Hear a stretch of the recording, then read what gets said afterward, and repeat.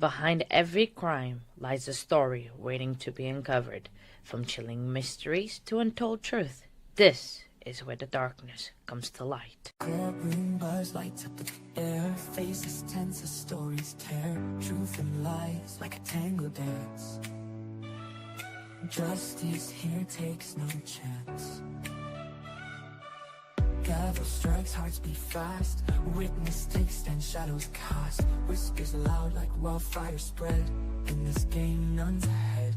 International eyes on the scene. Lines of right blurred and lean. Arrested dreams, shattered glass. In this court, who holds the past?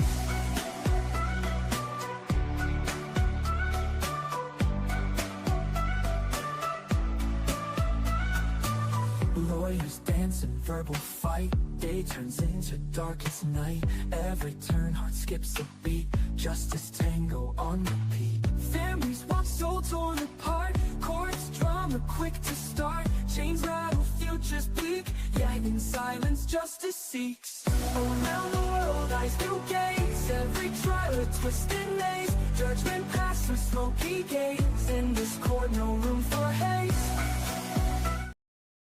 Okay.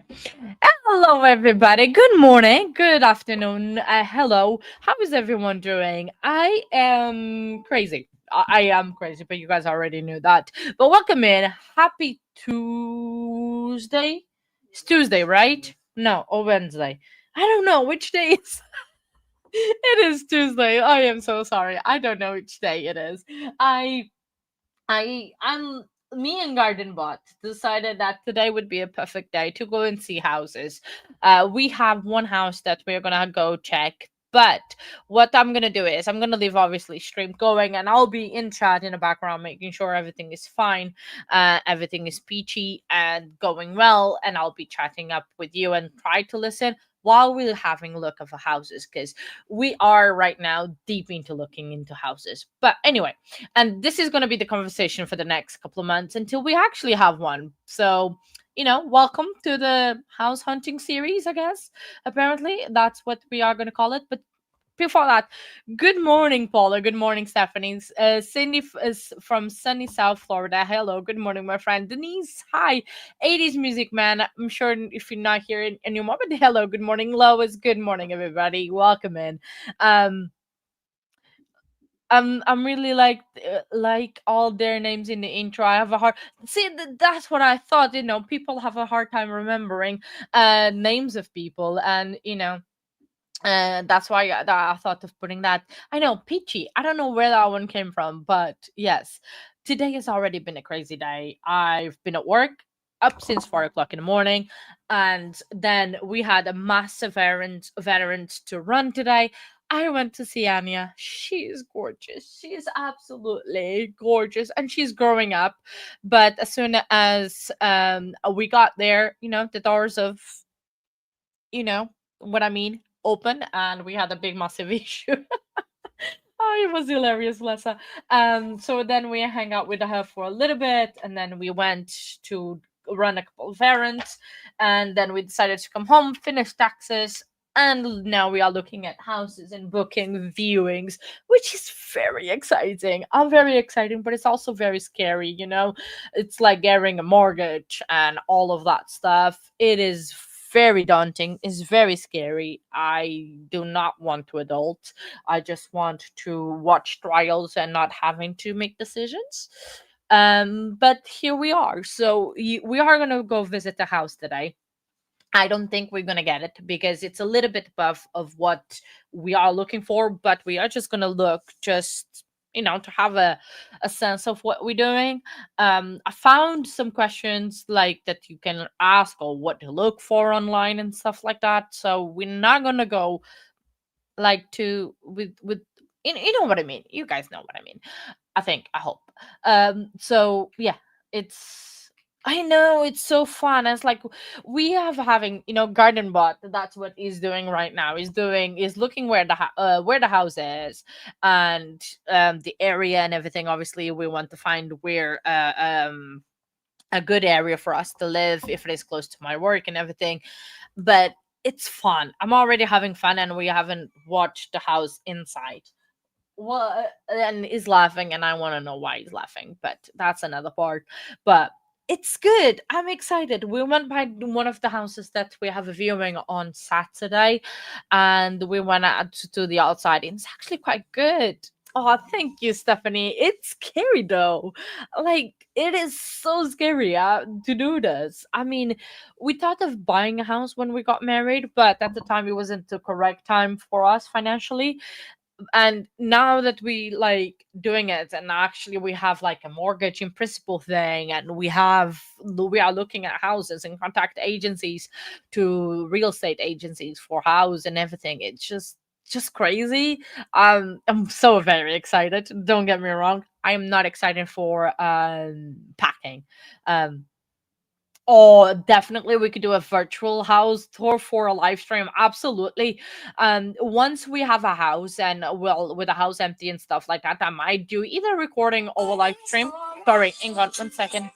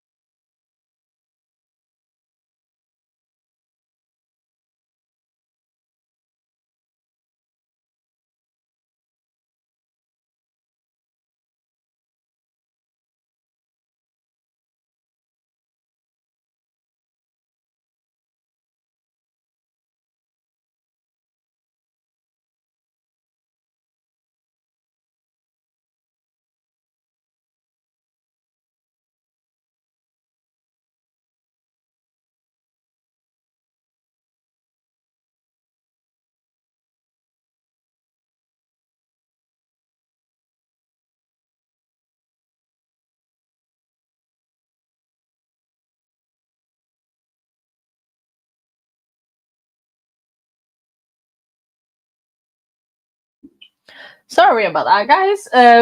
We just a phone call. What? It's in a text message. Sorry, it was just a phone call about and one of the viewings that we are gonna do it. Good morning, here. Hi, my friend. Sorry. Hello, I am here. I'm going on. How are you? Oh, are you still awake? Oh, are you gonna be awake in 2 hours or in an hour and 15 minutes, Yo? Because I might have a big favor to ask you. But if you are, let me know. Text me uh because life is crazy. But hello, so good to see you. So great to see you, my friend, and everyone. You are okay. Can you DM me, Zio, because I might need your help if you can, pretty please. You know how cute I am. No, I'm joking, I'm not cute. That's the last thing I am. I can say it here, everyone already has. I have a house viewing in 2 hours, no, an hour and 15 minutes, and I was wondering if you could cover the stream for like half an hour, 45 minutes while I'm gone. So, mm, please. I'm making my cute face that I don't have. Good morning, Cindy. Hello. But so yeah, so that's why. Oh, you can. That's amazing. You are amazing. See, I knew I could count on you. I can count on every single one of you. You guys are amazing. You guys make my life so much better. And I sometimes there's things like it's the afternoon, I don't really want to do it, but because I know I can hang out with you and I am going to be hanging out with my friends, I am so excited and I love it. So that's amazing. Yeah, Gardenbot has my phone at the moment. I'll text you in a minute. But yeah, I don't even know. We on the trial. Let's talk about the trial. Kids one, good morning. Hello, my friend. Good morning. Paula, what? Thank you. I think YouTube doesn't has no one to give this memberships out. Thank you very much, Paula. Oh, it found someone. Thank you very. It's finding someone. Thank you very much for that. It's absolutely great. Hey, you hit I rescue dogs and garden bot. You hit garden bot again. That is awesome. Thank you very much. You hit garden bot. That's amazing. I know, so not sure who's gonna get them, I know, but hey, garden bot got one. That's awesome. That's amazing. Thank you very much. Welcome everybody to the Green Gang and Zio. Thank you. Always a prize mate to go. Thank you. Never thank you very much for that. I really, really appreciate it. I'm sorry, 80s. but you still are inside. You are an honorary member anyway, 80s. You can be an honorary member. I have you, and it's fine. You are part of the Green Gang. We can see you. So, but yeah. So hello, good morning to you and everybody. William, hello. So thank you very much for that, Paula. You are great. Thank you so much for that. I so appreciate that. Your guys' support are immense, and I do. And every like even yeah, you know what I mean. Let's not get soppy over here because I don't want to cry. I'm way too energetic to cry, and I don't know why. I only had a coffee today, so um I don't know why I'm so energetic. You guys wouldn't believe. So I was at work this morning, right? I started at 5 a.m. I did all my jobs, like the bakery, the packing, and the anything. I finished at half 8 o'clock in the morning, and then no, wait, I finished no earlier. I finished at 8 o'clock in the morning. Everything, the pastries, the bread, the donuts, and everything. Um, and I had to prepare myself for the stuff for me tomorrow. I only took an hour to do it, and my boss was like, "What are you on today?" And I was like, "I just have my usual prime thing." Um, I sound wound up. What you mean? Oh, sorry, phone call again. My fault. My bad.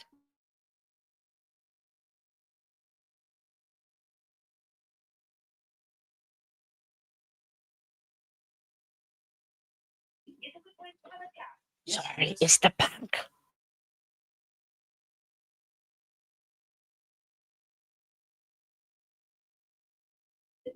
Sorry, it's the bank calling. I'm trying to be quiet because it's the bank. 10395.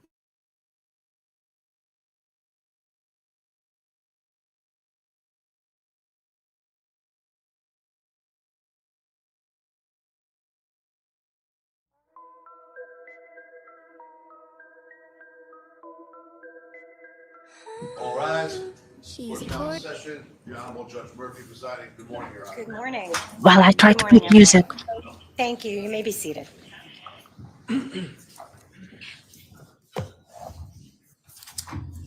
All right, so we are back here today for evidence on the matter of State of Connecticut versus Raul Valle.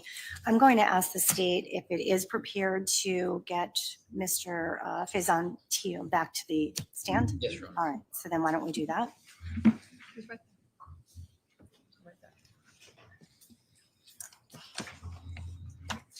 Counsel, good morning. Is there anything that we need to address before we continue? Nothing from the state, Your Honor. Not from the. All right, thank you. All right, Mr. Teo, please come on up. Going to ask that you retake the stand.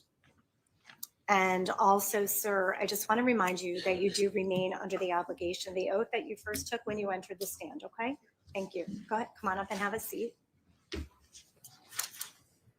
All right, at this time, I will ask Madam Clerk to please bring in our jury.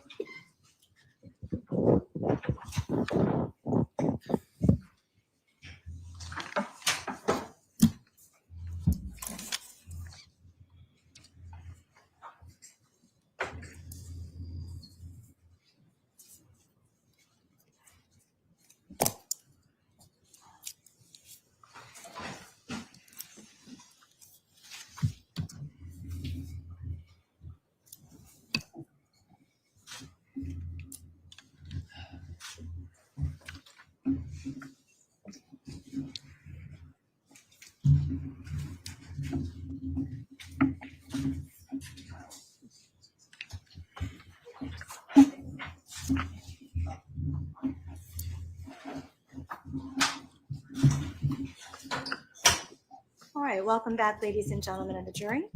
I'd ask counsel to please stipulate to the return of our jury. State will stipulate, Your Honor. Defense stipulates, Your Honor. All right, thank you. Members of our jury, when we adjourned yesterday, state's witness Faison Teal was on the stand. So at this time, we are going to continue with the direct of Mr. Faison Teal. Thank you. I would direct the state to go ahead and proceed. Just get it. Thank you, Your Honor. Thank you. Morning. Good morning. Yesterday, we were talking a little bit about the fight. Yes. And correct me if I'm wrong, when just before the fight started, where were you? Where were you standing in the yard of Yeah, 43 Laurel? right before the fight started.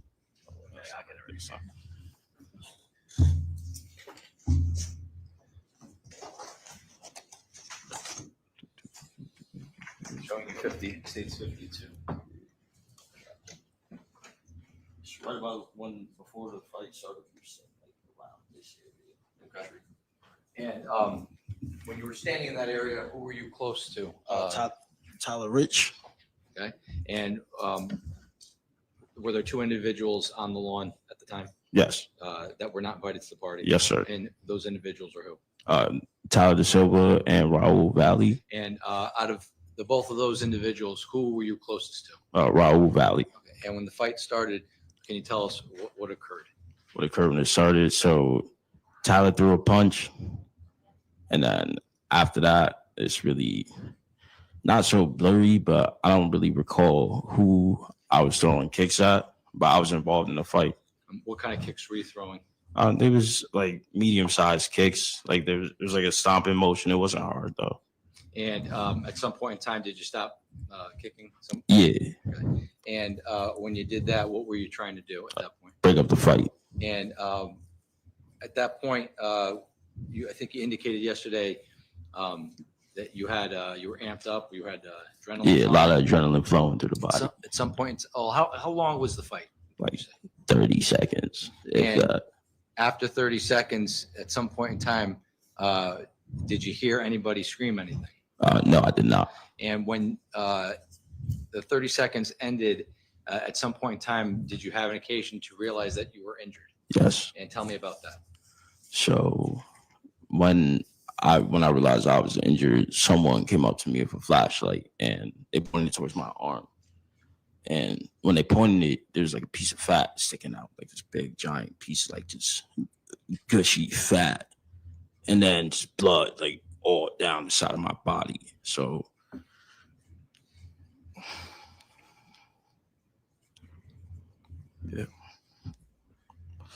yeah. And then before that, I even noticed I got stabbed. I saw Tommy on the ground laying in the grass, like couldn't move his body at all, and he was just like kind of stuck there, like helpless. What did you notice about Tommy? His knees was just bleeding, like his whole legs, and he was just laying down there, and like just like helpless. And then when I looked over to the right, I saw Jimmy McGrath. His like body was just like blood everywhere, and there was Sal and Jacob was helping him.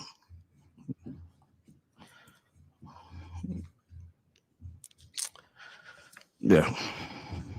Did you notice if anybody else was injured? No, that's all I noticed at that time.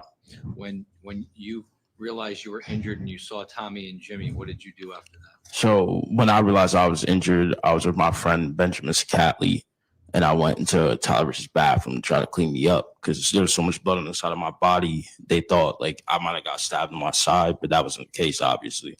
So it was me, him, and Danny Rivera in the bathroom, just cleaning myself up, like trying to like figure stuff out, trying to like find something to wrap my arm up with. And then after that, we went back outside, and there was cops there, ambulances there, and that's when they brought Jimmy to the hospital first. Then it was Tommy. And then after that, because at first I wasn't really trying to go to the hospital because I thought I was fine. And I didn't want my parents to get mad at me for like getting stabbed or whatever. But I wasn't trying to go to the hospital. But then they told me I had to go. So I went after that. Okay. I'll show you this is State's Exhibit.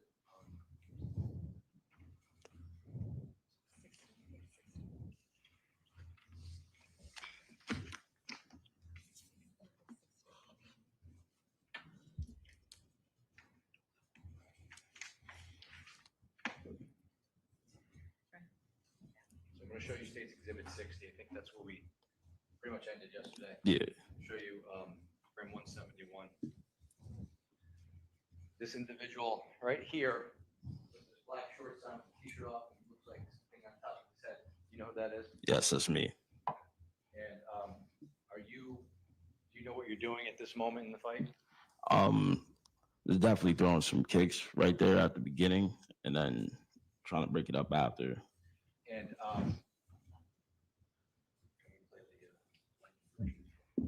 have you watched the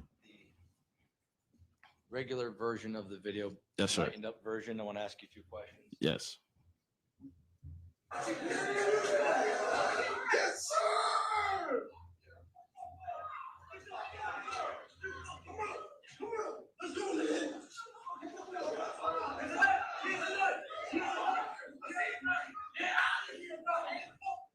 Now, the person that yells, "Yes, sir," do you know who that is? Yes. Who is that? That's Tanner Chernowski. And who's the person that, after Tanner Chernowski yells, "Yes, sir," who's the person that says, "Let's go"? Let's go. That was me. Okay. You were yelling that? Yeah. Why were you yelling? So like the whole, I don't know. It was just what I was saying at the time. Like when I said "let's go," N word. Okay. It's just the way I talk. Okay. And when you heard in the video, "He's got a knife, he's got a knife," you didn't hear that? At that time, there, nah, I didn't hear that. Do you know who said that? Having watched the video? I do not recall. Okay. Now, when you when the paramedics arrived, did you in fact end up going to the hospital? Yes. And what hospital did you go to? Griffin Hospital in like Ansonia, Derby. Okay. And when you got to the hospital, can you tell us a little bit about what treatment you went through? They just stitched me up. Honestly, I don't really remember much from me actually being at the hospital because I really like kind of blocked it out of my head. But they sent me up there. It was like maybe like I was there. It's like 3, 4 in the morning, maybe. And then after that, I just went home. If I may approach the witness room.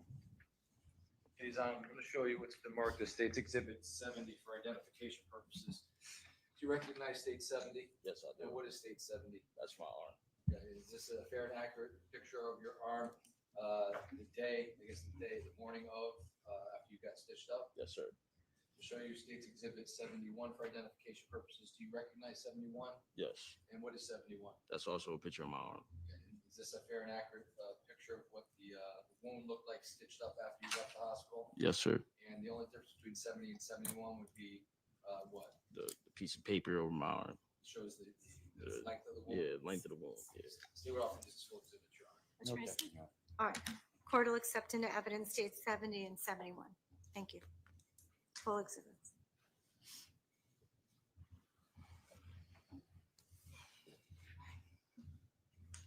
I'm going to show you State 70 that's been marked as a full exhibit.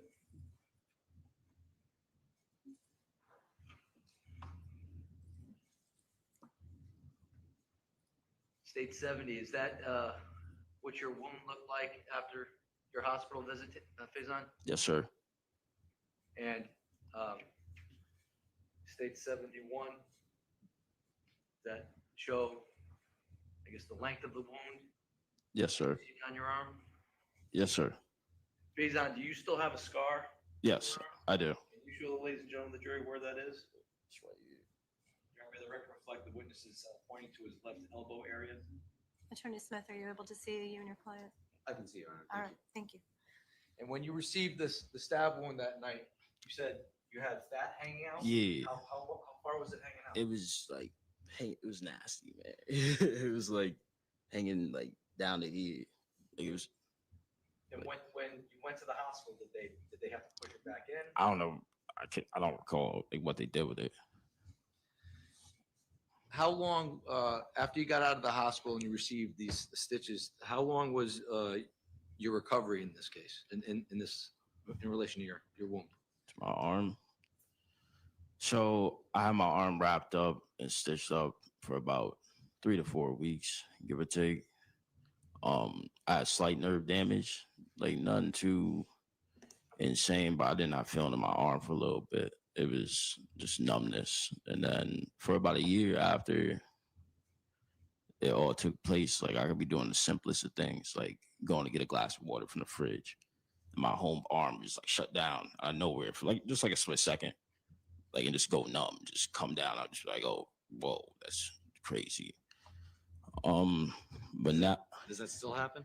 occasionally. It's not as often. Like I'll just say, like literally every once in a blue moon, it will happen.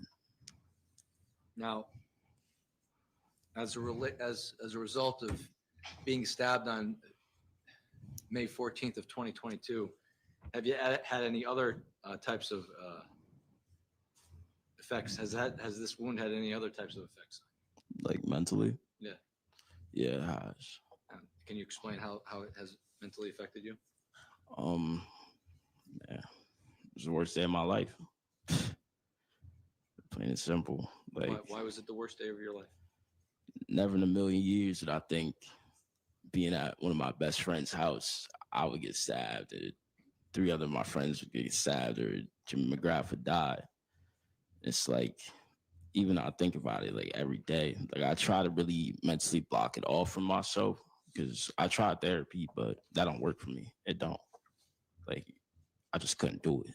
So I just try to like mentally block out everything. Even some days I'm just like thinking to myself, like, why him? Like it sounds dark, but I'd be like, it should have been me instead of Jimmy. Because you don't see kids on this earth like that. Like just a kid that smile every single time you see him. You don't see that. It's really rare. And it's like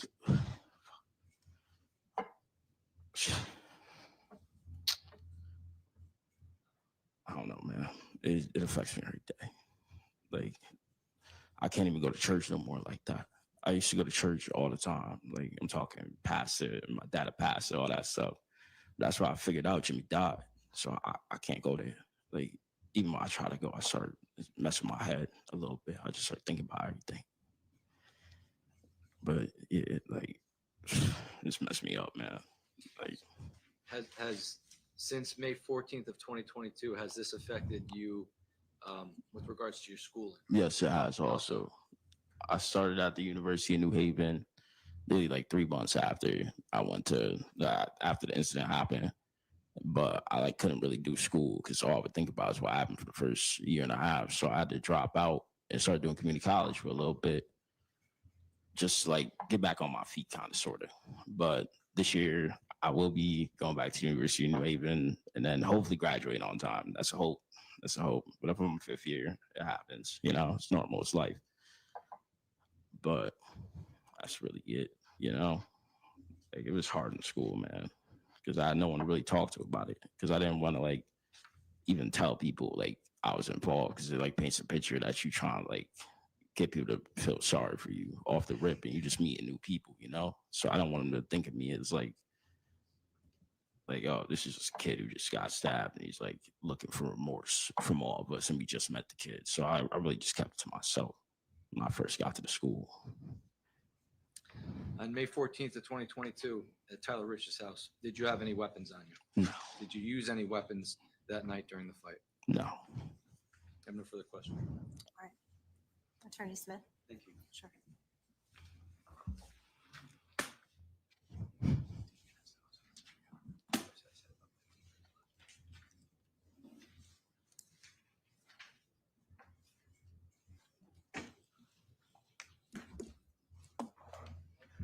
Good morning, Mr. Teal. How are you? Doing good. How are you, man? Good. We've never met before. No. I'm just going to go over with you some of your testimony from yesterday and today. If you would just keep your voice up, you know, we've got these loud fans going here for us. You told us yesterday that you had started the evening at another party, right? That was at Mr. Crespo's house? Yes. And that was for a surprise birthday party, right? Yes, sir. You thought maybe you'd had 2 beers there or so? Yeah.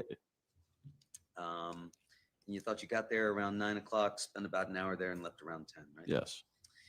And from there, you went over to Tyler Rich's house because you told us that was the regular thing to do. Yeah, pretty much. When you say the regular thing to do, you meant on a weekend night in general, or that month because something special was going Just on? regular thing to do, hang out with your friends. That's it. And was it a regular thing to go over there and that there would be underage drinking going on? I wouldn't say it's a regular thing. No? Just hanging out. Okay. So this was unusual to go over there and that there would be drinking going on that It night? wasn't unusual. It's not like it don't happen every single time. Like I might drink every once in a blue moon, but it's not like every weekend. Okay. Did you know when you went over there that Mr. Rich's parents weren't going to be there? Nah, I didn't know. When you got there, did you discover that Mr. Rich's parents were not there? No, not really. You didn't know that because you went straight down into the Yep. basement? And you told us you didn't bring any alcohol with you. No. You went right into the house. Yep. And you'd shown up with Mr. Oko, who drove you, Yes. Jacob Villalobos, and Matthew Sanchez. Morris Sanchez. I'm sorry? Matthew Morris Sanchez. Matthew Moore Sanchez. Is that like hyphenated? Yeah. Actually, I don't know. It might be. I don't know. Okay. You walked into the basement through what we've all heard about, those Belco doors, right? Yeah. And people, you said, were just chilling, hanging out, and they were drinking down there, correct? Yeah, they was drinking. You yourself hadn't brought any alcohol? Nah. There was alcohol provided to you there. You had 2 Bud Lights, right? Yeah. Do you remember who gave you those 2 Bud Lights? Nah, I was just bumming a beer off someone. Okay. Did you see Aiden King there? Yeah, I saw Aiden King. Did he have Bud Lights? Not that I recall. And you told us that you think you had maybe as many as 4 drinks, right? Yes, sir.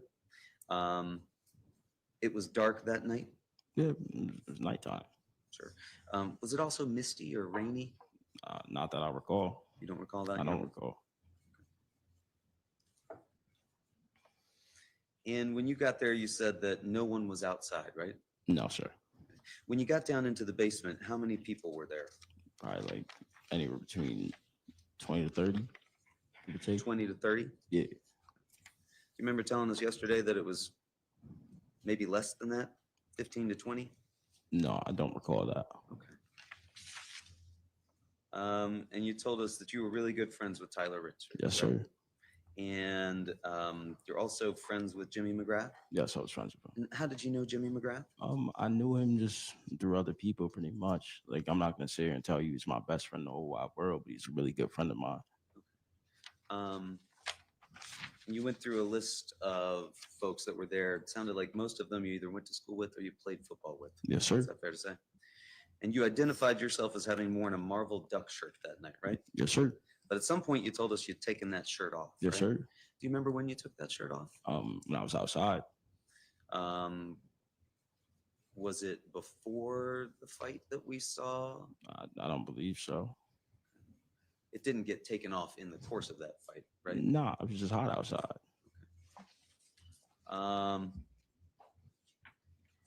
You said that Ryan Hines and Griffin Marcinzik showed up, right? Yeah. And you spoke with them briefly. Yeah.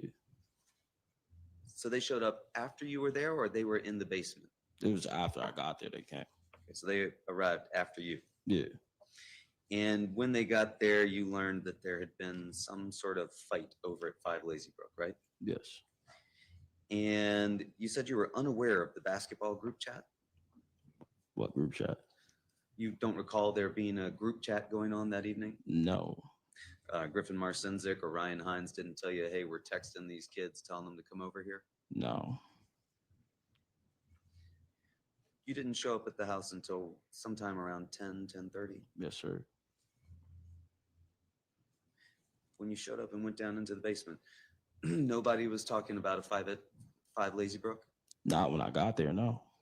That was only after Ryan Hines and Griffin Marcinzik arrived? Yes, sir. And you said that you told us yesterday that you learned of that group chat from Tanner Chernowski before these kids arrived, right? I did not say that. You don't recall telling us yesterday that you learned about this group chat from Tanner Chernowski before the kids arrived? I didn't say before which kids arrived. Before the kids from the 5 Lazy Brook fight arrived in the pilot. Are you talking? Oh, before that? Yeah, before that, yes. Before that, you'd learned from Tanner Chernowski Yeah, from Tanner that there was Chernowski. this group chat going on, right? I didn't know nothing about a group chat. I just knew they was texting. Well, that he was texting. Yeah. Is your understanding that that's different than a group chat? I mean, a group chat is when there's a lot of people, but I wasn't really like looking for details. You just said like they was texting. Okay, so you didn't know that there was a group chat, so to speak, but you did know that there was texting going on. Yes. And you knew that that texting, you learned about that from Tanner Chernowski. Yes, sir. And you knew that that texting involved texting the address of 43 Laurel Glen Drive to these other kids, correct? No, sir. What was your understanding of what that texting involved? I just knew they were talking to someone else. You knew That's they it. were talking in a polite, friendly fashion with someone else? I had no idea, sir. They didn't tell you what they were texting. They just said, "Hey, we're texting." I don't recall. You don't recall what they were texting. No, sir. So Tanner Chernowski told you that they were texting someone, but he didn't tell you what that had anything to do with. No, sir.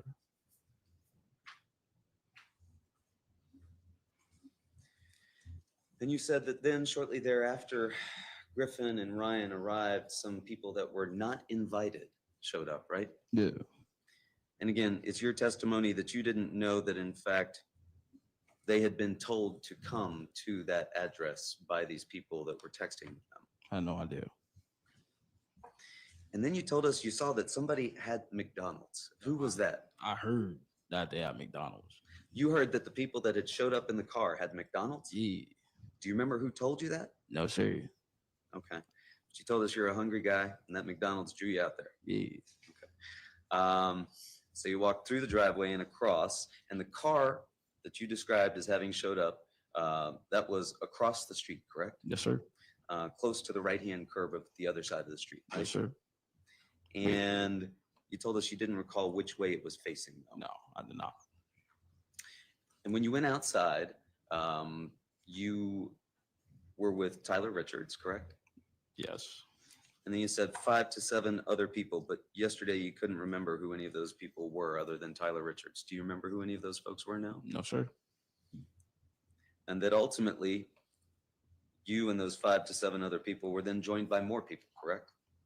Where, like, outside by the car? When you went outside Yeah, by the car. Like, well, at what point? near the car? Repeat the sorry. question for me. Sure. So we're talking about now when you've gone outside and you're with Tyler Richards, right? Yeah. 5 to 7 other people. Yep. You've seen this car that you've described for us as being across the street. Yeah. And you said that it was your understanding that those people had not been invited. Yes.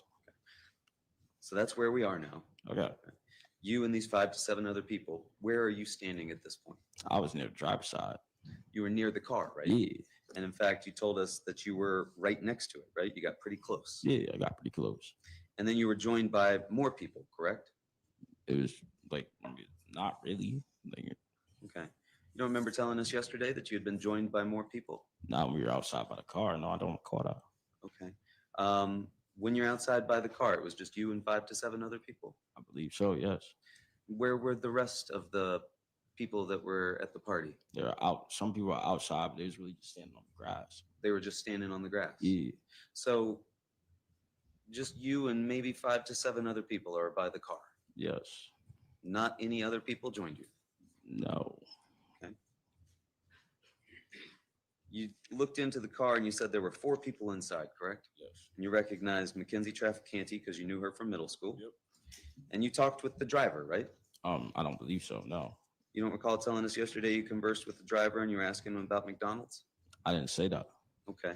Did you ask anybody about McDonald's? Yeah. Well, when I came to the car first, I was like, I asked like, y'all got McDonald's or whatever. But then after that, it was really just something to lead. Okay.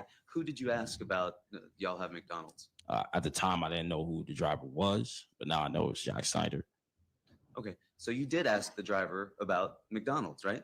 Yeah, I asked somebody in the car. Well, was it the driver, sir, or was it somebody else? It was the driver. It was the driver. Yes, sir. Okay. And they said, no, we don't have any McDonald's, and you backed off, right? Yeah. But you were still near the car at that point. Yes, sir. And at that point, you hadn't been joined by anybody else. It was just you and these 5 to 7 other folks. Yes, sir. So that's you, Tyler Richards, correct? Yes, sir. So that's 2. And you can't remember who the other No, I do 5 not to 6 recall. people were. I don't recall. You said you observed some arguing, correct? Yes, sir. Who was arguing? I do not recall. You said you got closer, correct? I do not recall. Right. And you screamed, y'all got to leave, y'all got to dip, right? Yeah.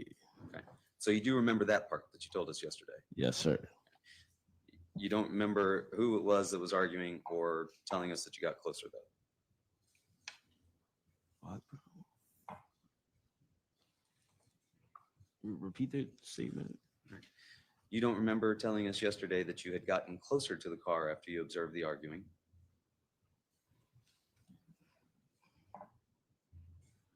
I do not recall. Okay. And you said that the vehicle wasn't moving, right? No, not at first. And then these people that were near the car, which you've described now as being just 5 to 7 people, they started rocking the car, right? Yeah. They had their hands on the car. Yep. You're sure it was just 5 to 7 at that point? Yes, sir. Nobody else had peeled off with you to go stand back and away from the car? No, sir. Okay. Do you remember who those 5 to 7 were? I do not recall. Was Tyler Richards one of them? Yes, sir. Oh, so you do recall that it was Tyler Richards who was one of those people? You already asked me that. Sorry, I'm asking you now. You just told us before that you didn't recall who any of those 5 to 7 were. You asked me, besides Tyler Rich, do you remember any of those people? And I said, I do not recall. Well, trying to figure out who is still around that vehicle. You've now told us that you moved away from the car, correct? No, I said I stepped a little bit away from the vehicle. Right. Leaving at least Tyler Richards there by the car, correct? Yes. But you can't remember who any of the other people No, were? I do not recall. Okay. And you saw Tyler Richards do what near the car? I do not recall.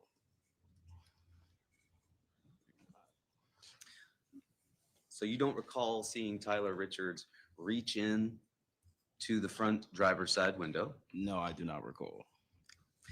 and you don't recall who it was that was rocking the car, but you would agree that there was rocking of the car going on. Yes, sir. And you said that at some point the vehicle went down the road towards Farmhouse Lane, correct? Yes, sir. And then back towards Adams, right? Yes. Like The back. car went back and forth and people were chasing it, right? Yep. And the Shelton High kids, they were throwing things at the car, you told us. Yeah. You don't recall anything being thrown from the car, correct? No, I don't recall that. And you heard something hit the car and heard it shatter, right? Yeah. Like a bang sound. But you don't recall seeing what that was. that hit the Nah, I car. didn't see it. You didn't see anybody throw anything at the car that you could identify who that was. No, sir. You said at some point the car stopped driving back and forth, right? Yeah. And that there were some people over there a bit further away, closer to Farmhouse Lane at that point, right? I do not recall. I'm going to show you.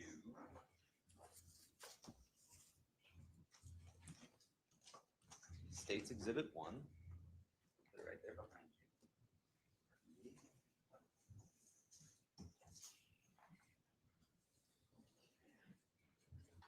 you. You recall looking at that yesterday? Yeah. And you recall telling us that the car stopped driving back and forth and there were some people over there a bit further away, closer to Farmhouse Lane. Do you see Farmhouse Lane on that exhibit? Okay. Do you remember telling us that yesterday? Okay. Yes, And- I do remember saying that. I'm sorry? Yes, I do remember saying that. Okay. And that you were still at this point on the side of the road by 43 Laurel Glen Drive, where that red marker is on the Exhibit 1, correct? Yes, sir. And that everybody started coming back to the house and you stayed outside, right? Yeah. And you watched as friends of yours went down the street, correct? Yeah. But you weren't with them, right? No, sir. You stayed there at 43 Laurel Glen Drive, right? Yes, sir. Just looking down the street to see Yes, what was sir. going on. And those people, they were about 2 football fields away. Is that fair to say? I do not recall.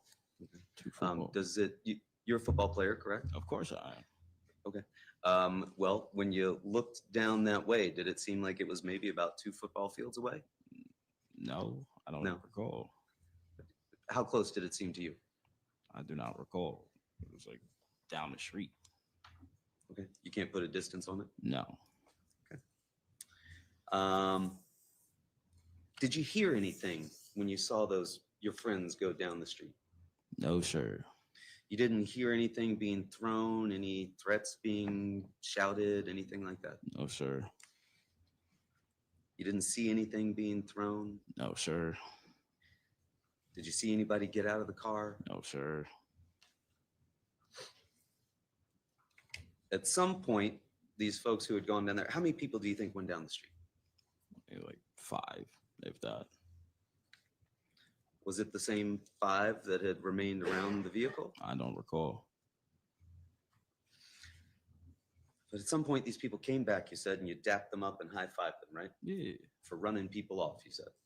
I did not say that. I was just You dapping didn't them up. tell us yesterday that you dapped Oh them up yeah, and like high-fived them for from like running people off? yeah, like away from the property. Yes, Well, why'd you say you didn't say that? but just the way you worded it. That's it. And then you remained outside, correct? Yes, sir. You never went back into the basement. No, sir. But most of the other folks did go back in the basement, right? Yes. Was anybody else outside with you at this point? It was like me, Rich. Trying to think. Where Ty Wood was out there with us, definitely. Who showed? I don't recall after that.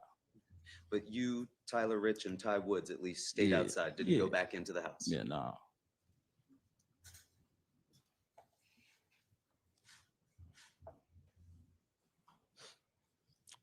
And you told us at some point that this car returned, this Honda Pilot, right?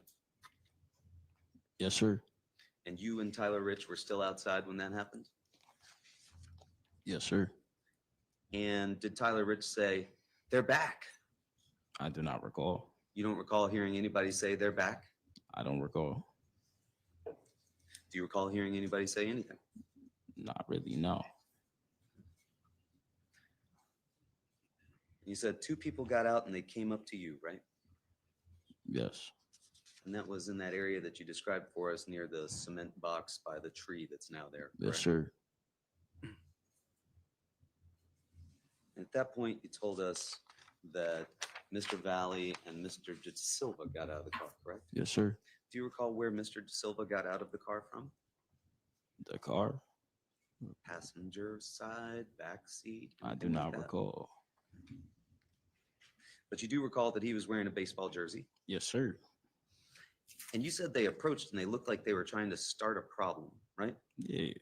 What do you mean by they looked like they were trying to start a problem? I mean, when you could just like tell when somebody's walking up at a place they're not supposed to be, and it's a way somebody look.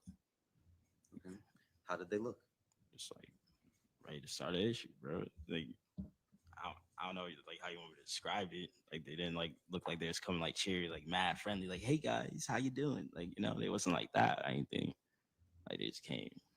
Like you just tell by their demeanor if you're able to read a person.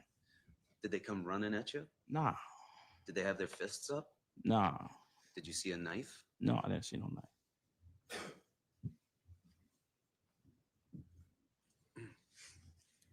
Did you see Mr. De Silva approach Mr. Richards? Yes, sir. Rich, sorry. And was he talking to Mr. Rich? Yeah, they was talking. And did it appear to be civil? Yeah. Like at first, kind of, sort of. Then How many people were in the yard at that point? at that point in time, I would say like 5 to 10, like in the yard. At some point, you were joined by everybody that had been inside the house, correct? Yeah, there's a lot of people outside. There was a lot of people outside? Yes, sir. How many? About like 20 to 30. And those 20 to 30 started to encircle Mr. De Silva and Mr. Valle, right? No, sir. No, sir? Nah, What did they do? they was outside chilling. They were just outside chilling, Yep, observing the scene. observing the scene Yeah, like just like watching from the grass. Like, quietly. yeah, pretty much. Did you see anybody with their cameras out? No, Didn't see anybody recording anything? no, Didn't see anybody with flashlights? no.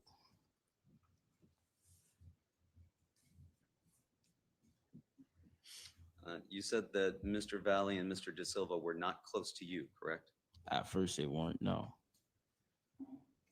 You heard somebody say that they were looking for Aiden King, right? Yes, sir. Did you see Aiden King anywhere? Not at the time. No. And at that point, you told us you moved to the front of this group. Yes, sir. How did you move to the front of the group that was just milling around and chilling? Nah. All right, boom. You want me to show you? I'd like you to describe it if you I could. mean, I could describe it to you. I was a bit in the back. Then I heard them saying they was looking for Aiden King. So I came to the front. You were in the back of who? And I don't recall who, but I was just like, I wasn't standing like toe to toe at first. Like I was just like a little off to the back. But you had to move around some people in order to get to the front? Maybe like one or two people. Yeah, Just one or two people? sure. I'm sorry? I said yes. Do you think it might have been more? No. No, you think it was only one or two? Yes. And you said that Mr. Valle and Mr. De Silva were only 2 feet apart, correct? Yeah. Was Mr. Valle behind Mr. De Silva? I do not recall. Was Mr. Valle beside Mr. Rich? I do not recall. And you told us you were closer to Mr. Valle and you said y'all got to leave, right? Yeah. You also said, as you told officers, but you haven't told us here, my friends are crazy. They get rowdy, right? I don't recall saying that. You don't recall telling that to Detective Bango on June 8th of 2022? No, I do not recall that.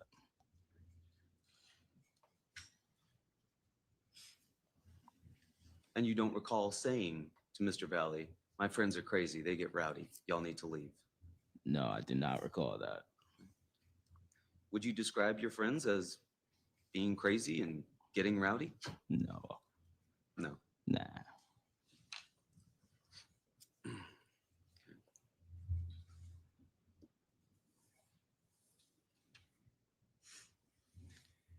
You said somebody was arguing with Tyler Rich, right?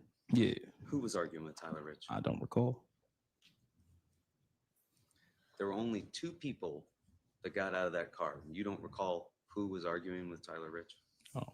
How close were you to Tyler Rich when this happened? I was fairly close to him. And you said the arguing lasted about 30 seconds. Yeah, if that, like maybe 20.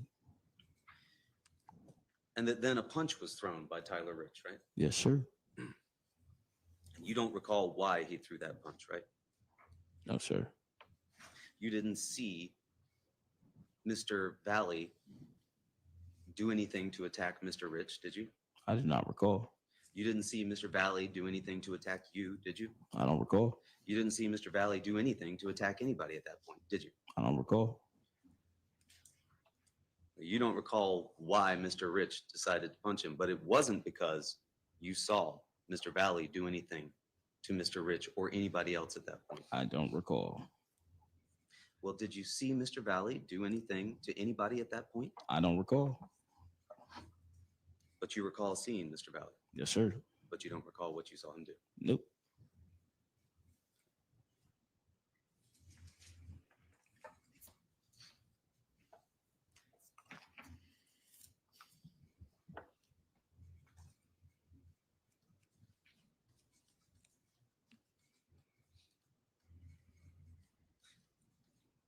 You do recall, however, somebody saying, "Where's Aiden? That's my boy. I want to talk to him." Yeah, I recall that. But you don't recall telling the officers that someone threw a punch, but you didn't know who it was.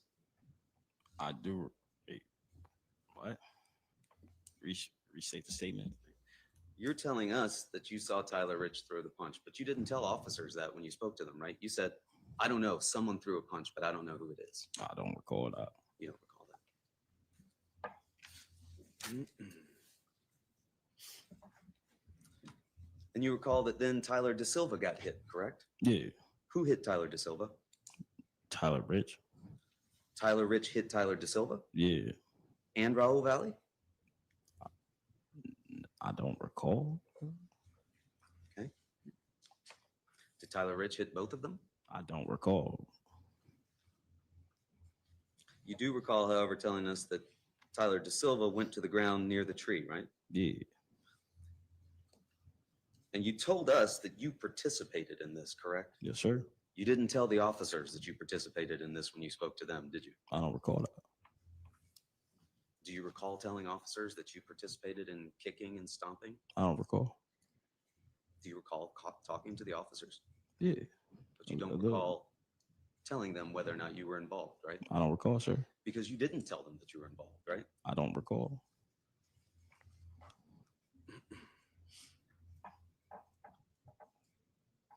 And you told us that you were throwing some kicks, what you described as stomps, right? Yes, sir. You described those as being not too hard, right? Nah. Love taps. Yeah, something like that. And then today you said, well, maybe those were medium kicks, right? Same word, sir. Not quite the same words. Not too hard. Medium. Could they have been hard kicks? No. No.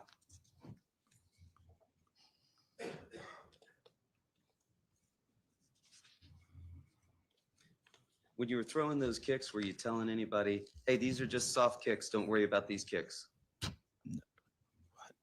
I don't recall. Were you saying, hey, these are just medium stomps, don't worry about these stomps? I'm going to stop in just a second. I don't recall that.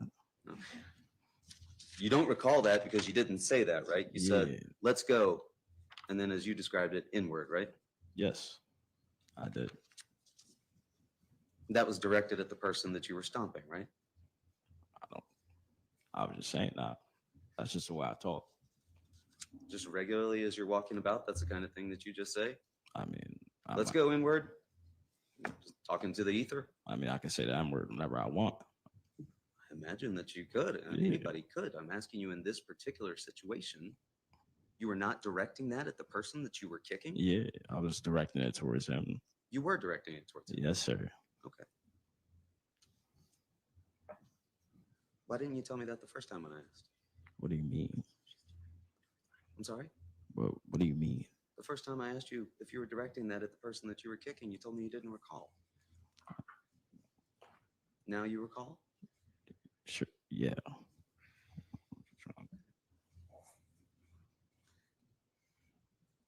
Fact of the matter is, Mr. Teal, you're telling us here today things that you didn't admit to when you had the opportunity to before when you spoke with officers. Would you agree? No, I wouldn't agree on that. You wouldn't agree. You've told all of this to the officers, that you were involved in the kicking and the stomping. No, I didn't really tell them anything, bro. You didn't tell that to officers, right? No, sir. Not when you talked to him on the 15th, correct? No, sir. Not when you talked to him on June 8th, correct? Sure. Yeah, I don't even...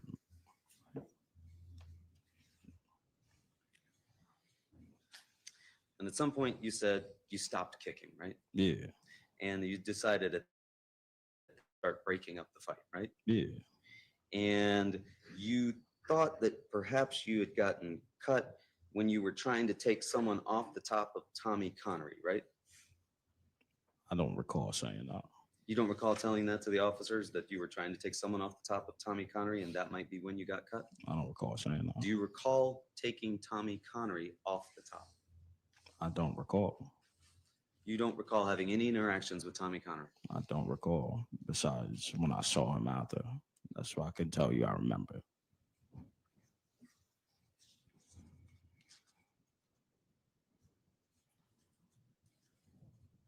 You don't recall being stabbed, correct? No, like in that moment of time, no. Because you had so much adrenaline going at that point, right? Yes, sir. A lot of adrenaline going when you were throwing those kicks, right? Yes. Yes, sir. Yes, sir.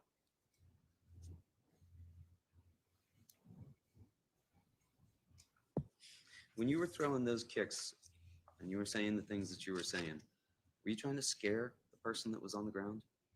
I wouldn't say scared. It was, I mean, it was a fight. It was a fight? Yes, sir. How many of you were fighting the person that was on the ground? 3 to 4. That's it? That's it. What were the other 17 or 18 people doing? Observing.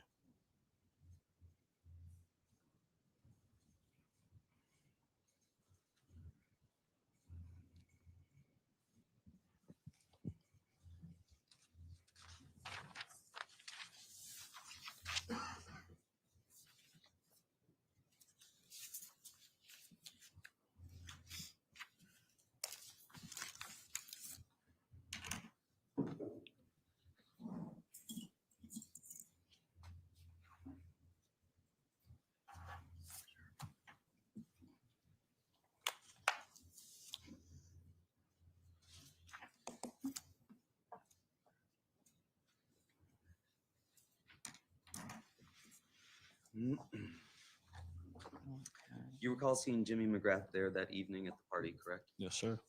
You don't recall where he was during the course of the fight in the front yard, do you? No, I do not recall. He wasn't one of the people you believe that was there with you, 3 or 4 people kicking and fighting that person on the I ground? do not recall. The person that was on the ground, was that Tyler De Silva Yes. that you were fighting? Yes. You don't recall who the other people were there that were with you while you were stomping him? No, I don't recall.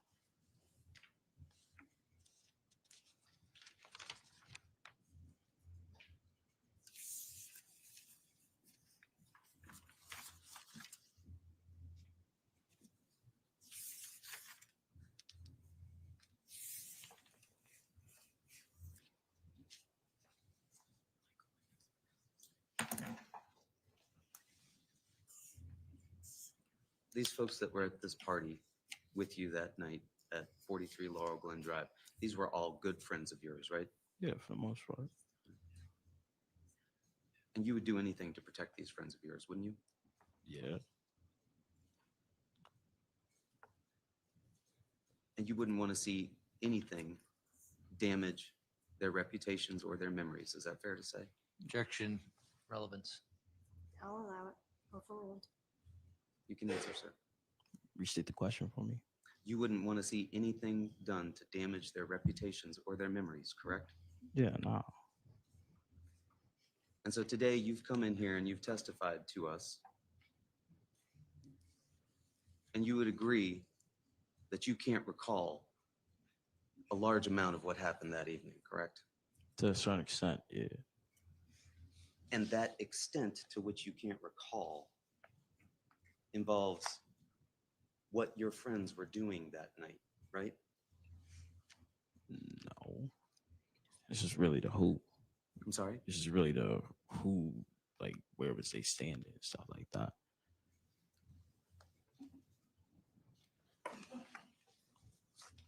Nothing further. Thank you. Any redirect? Paysan, Yeah. counsel just asked you whether or not you can recall the things that your friends were doing around you that night. You said you can't recall, right? Oh, Can you recall what you were doing that night? yeah. And is that what you told us? Yeah. Testimony today? Yeah. Anything on that limited direct? Nothing further. All right, very good. All right, Mr. Teal, you relieved. All right. Please watch your step as you exit the witness box. And I think this is a good point to go ahead and take our 15-minute recess. So we're going to take an earlier 15-minute recess today and then come back with the next witness. So court is going to stand in recess for 15 minutes. Thank you. All rise. Court for recess.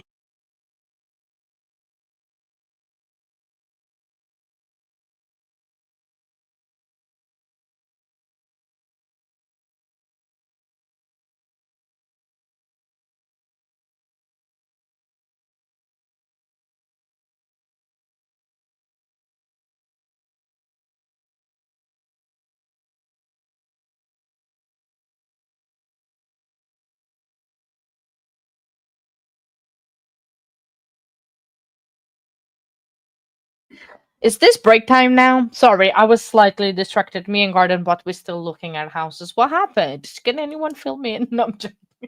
Fill me in on my own stream, people. No, I'm joking. Sorry. Today is a bit of a crazy day. I'm so sorry, guys.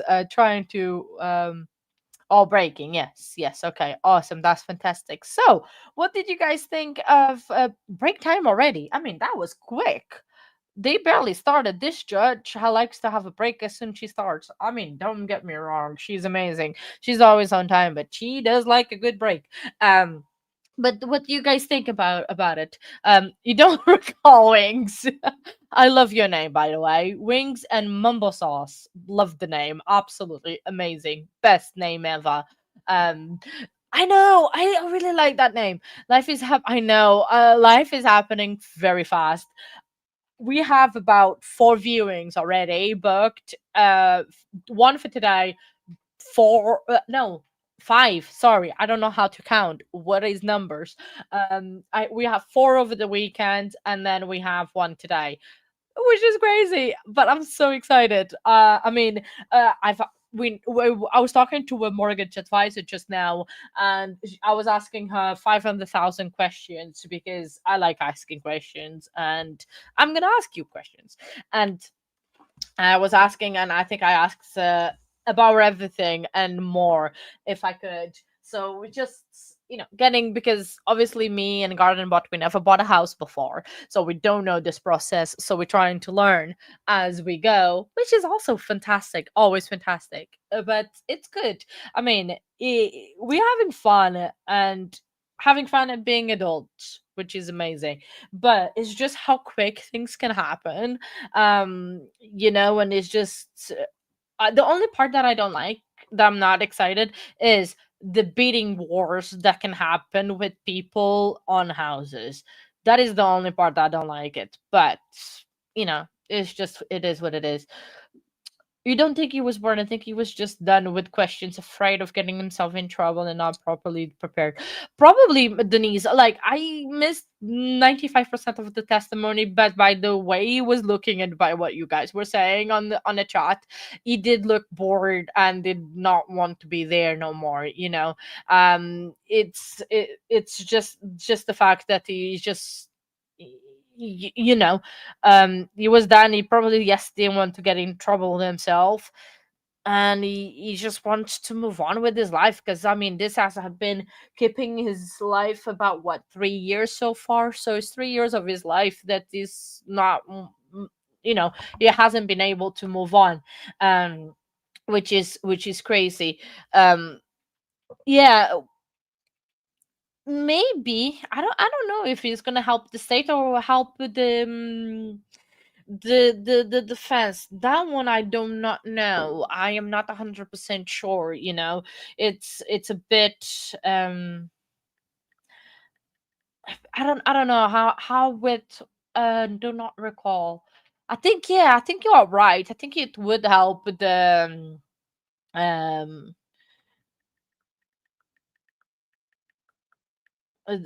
like, to help the prosecution. What words? And definitely will, William, absolutely. That's the thing, that we are trying, being hopeful, and go for it, and we can do this. I don't think he was bored either. I get it, they don't want to get into trouble. However, a person wasn't alive because of it, so they not want to help out their friend. I think it's that, but it's also like, he wants to be done with it, because it's been, well, 2-3 years since this whole incident has happened, and it always hangs in the balance, and it's not like you can move forward and deal with it and just, you know help at that. So I think it's just that, I think it was just done and over with the fact that he just wanted to be finished. I've got a bit of a problem. Hio is supposed to jump on soon, but she's not here at the moment, and I'm supposed to go out now. I literally have to leave in a second. So what I think I'm gonna do is, I'm gonna be on my phone, and I'm gonna be talking on my phone while court is not started. So I think we are gonna do that, because from my phone I can manage things. The only thing I need from my phone is headphones, and then, yeah, I can be that, and I can try to manage things from afar, and I can still talk with you guys and kind of see when court starts. So when then I can be quiet by then. I think that's how we're gonna do. I probably can hear myself backwards, but I'm gonna put just a little bit music so while I can do the transfer, and we can go. Yeah.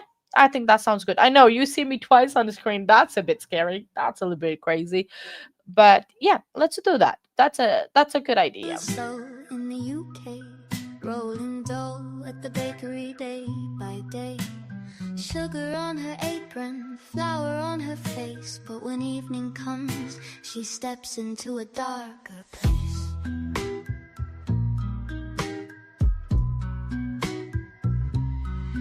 Grab the keys to the car for that Costco run, loading up on snacks before the work's all done. 'Cause once she's home, it's time for the show. True Crime on YouTube, spotlight aglow. Late night, try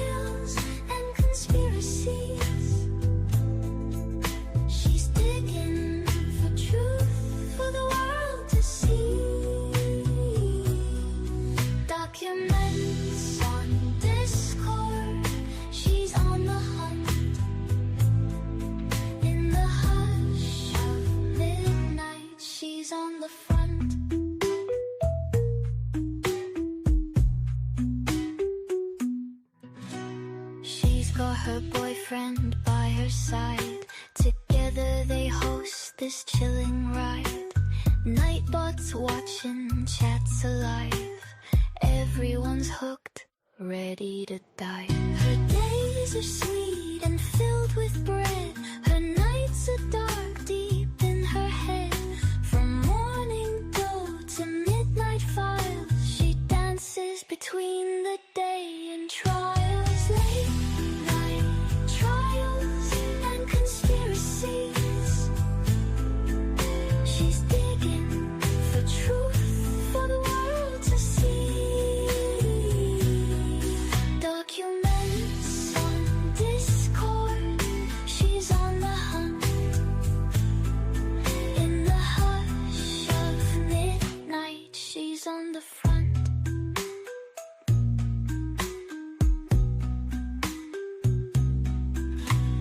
Portuguese pride in the UK sun. She'll solve every case till the morning comes.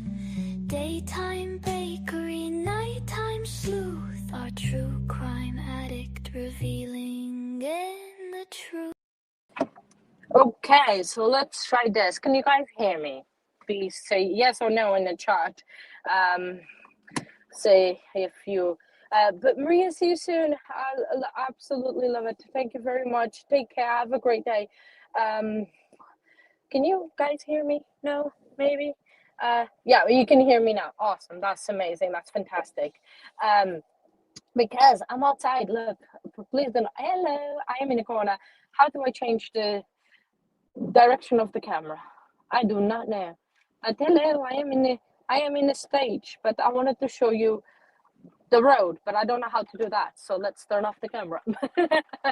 But well, I know we are traveling. I don't know how to turn the camera around on the phone, because this is all new to me. So I've never been. Oh, thank you, Maria. You are awesome. Oh, this is amazing. I can do so much on the phone, and I never realized that. It's just technology is amazing. I'm literally talking to you guys in the car, and it kind of pretend that I could be home. No, funny. That's funny. This is awesome. But the only best thing that would be if I figured it out how to turn the camera around. I can always turn the phone around. Look, see, it's raining in the UK. I don't know if you guys can see that, but it is raining. You're gonna have to believe me. Hey, it's getting bad. It's driving. We are being careful. Don't worry. Obviously, Garden Bot is driving while I'm talking. Probably when the court starts, I will hop off from this side and I'll be in chat.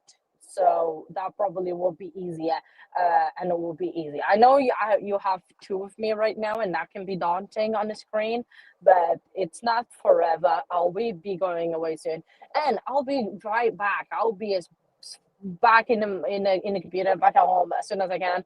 Obviously, we're just gonna view the house. I don't know how long these things take, but I'm thinking about half an hour. I don't know, maybe around that, but we'll see. My days. Adult life, it's hard. Did the judge said how long was the break, or it was just 15 minutes like she normally does? Because, no, don't worry, Zio. Oh, well, I am, I'm in the car right now on the way to the house. So I'm trying to do from the phone at the moment, and then it's well, if you can, Rob, it's up to you. But I mean, Zio's on the way to home, and I'm on the way to she lives in the house. Whoop, whoop. I don't know. Is it happened to you guys as well that the court view keeps on and off, or is just me? Okay, judge said 15 minutes. Awesome, thank you. Hi, Robert. I would put your thing, but so Robert, I'm on the way to view the house. Zia is also getting herself sorted, and I'm not at home. Oh, just me. Thank you, Z. I appreciate it. And I am going to view a house, and I did ask if you could just jump on while I'm not there. If you can jump on, that would be amazing. But if you can't, that's okay. I can still try to manage, and you guys as mods can, manage the chat. But everyone is well behaved. Everyone is fantastic. So it's just that, and I am talking too much. I am so hyper, and I've only had one coffee. Thank you, Rava. You are amazing. I appreciate you so much. So much. You are amazing. Every single one of you are amazing, and I appreciate you guys. But see, you can see me. I should have the camera on, but you kind of can see me. I'm like the tiny little thing in the corner of the thing. But this is awesome. We are a team. Well, well, at least I am, Zia. I don't know about you, but yeah, you are not well behaved. No, I'm joking. But yeah, I'm in the little corner trying to use the camera a bit more. Look, it's the beautiful UK. It's raining, and I don't know how to change the camera. Um, yeah, I don't know. No, I'm not gonna press buttons on my phone because I am. Excuse me, I am very well behaved, Theo. I Garden Bot, you have anything to say? Garden Bot apparently thinks that I am not well behaved either, but thank you very much. Um, but yeah, I mean, so this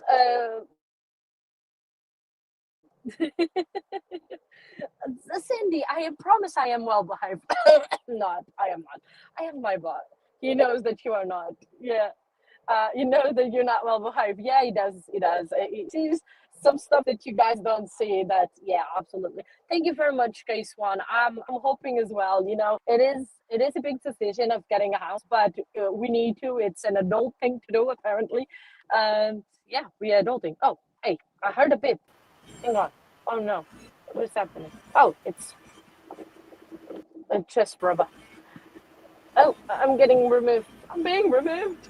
Ah. No, I just switching you out so you could still be big up there. I can be small, yeah, thank you. Thank you very much, Rob. I really, really appreciate this. Fingers crossed, everybody. But this house that we are going to see, it's a little bit of our price range, but we're still probably going to offer a lowball offer and see what happens. But the biggest ones is it's on the weekend. Good thing we know Pinocchio. Yes, Cindy, I agree. If I was Pinocchio, I think my nose would be all over by you guys, all the way in America. Oh, let me know when you all switch over. So. No, I'm trying to find the stream. Right. Okay. From Yeah. Court TV. Well, we're using Law Crime, but you can use Court TV. It doesn't matter. One of them, yeah, they are good. Okay. So. All right. I got it up. Hang on. I am gonna try to do a tour or but it's somebody's. You're botting out, babe.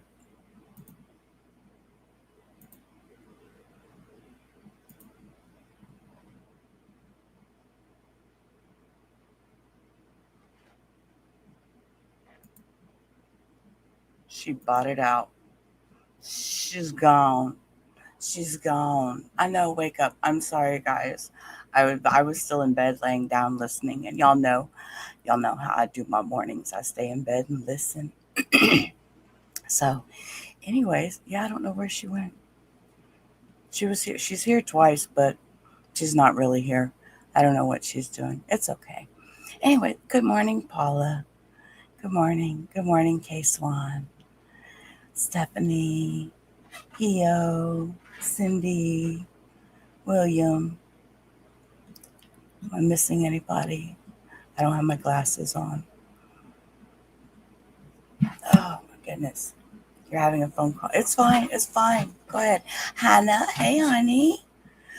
I know. I haven't made my coffee, so when the stream starts back, it's when the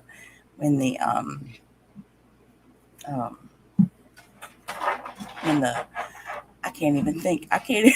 Good to hear me. It's not really good to hear me. I sound horrible this morning. Yeah, no. Oh, as soon as they come back, I will go make my coffee. Katya, you got to figure out how to turn your camera around, babe. You have to go into it's in your settings, but it's okay.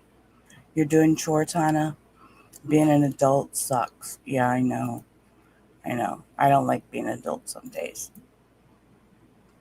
Oh my goodness, guys. It's okay, Katya. It's okay. Let's see. Let's put your little media back up here so it covers that. Since you fell down. Okay. All right. I'm going to put on a song for a minute just because I am clueless. I need to go make my coffee, guys. Y'all hear my voice. I sound horrible. I know I need my coffee. Let's see. Does it say how long this is live? It's on a short break. Okay.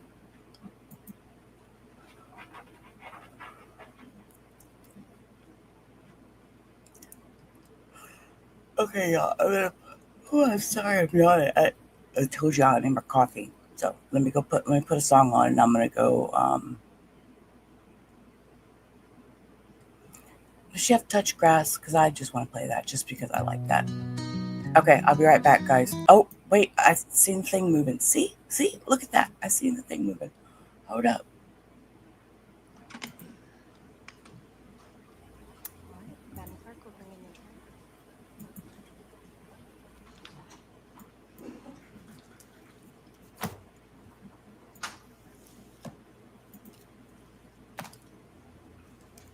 Let's go streaking. No, court's back. So let me. I'm gonna zip to the kitchen. I'll be right back. I just want to make sure it sounds good.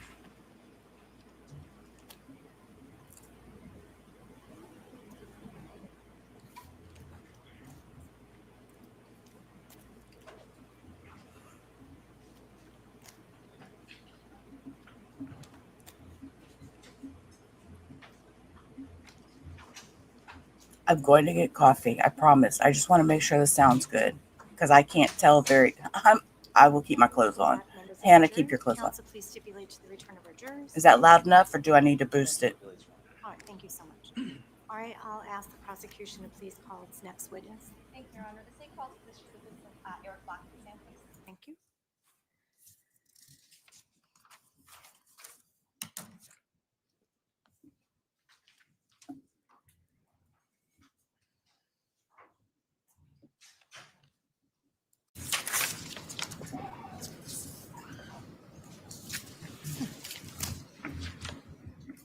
Good morning.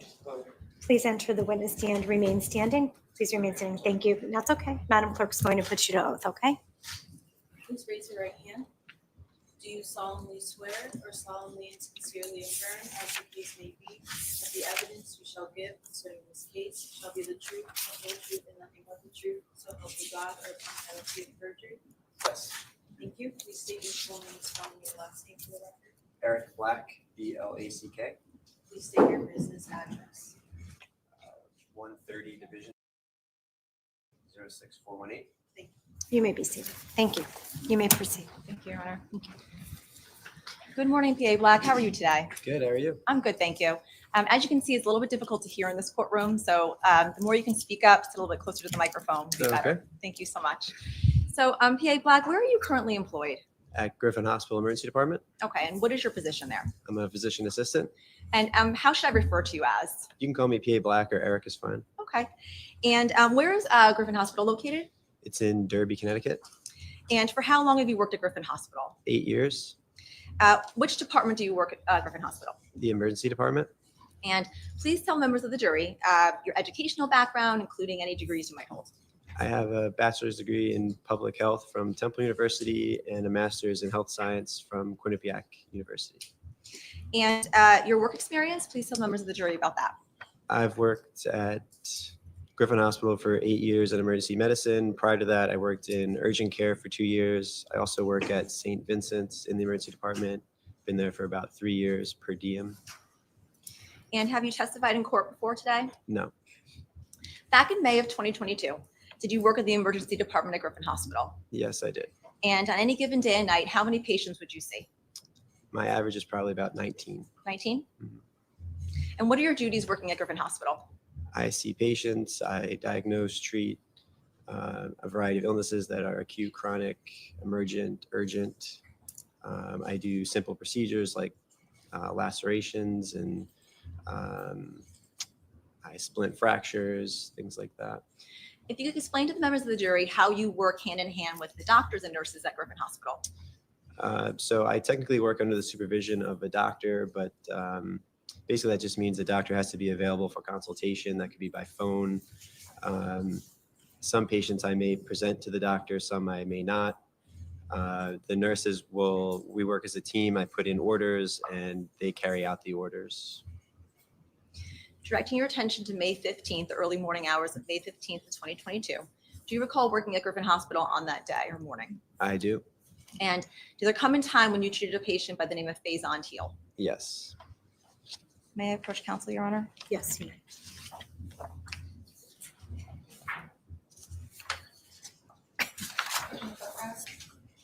Yes.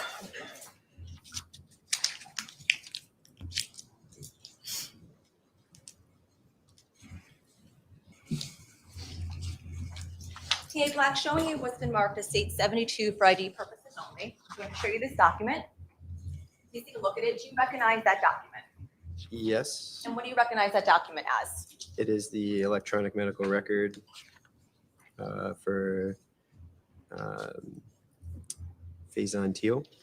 And prior to testifying today, did you have an opportunity to review that documentation you're looking at? I did. And were those records made in the regular course of business of Griffin Hospital? Yes. And is it the regular course of business for medical personnel at Griffin Hospital to prepare such a document at or near the time a patient is treated? Yes. And are medical personnel under an obligation to record accurate notes? Yes. And did you have an opportunity to review State 72 for ID purposes only before testifying here today? Yes. And are these the same records that you reviewed in preparation for your testimony? Yes. I'd like to mark it as a full exhibit, Your Honor. Attorney Smith? No objection. Your Honor. All right, court will accept into evidence as a full exhibit, State 72. Thank you.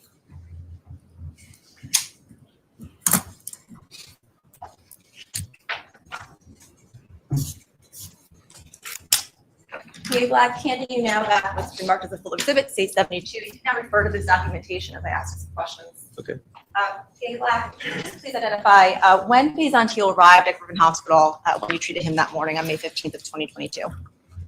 I believe it was approximately, this says 1:18 a.m. he was registered, so that's usually about the time that they check in. Okay, and to your knowledge, you're referring to State 72. How was he brought into Griffin Hospital? By ambulance. And when he arrived at Griffin Hospital, to your knowledge, where did he go? I believe he was brought directly to an exam room. And when a patient is brought in, just in general, from an ambulance, it does an alert go into effect? How are you made aware that a patient is being brought in by ambulance? So generally the EMTs will radio ahead what they're bringing in. And depending on the severity of the situation, we may prepare a room, we may prepare supplies, whatever the situation is. Then they'll usually be seen by a nurse and a multi-skilled tech first. They'll take vital signs, they'll put their information in the computer, everything like that. And then either myself or one of the physicians will see them after that. Please explain to the members of the jury how you personally got involved in this case in treating Faison Teal. So I was working that night and I was aware that there was a laceration coming in, and generally it's my duty to take care of all the lacerations and simple procedures. So I knew that they were coming in, and then once his name showed up on the board, I was aware what room he was in, so I went and saw him in the room. Upon examining Faison, were you able to observe any wounds on his body? Yes, he had a laceration to the left upper arm. And when you use the word or term laceration, what does that mean? It's a cut into the skin, usually linear in nature. Usually when I say laceration, it goes beyond the skin into the fatty tissue. And you observed one laceration on his body? Yes. And again, where did you specifically see this laceration? The left upper arm, I would call it the distal or the end of the left upper arm, like right about here. Thank you for demonstrating. Please let the record reflect the witness is identifying on his own body, pointing to his upper arm where he observed the wound on Faisantio. Thank you. Record shall reflect. And prior to that morning, had you had occasion to treat individuals who had had a similar laceration to Faisantio? Yes. And based on your training and experience, would you label this laceration as a stab wound? It was definitely a puncture type wound. Were you able to tell based on what you observed what had punctured the skin? It was definitely something sharp, relatively small. Yeah, that's all I can really tell. Did you base that on your own personal observations as well as self-reporting by the patient, or both? A combination of both what the patient told me and what I was seeing. I'm going to direct your attention to page 1 of State's Exhibit number 72. Is this where your notes begin? Yes. And I just may have one moment, Your Honor. Certainly. Is that your electronic signature that appears there, as well as notes regarding the date and time of when the patient was seen? Yes. And in looking at State 72 on page 1, what does it reference where it says HPI wound laceration? What does that acronym HPI refer to? History of present illness. And can you please read what it says under chief complaint and stated complaint? Chief complaint is wound/laceration. Stated complaint is stab wound near left elbow. What's the difference between the two? So the stated complaint is exactly word for word what the patient says. And then our chief complaint is kind of like a general term for what's going on. It's a wound or laceration. Still looking at States 72 under where it says history of present illness and HPI narrative. It indicates here that the patient indicated he was cut with either a knife or a bottle. That was self-reporting? Yes.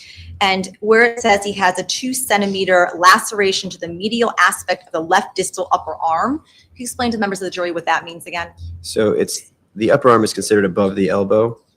And then this is the left distal is the end of the upper arm. The medial aspect is on the inside. So like right about here. Thank you. Mm-hmm. Still on page 1 of that same exhibit, what does it say under review of symptoms? All systems reviewed and unremarkable, except as noted in HPI and below. That term unremarkable, what does that mean?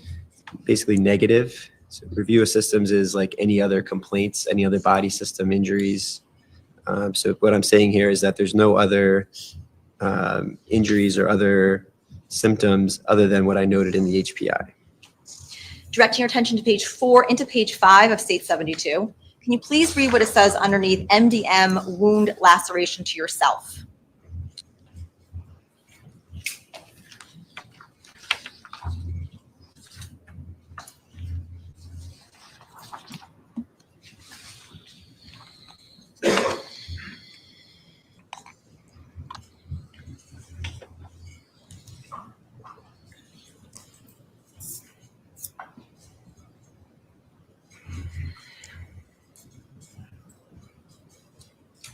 What does MDM refer to? It's medical decision making.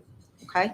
And where it indicates in that paragraph where it says lacerations of the left upper arm, lacerations approximately 2 centimeters linear into the subcutaneous tissue. What does that mean?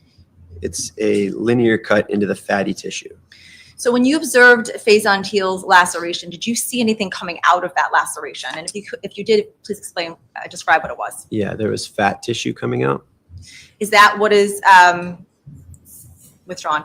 When skin is cut, is that the first layer of skin that comes out, or is If you go below all the skin, you'll see fat. There's several layers of skin, and then the fat is underneath that. And usually that fat is under some degree of tension and held by the skin. So when the skin is cut, it kind of comes out of the wound. Can you estimate how far into the skin something would have to cut in order for that fatty tissue to be exposed? Everybody's a little bit different, but I would say probably maybe 0.5 centimeter. And where it indicates in State 72, underneath that MDM wound laceration paragraph, it indicates no evidence of any tendon injury, no signs of any vascular injury or muscular injury. What does that indicate? So the wound was just into the fat, that there was no tendons cut, no muscle injury, no nerve injury. So he's able to move his arm, feel everything on his arm. There was no pulsatile bleeding. It seemed to just be a a soft tissue injury. Based on your experience, would it be possible for a patient who suffered an injury such as this to still experience some numbness or tingling after the injury, meaning Sure. in months after the injury? Sure. And why would that be? Could be from superficial nerve damage, from swelling, just from a nerve injury that's not detected at the time. Now, directing your attention to page 5 of State 72, to the start of the second paragraph, please explain what was done, or please read what was done to help mend the wound, the laceration. Okay, so the wound was cleaned with sterile water and betadine. 2% lidocaine was used for local pain control. 5-3-0 nylon simple ruptured sutures were used to approximate the wound. Patient tolerated it well. A sterile dressing was applied, and bacitracin was applied. Did you personally suture Faison-Teal's laceration? Yes. And betadine, what is that? It's like a iodine-based antiseptic. And the 5-3-0 nylon simple erupted sutures, what are those? So 5 is the number of stitches. 3-0 is the diameter of the stitch. Nylon is the material the stitch is made of, and simple interrupted is the type of stitch. Are those dissolvable stitches, or would the patient have to come back to get those removed? They were not dissolvable. They'd have to be removed. Now, you had indicated earlier that you saw some fat coming out of the laceration, the wound. Explain, did you have to, for all intents and purposes, lack of a better term, shove the fat back into the skin to suture it? Yeah, usually as I partially close the wound, I start kind of tucking the fat back in. Sometimes if there is a lot, I may remove some of the fat to make it easier. Yeah, that's usually what we do, is push it back in. And was Faison given any kind of local anesthetic or something to numb the pain while you were doing this? Yes, that was the 2% lidocaine. I'm going to direct your attention still on page 5, where it says procedures. Laceration 1, site upper extremity. You go down to pre-repair. It indicates wound explored, irrigated extensively, and deep sutures intact. When you say wound explored, irrigated intensively, what does that mean? So that means I looked into the wound, I flushed it out with copious amounts of sterile water, and I felt that it did not go beyond the subcutaneous tissue, and all the deeper structures like arteries, muscle, tendons, veins were intact. PA Black, I'm going to show you what's been marked in State Exhibit 70. You have a screen in front of you over there. Can you see State 70 clearly on there? Yes. Okay. Does this indicate, is this a good picture or indicate what you did to suture Faison's arm? Yes, this would be days or even a week later, I would estimate. Okay.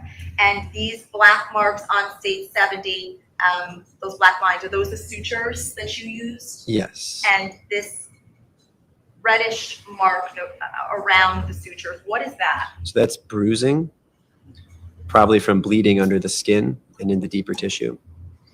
And again, showing you State 71. This is another photograph of the wounds.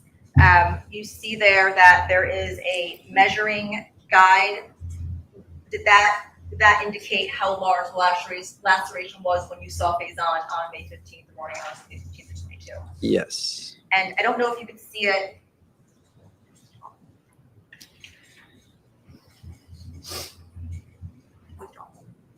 Now, PA Black, directing you back to States 5 under patient reevaluated, which I believe is after where you indicate what you did with the patient. It says patient was reevaluated. What was the purpose of that? Just to make sure there was no additional injury that I may have missed, that there was no arterial injury, that he was still doing well, and to give him discharge instructions. Okay, and it indicates that wound care procedures were discussed with him. He was he's given instructions, advised to see his doctor, and told to come back in 3 or 4 days for a wound check. And did that indeed happen? Do you know? I don't know if that happened. Is that 3 or 4 day check back? Would that be when the sutures would be removed, or would that be at a later time? No, that would be at a later time. Sometimes I tell patients to come back in 3 or 4 days just to make sure it's not getting infected if I'm more concerned or if it was a deeper wound. Under, again, State 72, referring to page 5, where it says differential diagnosis, It indicates likely laceration, abrasion, and avulsion of skin. What does avulsion of skin refer to? That's skin that's cut away from the body or removed from the body. Still referring to state 72, directing your attention to PCS discharge summary, page 1 through 5. If you continue, it's towards the back.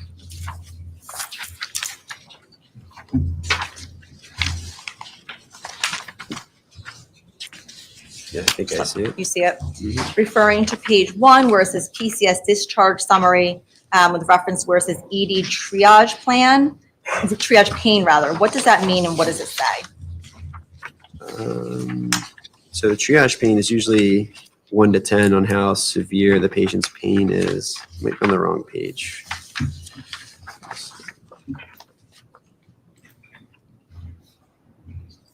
Is that that's in the discharge instructions, or is it? So I could just refer you to it. So it indicates ED triage pain, pain present, pain reported, pain reporting scale 0 to 10, and indicates a 5. Was that a self-reporting from the patient? Yes. And that would be a medium pain level from the patient that Yes. reported that? Yes. Now, PA Black, regarding whether or not Faison Teal's blood was tested for anything at all, do you recall if his blood was tested for any kind of alcohol? It was not. Okay, and why was that decision made, or why was that not done? I felt that he appeared clinically sober, and to me that means he's able to walk, able to speak, acting normally. So is it fair to say it's not standard at Griffin Hospital to take somebody's blood when they're admitted to the hospital? It depends. For something like this, a laceration to the extremity without any other major injury, I didn't feel that it changed my management. And to your knowledge, how long did Faison Teal remain in the hospital? Do you know when he was discharged? I believe it was around 2:20 or so is what it said on here. That same morning? Yes. I just made one moment, Your Honor. Of course.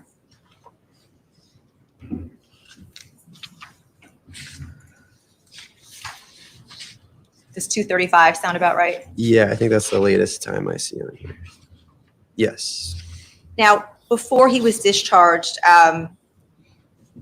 did you indicate to him that if he experiences anything at all to come back to the hospital? What would you have Yeah. told him? If there was excessive pain, swelling, redness, numbness, tingling, if he couldn't move the arm, something like that. As far as any kind of signs of infection, what would be indicative of signs of infection? Spreading redness, excessive pain, discharge of pus, fever, stuff like that. Thank you. I have no further questions. Attorney Smith? Thank you. Thank you.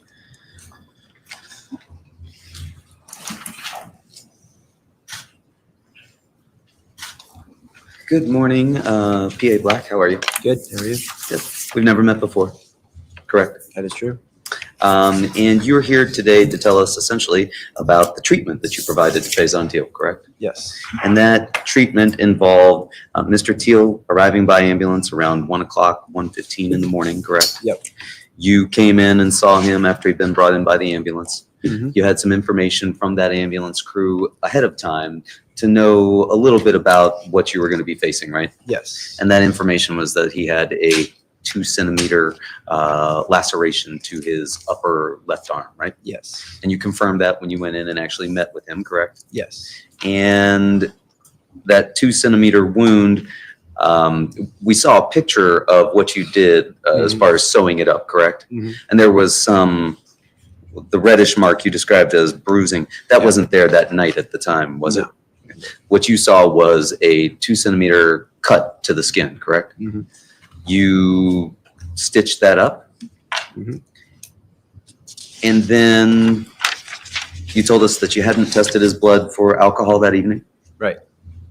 And then he discharged that same morning, a little bit over an hour after he came in to see you, correct? Mhm. To your knowledge, did he ever report back for any follow-up, or did he encounter any of the complications that you just described for us? Not to my knowledge. And it was your understanding from him, he told you he'd either been cut by a knife or a piece of glass, right? Mhm. He didn't know. Right. But he indicated he'd been involved in a fight. Yes. And that was all he told you about that, correct? That's right. And you weren't there to investigate what had gone on. You didn't ask any further questions about that, correct? In fact, all you were there to do was to tend to his wound, right? Yes. And you would describe that as a superficial cut to the skin, correct? Yeah. Not life-threatening in any way. No. And if this jury wanted to know why Mr. Valle did what he did that night, you couldn't tell us or help them out in any way with that, could you? No. Thank you, DA Black. I appreciate it. All right. Anything further? One follow-up. Your Sure. Honor. PA Black, superficial, what does that term mean in medical world? I mean, to me, it means it's not going beyond the fat tissue. Thank you. You're welcome. Anything else? Nothing further. Thank you. All right, thank you. You're discharged. Thank you. Just please watch your step as you exit the witness box.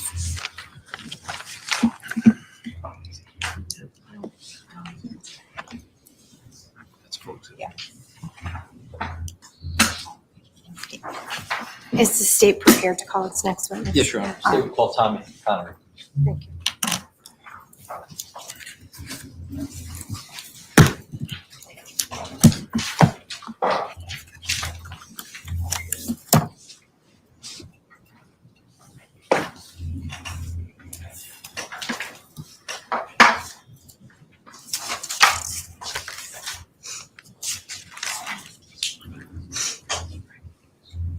Good morning. Come on up into the witness stand. Please watch your step as you enter the stand.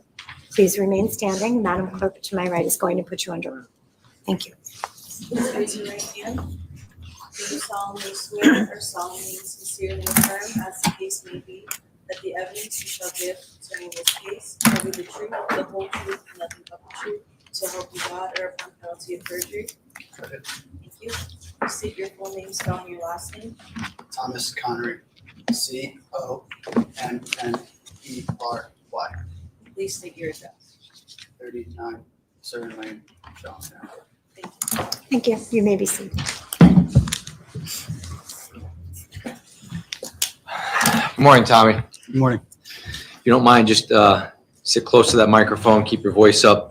The acoustics in here are pretty bad, so ladies and gentlemen need to hear you, okay? Okay. Tommy, how old are you? Me, I'm 21. And do you go to school? Yes, I do. Where do you go to school? Central Connecticut. And what are you studying? I'm studying finance. And are you working this summer? Yes, I am. What are you doing? I'm self-employed. I work for myself. I do marketing. Marketing. Yeah. Prior to your testimony today, have you and I met? Yes, we have, Why have we met? to discuss the case and what I saw. So I want to direct your attention to May 14th of 2022. How old were you back then? I was 18 years old. And were you in school? No, I was not in school then. Where were you? So did you had just graduated high school? Yes, I graduated in 2021. Okay. And where did you go to high school? Shawn High School.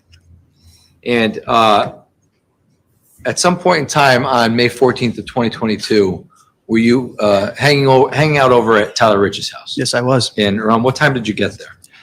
It was around, like, I'd say 7 to 8 p.m. in that area. And I'm just going to show you States 5. Do you know whose house that is? Yes, that is Tyler Rich's house. That's the house you went to on May 14th of 22. Yes, it was. And why'd you go there? He told me to come over. We were going to hang out, just a little bit of us, some of my friends and some of the friends in his grade. And when you said you wanted to hang out, what does that mean, hang out? What did you guys do there? Well, we usually hang out in his basement, just a couple of us, and we would, just do normal stuff that, high school guys and graduate guys would do. And how did you get to I drove myself that night. you did, okay. Showing you States 49. Do you remember where you parked? Yes, by the far right red maple bush by the road. So if I'm pointing at the States 49, you're talking about this red bush here? Yes, that one. Okay, so would you have parked on the side of the road? Yes, that right there. Would you be facing the driveway or facing away from the driveway? Facing towards the driveway. And when you got there, did you go in the house? Yes, I did. How'd you go in the house? Every time I go there, I go in the same way. I went onto the left side where the side door is, to the left of the garage. And when you went into the house from the left side of the house, where did you make your way to when you got in the house? I started off in the kitchen, greeted Tyler, and then we proceeded to go into the basement and hang out with the other kids that were there. And when you got there, how many kids would you say were there at the time? It was still relatively early, so I'd say around 10ish, a little less. And what kind of things were you guys doing in the basement? Hanging out. We were just having a couple drinks. Okay, when you say couple drinks, what do you mean by a couple drinks? I had a few bears that night. You had a few beers that night? Yes, I did. All right. And was anybody else drinking? Yes, they were. Were you provided alcohol, or was it like a bring your own? I don't recall if I was or not, but you had 2 beers? Yeah, I would say so. And at some point in time, did anybody else show up to the party? Yes, later in the night, the younger kid showed up, which was Ryan Hines and Griffin. Okay. All right. Prior to that, let me show you this exhibit here. States 54. Do you know who that is? Yes. Who's that? Faison Teal. And was he at the party that night? Yes, he was.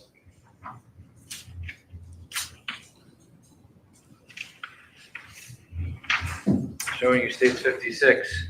You know who that is? Yes, I do. Who is that? Ryan Hines. Was he there that night? Yes, he was.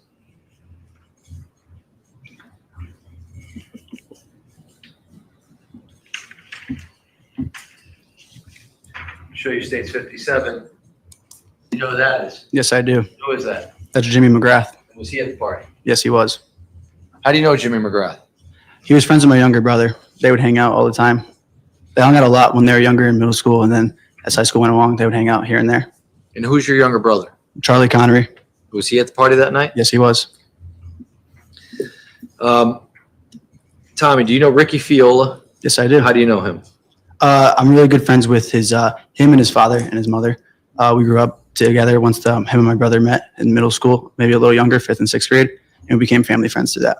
And do you know if Ricky Fiola was at the party that night? Yes, he was. And how about Sal Perry? Yes, he was there too. You know him? Yes, I do. How do you know him? Me and him, we grew up together playing baseball, Shelton American Little League. How about Mike Sampieri? Yes, I know him. How do you know him? He lives down the road from me my whole life. Were they at the party? Yes, he was. Alex Bernstein, you know Alex Bernstein? No, I do not know Alex Bernstein. How about Jake Villalobos? Yes, I know Jake Villalobos. How do you know Jake? We played football together when we were very young, and then I knew him from school from then on. Was he at the party that night? Yes, he was. And how about Matt Lockovich? Yes, he was there. How do you know Matt? I know him from baseball too. We started playing when we were young together. Okay. Do you know if Matt was at the party? Yes, he was. Now you say that Griffin and how do you know Griffin? He's really good friends with my brother too. Okay. So Griffin and Ryan showed up at the party at some point? Yes, they did. Do you recall what time it was? It was later. I would say 9:30, 10ish time. And what was the lighting out like that night? Do you remember? Yeah, it was nighttime, so it was a little bit darker, but it wasn't too dark. There was the moon was light, and his driveway has they had lights there too. So when Ryan and Griffin showed up to the party, were you made aware of an incident that occurred at Lazy Brook Road? Yes, I heard people saying that they were jumped at a St. Joe's party down the road in Lazy Brook. Were you made aware that this happened prior to Ryan and Griffin getting to the party, or after they arrived? After they arrived. Were you aware about a group messaging or group chat? No, I was not aware of that in the moment, no. Are you aware of it now? I am aware of it now. After the fact? Yes. But at the time when Griffin and Ryan got to the party, was there any talk about a group messaging that was going on? Nothing that I heard of, but I assume there was. Now, at some point in time in the night, did individuals who were not invited to Tyler Rich's house show up? Yes. Can you please tell the ladies and gentlemen of the jury what you remember about that? So people showed up in a Honda Pilot. They showed up and they were parked in the far side of the road across from the driveway, and they were facing down towards Farmhouse Lane. So I'm going to show you States 30. Is this the car you saw that night? Yes, that is. And with regards to States 49, you said they parked in the road? Yes, across from the driveway, but more towards the Adams Drive side. So can you describe on States 49 where you actually saw them park? So if you're looking, do you see the sewer grate on that side? The opposite of that. So Here, so it'll be over here? Nope. Yep, right over there. Yep. So they parked somewhere over here, Correct. facing. Down the road that way. Yep. And when you when you heard that the car arrived, did you leave Tyler Rich's house? Yeah, I walked out of the basement. I walked out through the Bilco doors because I heard there was people there that weren't invited, and everyone went outside. So I followed the crowd out there. And when you went out the Bilko doors, where are the Bilko doors located? On the far side of the house, you cannot see them in that image.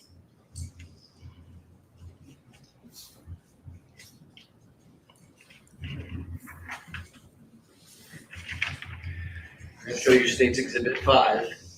Can you see State's Exhibit 5 where the Bilko doors would have been located? Yeah, so if you see the AC unit to the right, they're behind that. So right here? Yes. This area behind the SHU unit? Yep. So if the record can reflect, he's pointing to the clearing in the area to the right side of the house in front of the blue truck where you can see an AC unit, and it would be behind the AC unit, I think is what he indicated. Yes. All right, record will reflect that. Thank you. So when you came out of the Bilko doors on the right side of the house, what path of travel did you go when you left the house in States 49? I'm going to put that back up there. So I walked along the house line, so in that grassy area between the white and the blue truck. Okay. And then you walked down the driveway? Yeah, but not too far. I'd say I was sitting in the middle of it, standing. Okay. And so you didn't walk all the way down the driveway? No, Why didn't you walk all the way down the driveway? because I already saw there's some people in the road, and I didn't want to go and get involved. How many people would you say were outside at that moment? It was about outside or by the car. Well, how about by the car? Probably about 10-ish people, And how many people were outside in total, do you think? probably 20-ish. So there were around 10 people near the car and another 10 people maybe. Yeah, back more where you people in were? the driveway. And did you, can you describe what the interaction was with regards to the people who were near the car? So I just heard bickering back and forth. People were yelling, and it was loud. Did not hear exactly what it was, but that's all I was able to pick up from it. Just arguing. And did you observe anything about, withdrawn, do you know who went and approached the car when you were No, outside? I do not recall exactly who. Okay.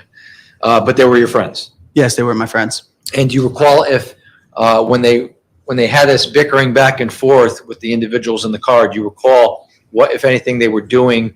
Did they do anything to the car? Nothing that I saw, no. Nothing that you saw? Do you recall if anything was being done from the car towards No, your I do friends? not recall if anything. At some point in time, well, withdrawn, how long did the back and forth bickering last for? Probably a good 5 minutes. And at some point, did the car leave? Yes, the car sped away very fast. Can you describe what happened as the car sped away? So the car drove down the road towards that way, and it sped off like full speed, full throttle. And if I'm pointing to States 1 that's behind you, I think you have a pointer near you. Can you show the ladies and gentlemen of the jury where it sped off to? So it was here, right here, Yep. and it sped off this way. Okay. So if the record can reflect, he was motioning down Laurel Glen Drive towards Farmhouse Lane. Record shall so reflect. Okay. And at some point in time, where were you when you saw the car drive away? When the car was driving away, I was still in the driveway in this area. Okay. And when the car drove down the street, did you move at that point to see where the car had gone? No, I went back into the house at this point. And when you went back into the house, how'd you go back into the house? Through the Bilko doors the way I came in. Okay. And when the car sped off down the street and you went back into the house, what did you do when you went back inside the house? I was just talking to my friends, like, what was going on out there? Like, it's over now. Let's go back inside and hang out. So did you hang out inside for a little bit? Yeah, I would say 2 minutes. And were you guys drinking still? No, there was no drink at this point. It was so brief between the incident that I went outside. Prior to you going back inside the house, do you recall seeing the car drive back towards the house at any point? No. Okay. At some point in time, you say you're hanging out inside the house. Do you exit the house again? Yes, I do. And why do you do that? They said they were down the road just sitting waiting, and that people didn't leave yet, and they were still on the road. So I went outside to see what was going on, and I walked out through the Bilko doors. And when you went out through when you went out through the Bilko doors, what path of travel did you go? If you can show me in States 49, or yeah, you can use that too. Yeah. So I went out this way. I went along the tree line here, and then I was right here. Okay, so if we're looking at States 49, then you walked along the tree line here, and you were kind of on the side of the road near this red bush where your car was parked. Correct. Okay, and you looked down the street. Yeah, I looked down the street. Yes. And what, if anything, did you observe down the street? I just saw a bunch of people in the road, and it immediately just made me think, what is going on? And I just didn't want to entertain it, so I went back inside again. Prior to the car going down the street, did you recognize anybody in the car from your vantage point in the driveway? Yes, when I was in the driveway, I saw the kid Jack Snyder was driving it, and Lito Valle was in the back seat behind the driver's seat. And when you say Lido Valley, does he have another name? Yes, his real name is Raul Valle. And is Raul Valley present in the courtroom today? Yes, he is. And what is he wearing? He's wearing a black suit with a black tie. Can you point him out for the? Yes, that's him right there. Your Honor, may the record reflect the witnesses identified the defendant in this case? Record can reflect the witness identified, Mr. Valley. Thank you. And so when you noticed, are those the only people you noticed in the car? Yes, those are the only people I was able to notice. Do you know whether or not there were other people in the car? Yes, there was other people in the car. But you couldn't see who I they could were? not see who, no. So now the car's down the street, you were watching down the street, and you're thinking to yourself, what's going on? Yeah, I was like, what is this going on right now? Could you tell who was outside the car down the street? No. Do you know whether or not anybody from your group of friends was down the street? There were people, but I was not able to identify who. Okay. And how long would you say you were watching what was going on down the street? Maybe 30 seconds. And after 30 seconds, what did you do? I went back inside to the Bilco doors. And when you went back inside, what were you doing inside at that point? The same thing, just kind of talking to the people about what's going on and saying that they're still out there. People are just in the road. Okay. And how long would you say you were inside at that point? Probably another 2 to 5 minutes. And at some point in time, did you exit the house for any reason? Yes, I later exited through the Bilco doors. And why did you do that? I heard they came back and they were back in front of the house parked. And when you left the house, did you go outside the Bilco doors again? Yes, I did. And when you left the Bilco doors, tell the ladies and gentlemen of the jury what path of travel you walked outside the house. So I walked out through the Bilco doors here and went right to under this tree area. Okay, so if we're looking at States 49 again, you were under this tree area here, Correct? right? And that would be in the area in front of the blue truck in States 49. Yes. At some point in time, did you make your way over anywhere else in States 49? No, not until a fight broke out. What did you observe when you walked out of the house on May 14th of 2022? I noticed that there was a group of Shelton kids face to face with who was Raul Valle and Tyler Silva. And do you recall what they were wearing that night? Who, my friends or the other kids? What was Tyler Silva wearing? He was wearing a blue, like a baby blue jersey. And do you recall what the defendant was wearing? Same color, but a t-shirt. I'm going to show you States 6, just so we understand what you're talking about here. Can you pinpoint where you were standing when you observed in State 6, when you observed the initial? Yeah, so I was standing in front of the blue truck by that mulch pile. Okay, so if I point right here. Yes, sir, right there. So the record can reflect in front of the blue truck in State 6, there is a brown mulch pile just to the left of the red bush, but obviously it's behind the red bush. Court noted on the record. Thank you. So in regards to State 6, can you tell us where the defendant and De Silva were standing? Yeah, they were standing to the road side of the red bush facing Shelton kids. Right around here? Yes. Okay, so the left, so below the red bush to the left, down in this area here.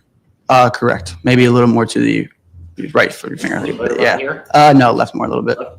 Yeah, right there. Okay, There. so the record can reflect, I'm pointing to the left lower hand portion of the exhibit, which is in the grass area, which is down to just slightly below and to the left of the red bush. All right. Court will allow the record to reflect that. Thank you. And when you saw the defendant and Mr. De Silva in the yard, where were they standing? Were they close to each other? Yes, they were close. And who was on the right, who was on the left? Do you remember? The driveway side was Tyler Silva, and the other side was Lito Valle. And do you recall if any of your friends had approached them? They approached my friends, and my friends were, yes, face to face with them. And do you recall who out of your friends were face to face with them? So from the driveway starting, then going to the left, from the driveway was Tyler Rich, then Tyler Wood, and then Ryan Hines at the time, who I believe was my brother. And you thought Ty Woods was your brother at the No, time? I thought Ryan Hines was my brother in that moment. Okay. And who was Ryan Hines and Ty Wood closer to? They were closer to Lito. Okay. And Ty Rich, who was he closer to? Tyler De Silva, I'd say. And when did you observe them interacting? Yes, they were. What was the interaction like? It was just talking back and forth, arguing at first. They were arguing? It was, yeah, they were talking. They weren't being. Was it peaceful? I guess so, maybe. Not really. They were just arguing. So I wouldn't say peaceful, no. Okay. And do you recall what they were arguing about? No, I could not hear exactly what it was. You just saw arguing. Yes. And when you were witnessing the arguing, can you explain how long the arguing took place for? For the time that I was there, it was about 20 seconds, and then there was movements. Okay. Can you describe what happens when there's movement? Yes. So it looked as Raul Valle was to go make a punch, and then someone from Shelton threw a punch and it hit him. Do you recall who punched him? No, I didn't, but it was someone on the right side. Would you say you recall watching the defendant make a move? Yes, his body jolted like he was going to do something. Can you show us physically what you saw? Like, can you see? Yeah, he was like this, and then he was like went back. He like cocked like he was Yeah, gonna. it's like that. Yes. Okay. With his right hand, he cocked with his right hand. Yes. Now, after you said someone from Shelton threw a punch. Yes. Do As you that know who was they going on. punched? Do I know who he punched? Yeah. Yes, Lito. Okay. And when that happened, can you describe what happened next? Yeah. So right when that happened, I knew there was a fight breaking out. So I ran over from the mulch pile into that fight. And then as that happened, I went to the far left which was Ryan Hines was standing, and I pushed him and Lito were going at it at that moment. I pushed him and Lito away from each other, but I ended up taking his place. So now it was Lito and me face to face with each other. Why did you run over into the fight? Well, one, because I immediately thought he was my brother, since he was standing next to Ty Wood, who's my brother's best friend. And I knew that there was a fight going on, and I didn't want to see people fighting. So what did you witness about the interaction between the defendant and who you now know as Ryan Hines prior to you going over? They were just tussling, no, like just pushing each other and like on like hand movement, no like full punches. Now, prior to you going over to push Ryan Hines out of the way, did you have a weapon on you when you went over? No, there? I did not. Now, when you went over, you thought Ryan was your brother? Yes. When you said you took his place? Yes. What does that mean? Describe what I happened. pushed him and Lito away from each other. And as that happened, I kind of mostly pushed Ryan, and I was now face to face with Lito, and he was to the side of me. Okay, so when you say face Lito, are you like this? Yes. Okay, so you push Ryan out of the way with, you get in between them, push Yeah, Ryan I get in out? between them, yes. Now, when you push Ryan out of the way, describe what happens next. So me and Raul had made eye contact, and he slipped back. So he was kind of down like waist level with me. So he was like on like a knee? Yeah, something like that. Not a knee, but bent over. Okay. Like he was slipping, holding himself up. And he looked at me, and then he proceeded to, at the time I thought he was punching me in the leg, which he was stabbing me. So wait, so I want you to, can You want me to demonstrate? Yeah, let's demonstrate. Can you maybe step down, Joe? That's fine. Okay. So if I'm you, and I'm standing like this? Yes. Okay. He's like this. Like, not here like this. 1, okay, 2, 3, okay. At the time when he was hitting you in your left leg, Yes. did you know you were being stabbed? No, I did not, but I felt like being punched. Okay. And did you have any other feelings when this was happening other than being Yeah, I was able to feel like almost like a sharp pop, but I didn't acknowledge it was a stab. I didn't know in the moment, but I did feel stronger than a fist. Okay. And at that point in time when that happened and you had withdrawn, did the defendant hit you more than 4 times at that point? Not that I know, no. And after he hit you 4 times, what happened next? So as he was hitting me, I was pushing him away, trying to get him to stop hitting me. How were you trying to push him away? Do you want me to just demonstrate it? So if you were on a knee, and I'm like this. Yeah. Hines is here in this moment. Yep. And I was like this, like that. Okay. And did the defendant move away from you at that point? After the times he was punching me and him, for some reason, just separated. The fight just stopped, and I just walked back, and he walked away towards the road. Okay. And what did you do next? Well, withdrawn. Do you recall where the defendant went to after that?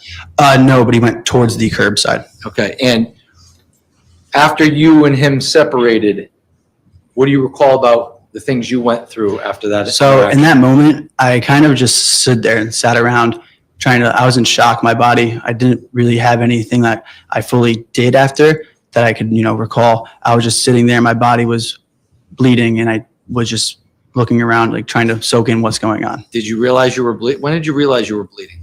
When the car eventually drove away, I realized I was bleeding. And when you realized you were, who did somebody bring it to your attention that you were bleeding? No, I brought it to my attention because I knew it was drizzling out, but I didn't think it was pouring. And I was like, why is my leg soaked? I feel like I'm covered in water. And then I took a flashlight out from my phone and I put it on my leg. And then I realized my leg from my quad all the way down to my ankle was covered in blood. There was no skin to see and my shoes were covered in blood. And when you realized that you were, stabbed at that point, what happened? I immediately was like, I need stitches. And then I dropped to my right hip and laid there waiting for people to come over.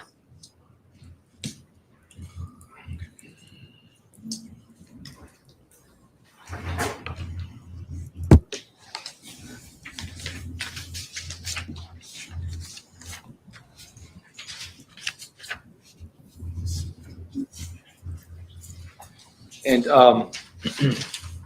who came over to help you when you dropped to your hip? The first person there was my cousin, Will Berardi. Your cousin Will Berardi? Yes. And did he render aid to you? Immediately, no. I was like, call 911, call 911.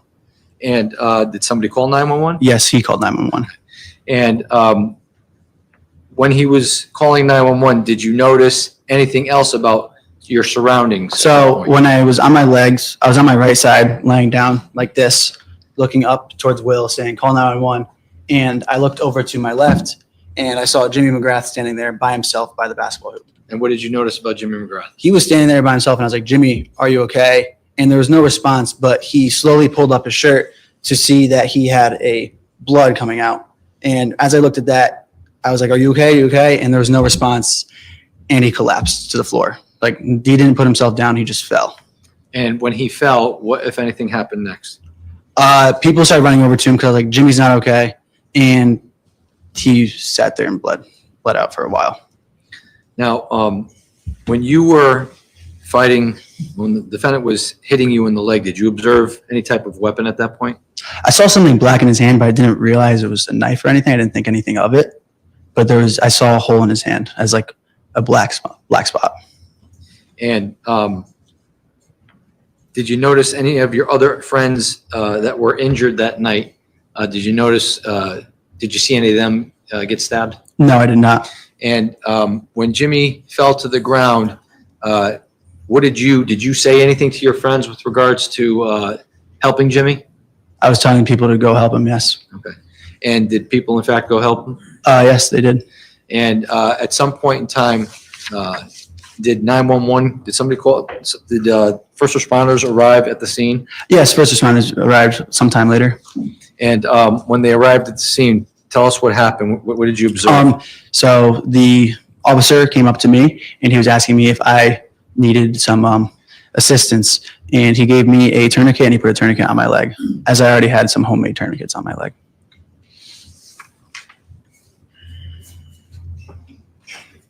You have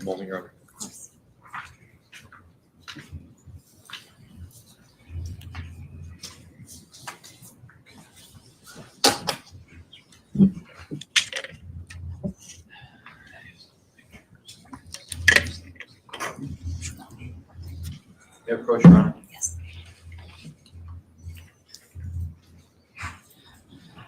Not necessarily in order. I'm going to help you.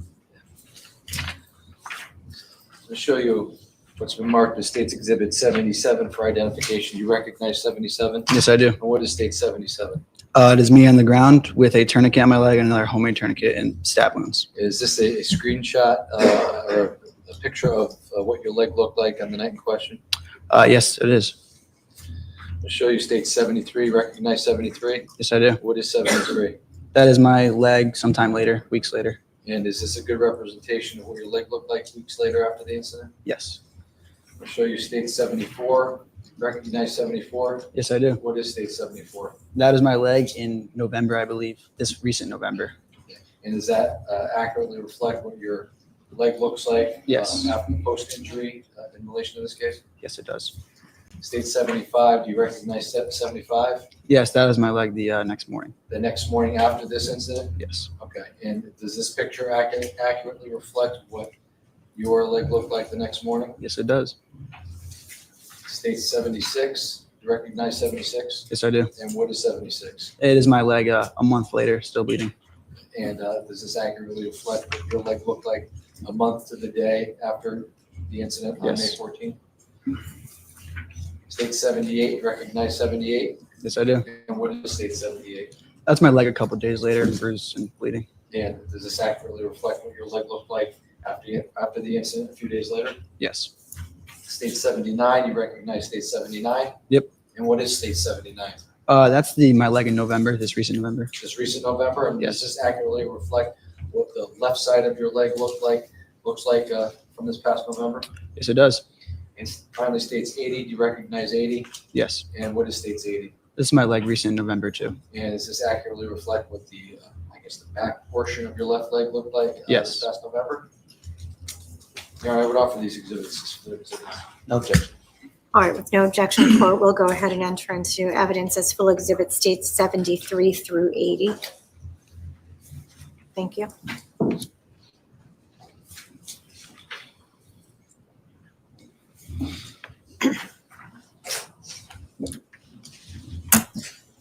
Now, prior to your testimony today, were you able to review a video in relation to this case? Yes. And that video, in reviewing that video, do you recall whether or not that video was shot at the beginning of the fight or in the middle of the fight or at the end of the fight? It was middle towards end, was not the beginning. And in your review of the video of the fight, do you know whether or not when this video starts, based on your review of it, can you determine if you were already stabbed at this point, or are you stabbed during the video or after the video? I believe I was stabbed before the video. Before the video starts? Yes. Sorry? Okay. Can we just...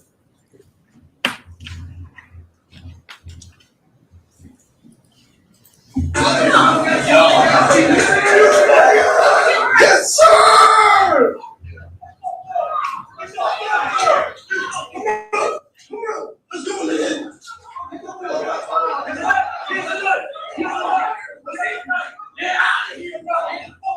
So when that video starts, the fight had already been going on? Yes. How long did the fight go on for, do you think, in total? In total? Yeah. 45 seconds to a minute, if that. That video was about 17 seconds. There was about maybe 30 seconds that happened prior to the video starting. Maybe a little less, 20.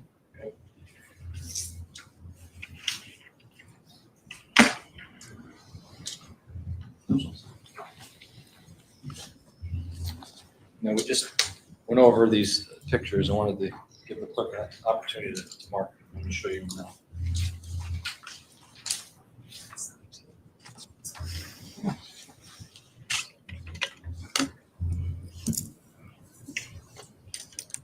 I'm going to show you what's been marked as States Exhibit 77.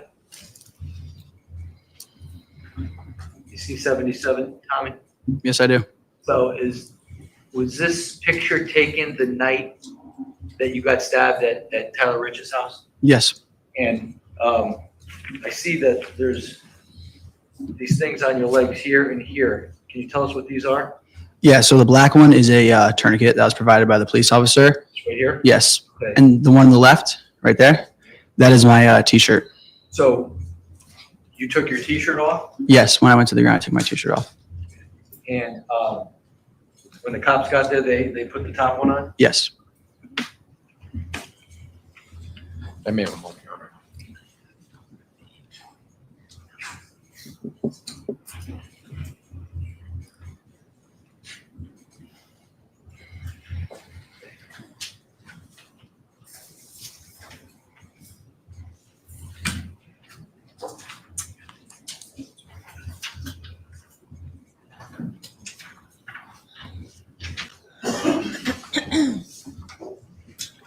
Tommy, I'm going to show you State's Exhibit 24. That's been marked as a full exhibit. Do you see that? Yes. What is State's 24? Do you know what that is? Yeah, that is my shirt, one shoe, and one sock. Okay, you see how it looks like it appears to be ripped. Yes. Why is it ripped? So at first we only knew there was one stab wound. So what we did was my friend Brett Wadico ripped my shirt to put that one on, and then later to realize there was a lot more stab wounds. So we needed to cover them up and try to cover as many as we can. So you took your shirt off, you wrapped part of it around you, and at some point was that left on the front lawn of 43 Little Yes. Okay.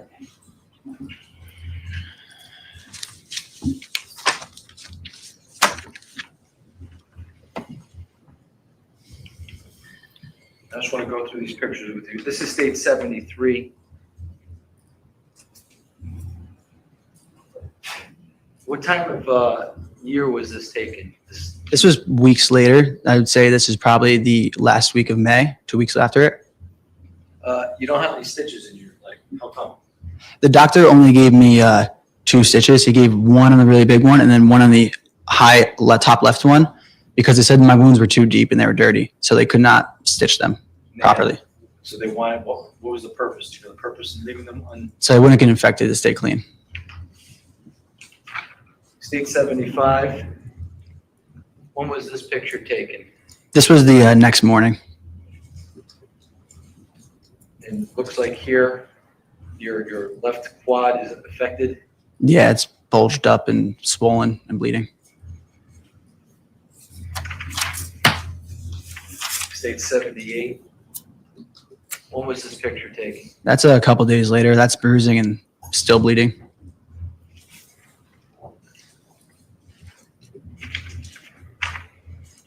States 76. That's Actually has a date on it. yeah, so that's in 1 month later and I was still bleeding in that top one.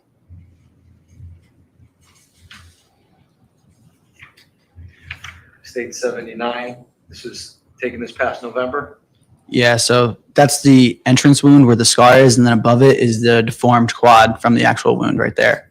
So do you have an issue with your left quad as a result of this? Yeah, it's deformed. There's no lower left part of the quad. So if you look at yourself in the mirror and you look at your legs, They're very imbalanced, yes. they're very imbalanced. Yes, the right one is bigger than the left one. Do you work out? Yes, How often do you work out? 5, 6 days a week. Have you hit legs hard? Been trying. Yeah. And has it made a difference as a result of this? Nope. States 80. It's the rear portion of your leg. Again, scarring as a result of this incident. Yep. And then you can see the This indent past too. November.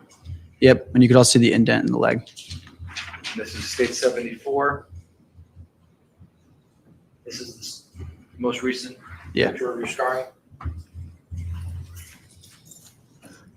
Now, with regards to your friends that were at the Rich's house that night, when you were outside and the fight broke out, how many people would you say were outside at that moment?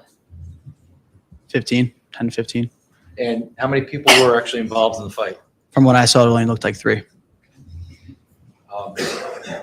Fair to say that everybody else not involved?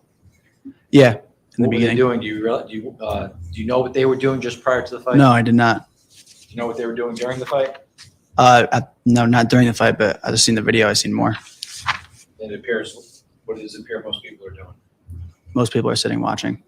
And with regards to the lighting that night, when the fight, just before the fight started and during the fight, were you able to see in front of you? Yeah, I was able to see in front of me. To recognize people you knew? Yeah, I was able to recognize faces. Did anybody have any lighting or cameras or anything else out? Yeah, there was flashlights on. Do you recall if anybody, we know now that there was a video of the fight. Do you recall in the moment though, was anybody videoing it? No, I did not To know your it was knowledge? being videoed. Mr. State 61, they still shot from the video you just watched. Have you seen this before? Yes, I have. And this individual right here with the white shirt and pink shorts with the phone in their hand, do you know who this is? Yeah, that looks like Ricky Fiola. States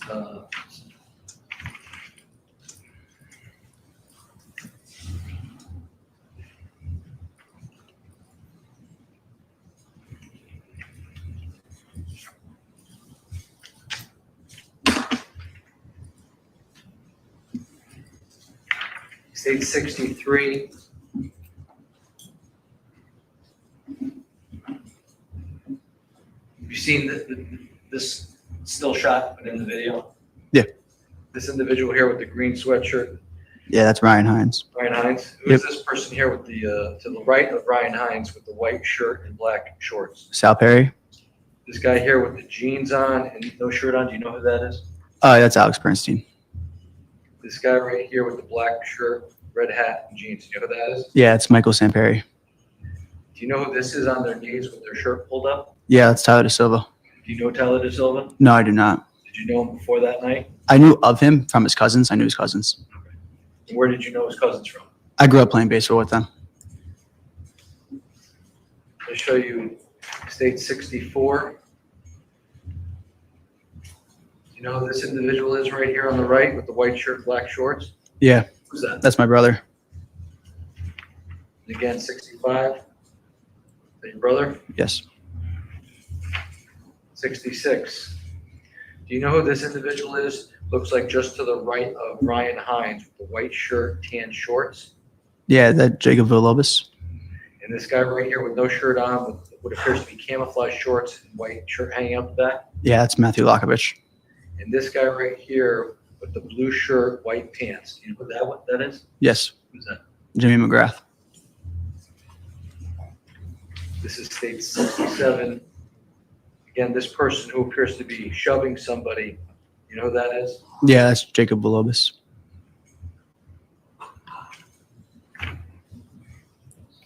State 68. This guy right here with the jeans on and the shirt pulled up going towards the street. Do you know who that is? Yeah, that's Tyler De Silva. How about this individual here to his left? That's Raul Valle. That's the defendant. Yes, it is. 69. The individual in the street, you know who that is? Yes, Who's that? that's Tyler De Silva.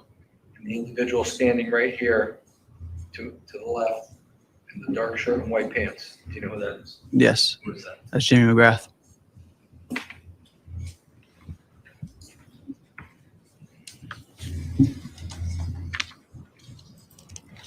Now, as a result of your wounds from May 14th of 2022, can you tell us about what other treatment you had to go through? Tell us what about your recovery. So the first night in the hospital, I was there for some time, and I wanted to stay the night because they weren't giving me stitches. So I thought I was going to bleed out. I didn't know. I'm not a doctor, so I didn't know how much blood is too much blood. So I was very scared, and I wanted to stay in the hospital. But they told me I was going to be good to go home. So they gave me the 2 stitches after asking, and they sent me home. And then exactly 1 week later after the incident, I stood up and I passed out and had to go back to the hospital. And what happened when you went back to the hospital? They had to, retreat me, just clean me up, and they told me that I was really deficient in iron in my blood, so that's why I was passing out. So I had to go back and get that. And do you know why you were deficient in iron? No, but I'm assuming it's from lack of blood, lost blood. And what was your recovery time like as far as were you able to walk right away? I was in a wheelchair for some time, I think 7 to 10-ish days, and then I was crutching around after, and I was crutching for a while. I couldn't walk for over a month, maybe like about a month. And were you bedridden at all? Oh, I was bedridden for 3 weeks, no movement. I couldn't bend my leg. It was stiff, and when all the bruising was happening, I couldn't do anything. And you're in fact still bleeding a month later? Oh, yeah. Show you State's Exhibit 55. Do you know who that individual is? Yes, that's me. And do you recall about when this picture was taken? A couple days later, maybe the next day.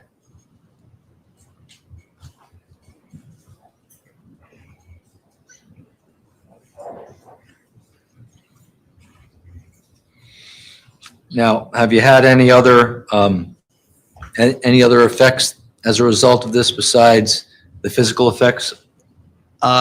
Mentally, it was really hard to get through for the first month. My parents would try to help me, and I was telling them to get off of me. I wanted to try to do things on my own, but I couldn't. So I was frustrated with everybody around me, and then frustrated when I was trying to start to learn to walk again. And mentally, It hurts, but that's really it.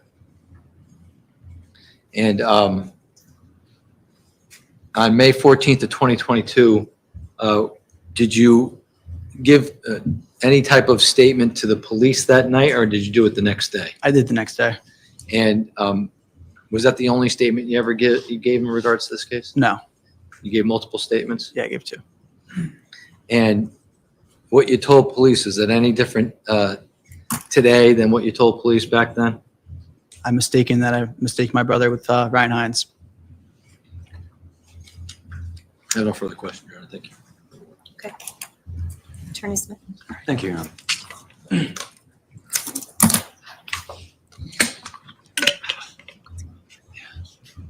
Good afternoon, Mr. Connery. Good afternoon. We've never met before. Nice to meet you. Nice to meet you. Sorry, it is under these circumstances. I want to go over your testimony and just review a few things. But let's start kind of close to where we left off with some of these photographs, okay? Okay. Yeah, no.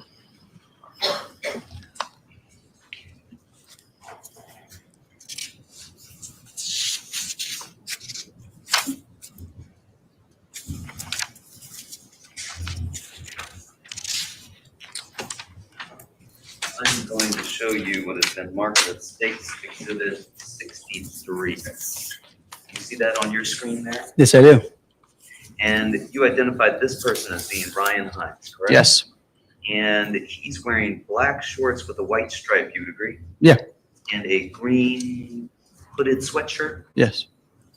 And this person next to him, you identified that person as being Sal Perry. Yes. And the person on the ground, you identified that as being Tyler De Silva, correct? Correct. You told us before that Mr. Hines was fighting with Mr. Valle, correct? Yes, I did. And in this photo, you'd agree that Mr. Hines is actually over near Mr. De Silva, correct? Correct. And in fact, you can't see Mr. Valle in that picture, can you? No. Do you see your brother anywhere? Oh, not in that one, no. That's Bernston here. Yes. And then I'm going to show you what is State's Exhibit 64.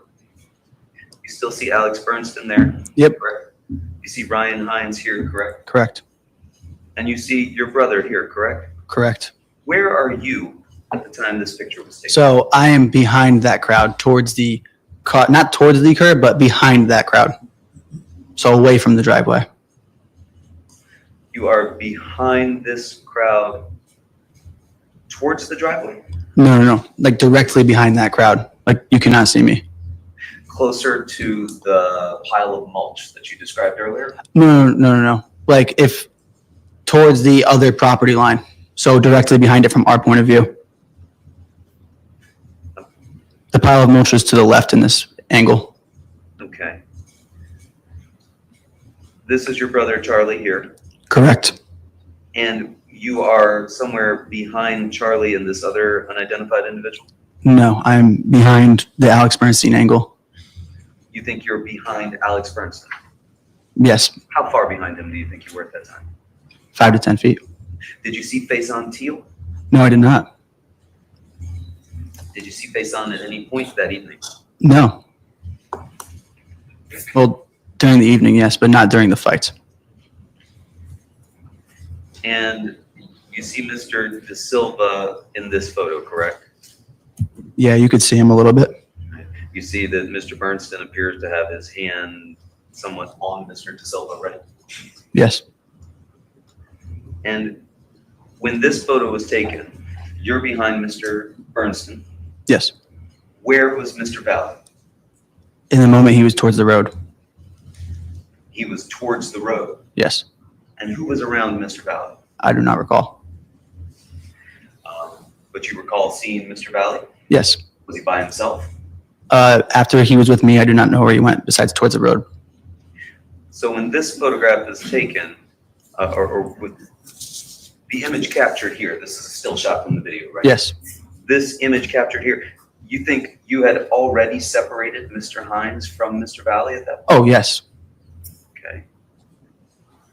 So at this point, Mr. Hines has already been stabbed. Yes. You've already been stabbed. Yes. When you were stabbed over behind Mr. Bernstein. Yes. And then after Mr. Hines was stabbed, he got up and he came over to the fight where Mr. De Silva was. That's what it looks like. Yes. Is that what you saw? No, I didn't see him. And at this point, are you already laying down on the ground on your right No. hip? I'm not. What are you doing at this point? Standing in the back, just in shock.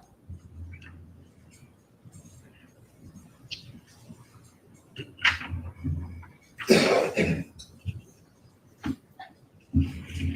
going to show you now states 65. Can you see that on your screen? Yes, I can. And do you still see Mr. Hines here with the black shorts and the green hooded sweatshirt? Yes, I do. And can you tell us who's beside him? No, I can't tell on that. This is your brother, Charlie. Yes. Who's behind him? I think that is Joey Romano. Joey Romano. Where is Will Berardi in this picture? Nowhere to be found.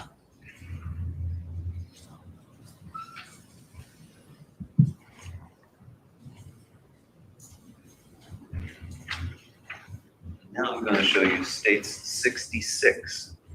You see that photo? Yes. Do you see Mr. Hines here with the black shorts and the green hooded sweatshirt? Yes, I do. And he's still standing over top of Mr. De Silva, who's blocked by Mr. Villalobos and Yes. Mr. Lokovich, correct? Yes. And you see Jimmy McGrath here to the right, correct? Yes. Wearing a navy blue shirt and white shorts, correct? Correct. That evening, you yourself were wearing a dark shirt, correct? Yes. Was it navy blue? Yes, it was. Did it have anything on it? Not that I recall, no. No graphic on the back? Nope. And I'm going to now show you States Exhibit 67. Can you see that on your screen? Yes. And do you still see Mr. Hines' black shorts with the white trim at the bottom? Yes. And you would agree that this is showing Mr. Villalobos is shoving Mr. De Silva into the road, correct? Yes. And do you see a figure here with a dark shirt on? Yes. Do you think that could be you, sir? Not that I know, no. You see what you think is Mr. McGrath here to the right again, correct? Yes. And you testified here that you were only engaged in fighting with Mr. Valle, correct? Correct. You were never engaged in the fight that was going on with Mr. De Silva, No, it was not. Okay. So let's go back to the beginning of the night, all right?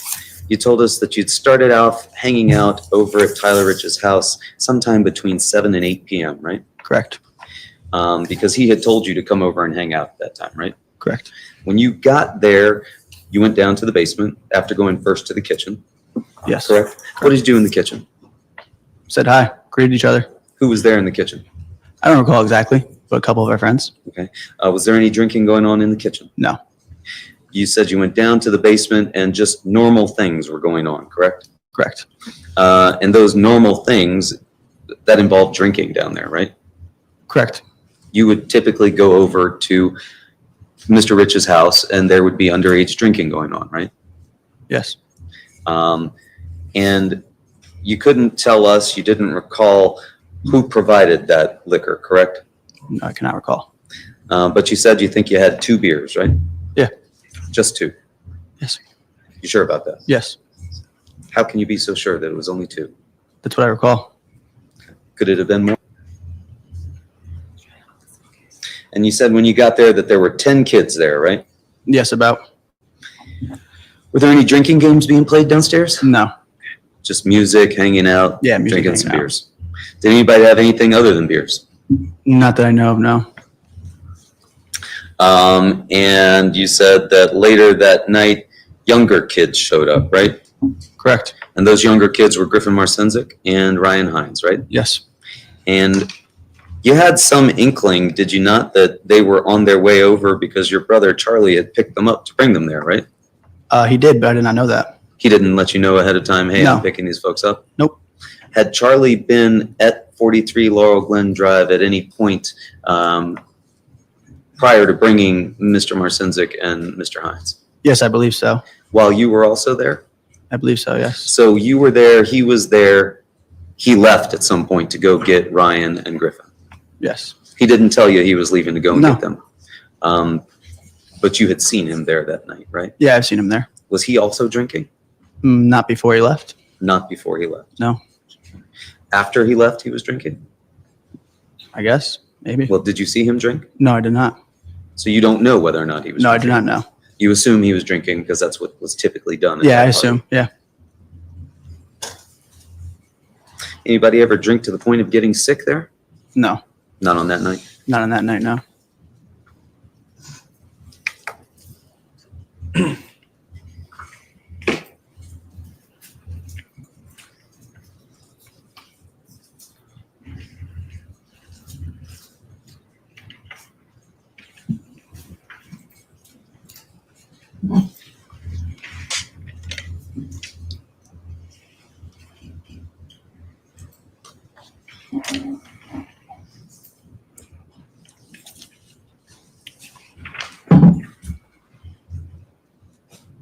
That is the shirt and a shoe that you were wearing that night, correct? Yes. That is State's Exhibit 24. And what color shorts were you wearing that night? I think gray. And are those gray shorts you were wearing reflected here in State's Exhibit 77? Yes. Are they some sort of a sweatsuit material? Yeah, they're cotton.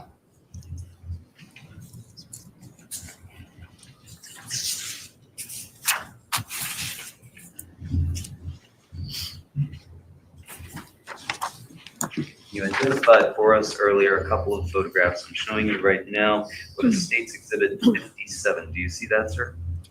Yes, I do. And you identified that as being Jimmy McGrath, correct? Correct. And Mr. McGrath is wearing the same shirt and shorts as we see later on in the video, correct? Yeah. You weren't there when that photo was taken, were you? No. Do you know whose home that is? Yes. Whose home is that? That's Mr. Jesus' home. Mr. DeJesus' home? Yes. And who is he to you? He is a family friend and a father figure to people. He's a family friend and a father figure to people. How old is he? I don't know. I don't know his age. I'd say the 50s. Mr. DeJesus is in his 50s. Yeah. And is this also a place where drinking goes on a regular occasion? Yes. You see a Bud Light there in the photograph? Yeah. You weren't there that night at Mr. DeJesus? No.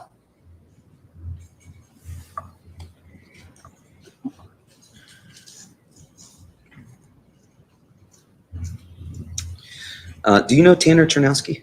Yes, I do. How do you know Tanner Chernowski? We grew up playing football together when we were young. Did you see him there that night? I do not recall seeing him, no. You don't recall seeing Mr. Chernowski that evening? No.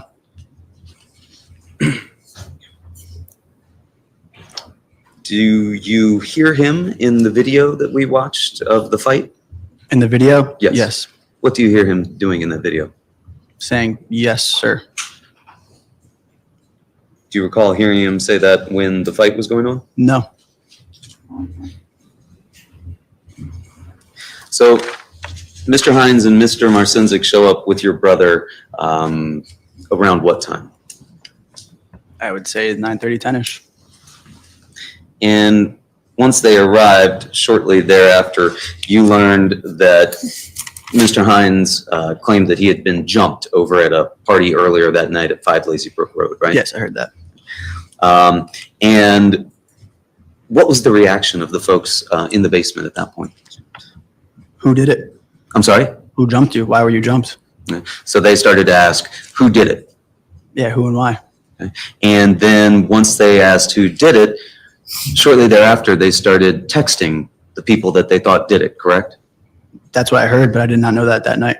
You didn't see anybody texting? No, I did not know there was You a didn't text thread. hear from anybody that, hey, we're trying to get these kids to come over here?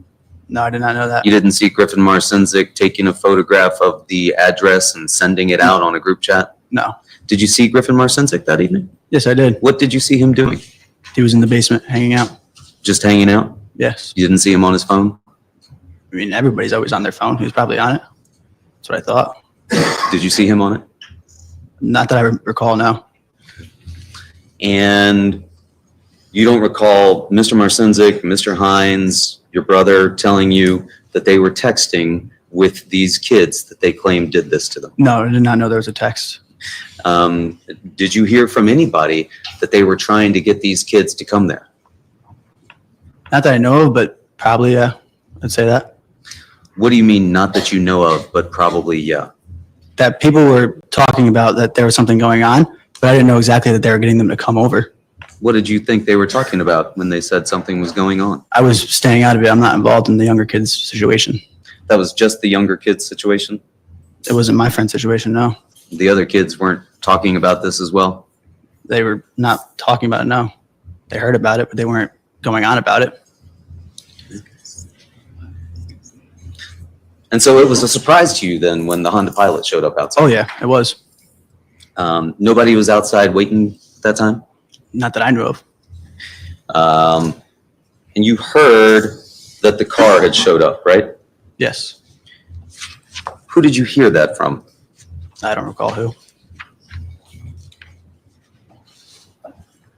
Just someone said the St. Joe's kids were outside, right? They said somebody was outside, yes. Right. And someone said that, but you can't tell us who that was. No, I don't know who.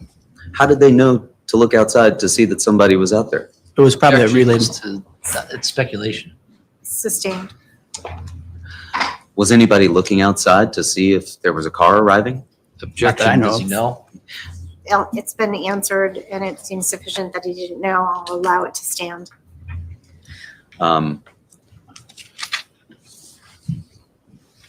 So you don't recall who said someone's here? No. But then everybody got up and went outside as a group together, correct? People went outside, yes. Well, you say people went outside. Who went outside? I don't know exactly who, but people went outside. Who was in front of you? I don't recall. Was there someone in front of you? I don't recall. Was there someone behind you? I don't recall. Was there someone to your side? I don't recall. Did you walk outside by yourself? I walked outside. By yourself? I don't recall.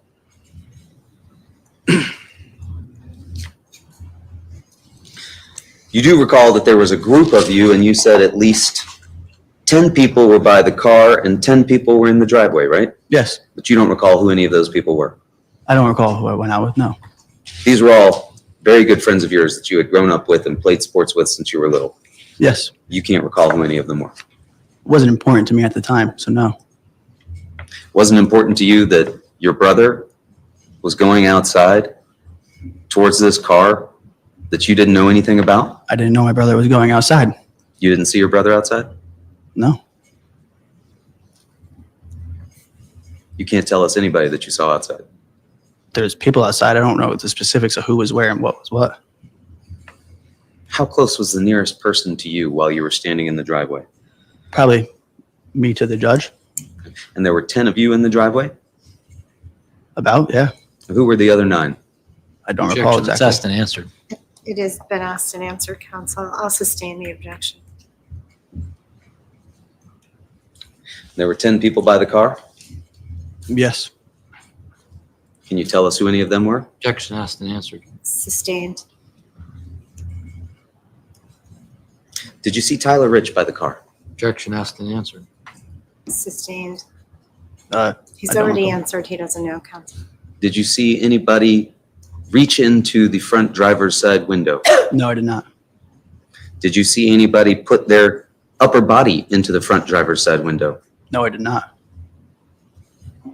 The 10 people that were around the car, they were surrounding the car, right? They weren't surrounding it. They were on one side of the car. From what I Only saw. on one side of the car? From my vision, yes. How far away from the car would you say you were? It's about 25 feet, 30 feet. 25 to 30 feet away? Yeah, maybe a little farther. Further than that even? Yeah. 35, 40 feet away? 30. You told us all you could hear was bickering, right? Correct. Did you hear anybody say somebody was flashing a knife? Objection, that calls for hearsay. I'll ask if he asked if he's heard it. I'll allow it overruled. I don't recall hearing that. Did you see anybody flashing a knife? No. Did you see anybody throw anything from the vehicle? No, I did not. Did you see anybody throw anything at the vehicle? No, I did not. Did you hear a smash or a shattering sound? No, I did not. Did you see the car being rocked by the 10 people that were surrounding it? No, I did not. Did you see anybody put hands on the car? No, I did not. Were you watching this whole thing the entire time? No. What were you doing? Probably engaged talking to other friends. So your attention was back and forth from the car to your friends? In that moment, yes. But you're sure that you looked over at that car and you saw Jack Snyder driving and Raul Valle in the car as well? Yes. Were you familiar with Jack Snyder? Not really, somewhat. I've seen photos of him on social medias. So you couldn't identify any of your friends that were around the car, but you'd seen photos of Jack Snyder before, and you could tell that that was him from 30 feet away. Yeah, I saw people on social media from other times. Okay.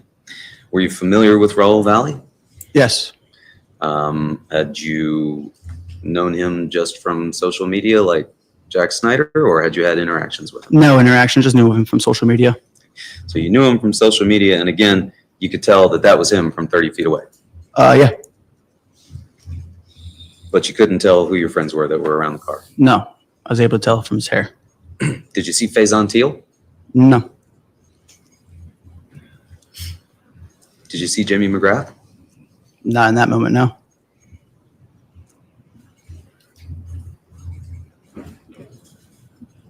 Who were you talking to in the driveway? I don't know.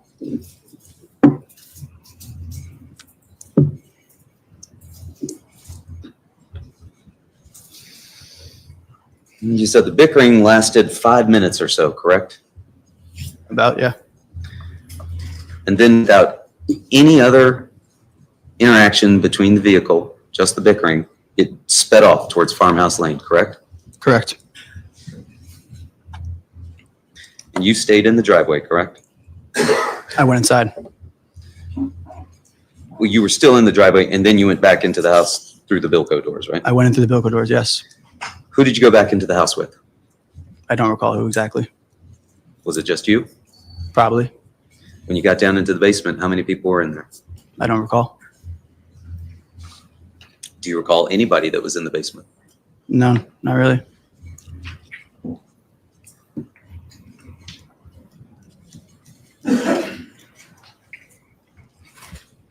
Did you think about calling the cops at that point? No, Why not? because I thought they had left. They sped away. Didn't feel like it was a threat and you should call the cops? No, they were told to leave and they sped away, so they left. And if you called the cops and they came and they found out that there was some underage drinking going on, that might be a problem, right? Objection, that calls for speculation. I'll allow it. You can answer. Yeah. So you didn't want to call the cops because you didn't want them to come and get everybody in trouble. Is that fair to say? No.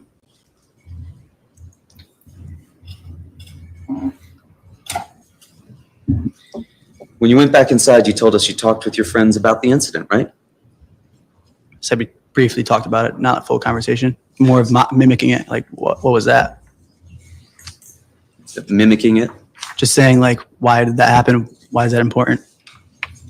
Was there some talk about these guys are pussies, they didn't even get out of the car? No. None of that. No. Did you see Griffin Marcinzik? No. Did you see Ryan Hines? No. Did you see Faison Teal? No. Did you see Matthew Lokovich? No. Did you see Michael Sampieri? Nope. Did you see Sal Perry? Nope. Did you see Jacob Villalobos? Nope. Did you see Tanner Chernowski? No. Did you see Charlie Connery? No. You were all alone in that basement? No, there was older kids my age and girls my age. Oh, okay. Who were they? I don't recall exactly who. And you told us that you were down there for about 10 minutes and there was no drinking going on at that point, right? I said 2 to 5 minutes. I'm sorry? I said like 5 minutes. You said 5 minutes About, yeah. that you were down in the basement? Yeah. You don't recall telling us just earlier when you were speaking with the state's attorney that you were down there for 10 minutes? No, I said 5, I believe. Okay. 5 minutes, no drinking going on? No, You were talking to some folks, but you can't tell us who. I don't recall who, no.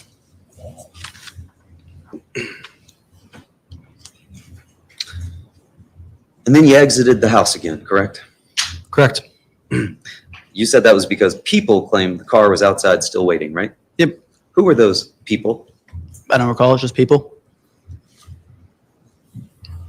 More than one? People were saying it, yeah. People were saying it. Yeah. But you can't tell us who. I don't recall who exactly. But whoever it was that told you this, it grabbed your attention enough that though you don't remember them, you do remember them going outside to see what was going on, right? Yes. And when you went outside, could you see the car when you first came out the door? No. No. You had to go down along the tree line, correct? Correct. Over to where your car was by the far end of the tree line, right? Correct, yeah. And you looked down the street, right? Yep. Did you see Faison Teal? No. He wasn't there in the yard? No, that I saw. Kind of hard to miss Faison, right? Why? I didn't see him. You didn't see him at all? No. He wasn't there in the yard? No, I was by myself along the tree line and right into where my car was. Okay. And you didn't see anybody else in the yard? No, I didn't even look for that. You looked down the street, you told us, and you saw people down there, right? Yeah. Who were those people? I couldn't tell, they were far away. Did you see the car down there? Yes, I did. Could you tell that it was the car? Same car, yeah. How could you tell that? It was the same SUV car with a Honda facing this way. I know the structure of the car. Well, it wasn't the only car that was in the street that night, was it? The only one I saw. That was the only car that you saw? Yes, when before I came There back weren't in. other cars parked along both sides of the street, up and down? Well, where the cars were parked at the house, yes, but not down where that car was. That was the only car that was down there. That I saw, yeah. And what was the lighting like? There was streetlights that way, and there was also flashlights in people's phones. It wasn't too dark. It was not dark at all. Did you see a group of Shelton High kids going down the street chasing that car? They were already down there by the time I viewed it. They weren't chasing. What were they doing? I couldn't hear or see how far what they were doing exactly. You couldn't hear or see what they were doing? Not exactly, but I saw people. Who did you see? It was too far to judge. Did you see any fighting going on? Down there, no. Did you see anybody throwing anything? No. Did you see anybody spraying anyone in the face with a can of PB Blaster? No. Did you ever hear about a can of PB Blaster that night? No, not that night. Did you see Tyler Rich anywhere? In that moment, no. Later, yes.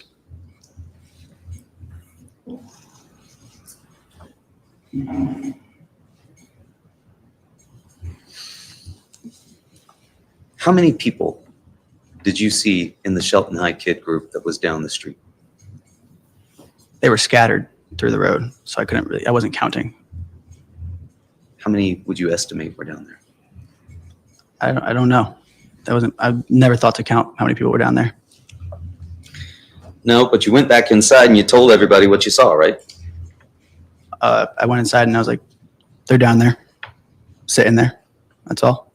Like that, calm and just, they're down there, they're sitting there. Sure, yeah. That's how you told the folks? I don't recall exactly. Who was it that you told? I don't recall who. Who was in the basement at that point? The older crowd. Who's the older crowd? Kids my age. So the kids who graduated in 2021. Like who? The girls as like Michaela Holton and them. And then my cousin Will. So it was just you, Will, and Michaela Holton and another girl that were in the basement at that point? No, there's a little more people, but I wasn't engaging with them. So I wasn't picking up on who it was. Where was your brother at this point? I don't know. And again, you told us that You heard that they came back, right? Correct. Who said they came back? I don't know who. How did you hear that they came back? Someone said it. How did they say it? They came back. Like that? Yes. They just calmly said they came back. They said they came back. You can't tell us who that was. I don't recall who it was. You're sure you were down in the basement? Yes. You didn't see Faison Teal down there? No. You didn't see Tyler Rich down there? No. You didn't see Matthew Lokovich down there? No. You didn't see Alex Bernstein down there? Nope. Didn't see Michael Samperi down there? No. Didn't see Sal Perry down there? Nope. Didn't see your brother down there? No. Didn't see Ryan Hines down there? No. In any event, you went back outside once you heard that they were there. Correct. Why did you go back outside at that point? Because I heard they were back, and I was curious to see what was going on. Did you go out by yourself? Yes. Nobody else was with you? No, I went alone. So when you got outside, people were already there in the yard. Correct. You went to the tree area in front of the blue truck in the exhibit that you were shown, correct? Correct, by the mulch pile. By the mulch pile. And you stayed there until the fight broke out, you told us. Yeah. And when you came out, you saw a group of Shelton High kids face to face with Tyler De Silva and Raul Valle, correct? Correct.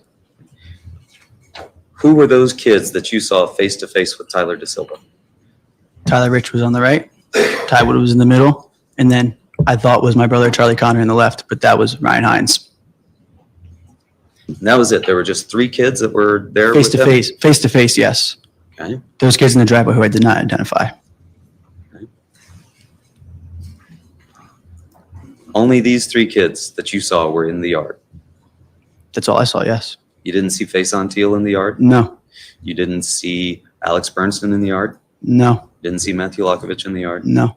Didn't see Sal Perry in the yard? Nope. Didn't see Michael Samperi in the yard? No, I did not. Didn't see your brother in the yard? No, I did not. Well, Were you yes, looking I for did. him? I thought it was him. I'm sorry? I thought it was my brother, but that was Ryan Hines to the left. You'd seen your brother earlier that night, correct? Briefly. And he was wearing a white shirt, right? Correct. Ryan Hines was wearing a green hooded sweatshirt, correct? Yes, that's what I was able to tell from the video, yes. I'm sorry? That's what I was able to tell from the pictures, yes. But you thought that Ryan Hines in the green hooded sweatshirt was your brother in the white shirt? Correct. I wasn't picking out what color clothes they were wearing. I did not think to take notes of that.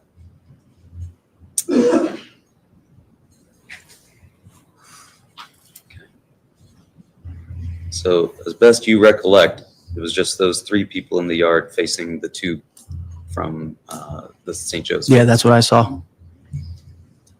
Was anybody blocking your view of things? Of where they were? Of No. what was in the yard? No. Not where they were, no. How close, when you came out, were Mr. De Silva and Mr. Valle to the curb there, the road? I can't tell how close they were to the road. That was their backside. So that'd be looking through 2 lines of people. Okay. Will you describe for us where you saw them in one of the exhibits before? Do you recall doing that? Yeah, I do. How far into the yard were they? Right by that bush. Right by that red bush that you Do had you want me to described point? before? To where? The red bush? Yes, the red bush. Oh, the exhibit's not up. And you told us you stayed there until the fight broke out. And that was to the roadside of the left red bush, correct? Can you repeat that? Sure. They were, Mr. De Silva and Mr. Valle were to the roadside of the leftmost red bush. Do you recall describing that to us? Can you pull up an exhibit so I can see what you're talking about?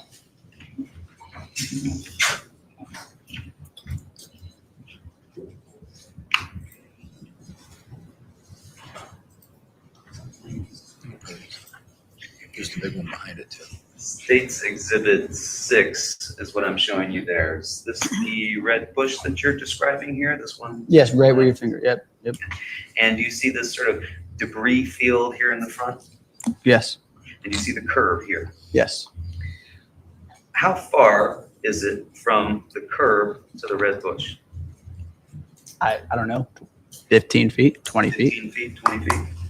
How far into the yard were Mr. De Silva and Mr. Valle? I would say a little more than halfway to that bush.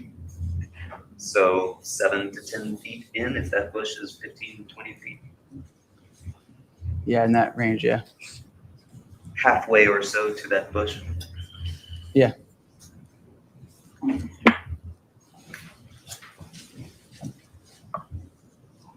And they were standing close together, right? Yes, they were.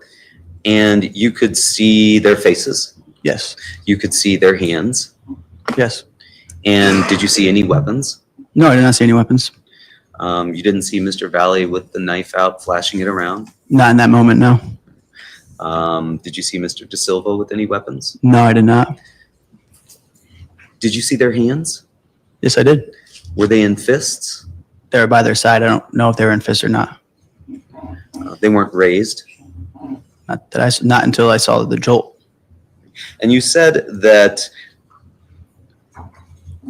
they approached your friends, right? Yes, they came onto the grass. They came onto the grass. And you said initially they were just talking back and forth, right? Yes. And you described it, well, maybe it was arguing, right? Talking and arguing, yeah. And you were asked, was it peaceful? And you said, peaceful, I guess so, maybe. Do you recall that? I recall saying that. And that's what you saw that night, right? Mr. De Silva was trying to talk with Mr. Rich. It wasn't talking. It was not so peaceful as I described. Like they were arguing with each other face to face. Okay, so it's not as peaceful as you described it? Yeah, it was not, no. Okay. So now it's your testimony that in fact it was not peaceful at all. It didn't start off as immediately throwing hands, but they did walk up. There was talking before a fight. What was the talking about? I was 10 feet away. I was not listening. You weren't listening? No. And then you said it looked as though Mr. Valle was going to do something. Do you recall that? Correct. You told us that he cocked his right hand, right? I didn't say cocked. I said he made a jolt like he was going to throw. You don't remember when the state's attorney asked you, he cocked his right hand and you agreed with that? He jolted. He went back. Like he went like this. He flinched. No, he did not flinch. A Can flinch you is when describe, someone you're makes you showing flinch. your shoulder coming back.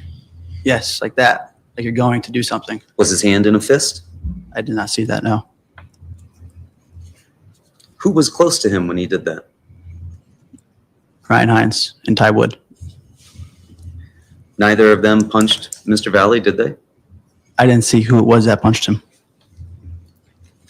And again, at this point, your recollection is that there were only 3 people facing Mr. Valle and Mr. De Silva, correct? Yes, that's from my view, yes.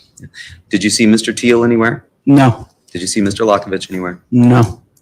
Did you see anybody other than those 3? No, those are the only 5 people that I saw.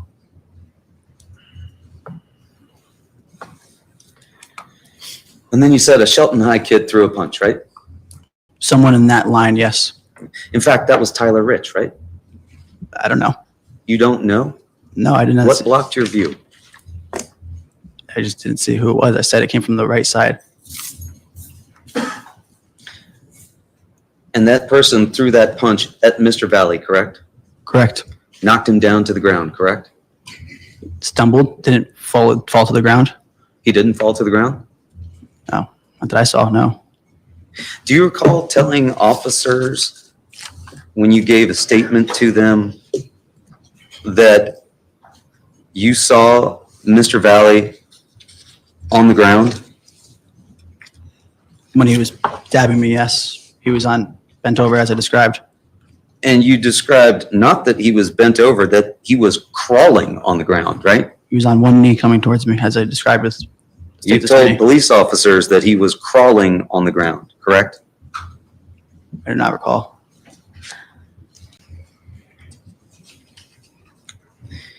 And you told police officers that they were trying to start things, and one of them said, "We have a knife on us," right? I don't recall saying that. You don't recall telling that to officers Kozlowski, Inati, Muyo, and Bango on May 15th at 12:30 in the afternoon when you were at your parents' house? No, I don't. Do you recall them saying, one of them saying that they had a knife on them? No, I don't recall that.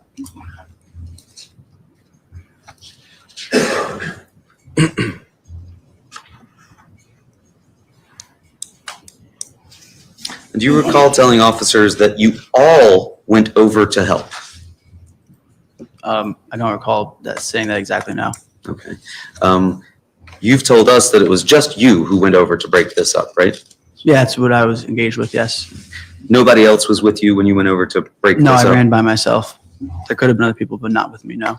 And you described for us that you were able to just get in between the two of these folks and push Mr. Hines away, right? Yes, I pushed him And back then to his you spot. took his place. Yes. Nobody else around you at that point? Not that I was thinking of, no. Did you see anybody with a phone in their hand filming anything? No. Did you see anybody with a phone in their hand with the light on? No.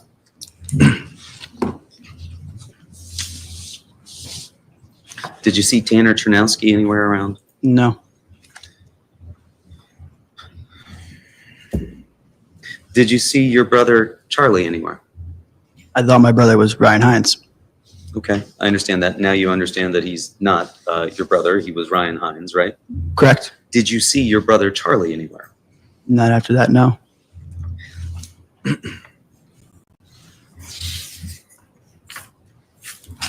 Counsel, whenever you feel there's a good time to take a break. Your Honor, I think perhaps if we stop here, that would be a good spot. All right. So, ladies and gentlemen of the jury, we are going to go ahead and move into our lunch break. So we will stand in recess from now until 2 p.m. We'll pick evidence back up at 2 p.m. I remind you of your rules of juror conduct, the oath that you took, and the instructions that I have repeatedly given prior to our recesses and our adjournments. So please remember to stand by those rules and your oath, and have a good lunch, and we'll see you back for 2 o'clock. Thank you. Court stands in recess. Thank you.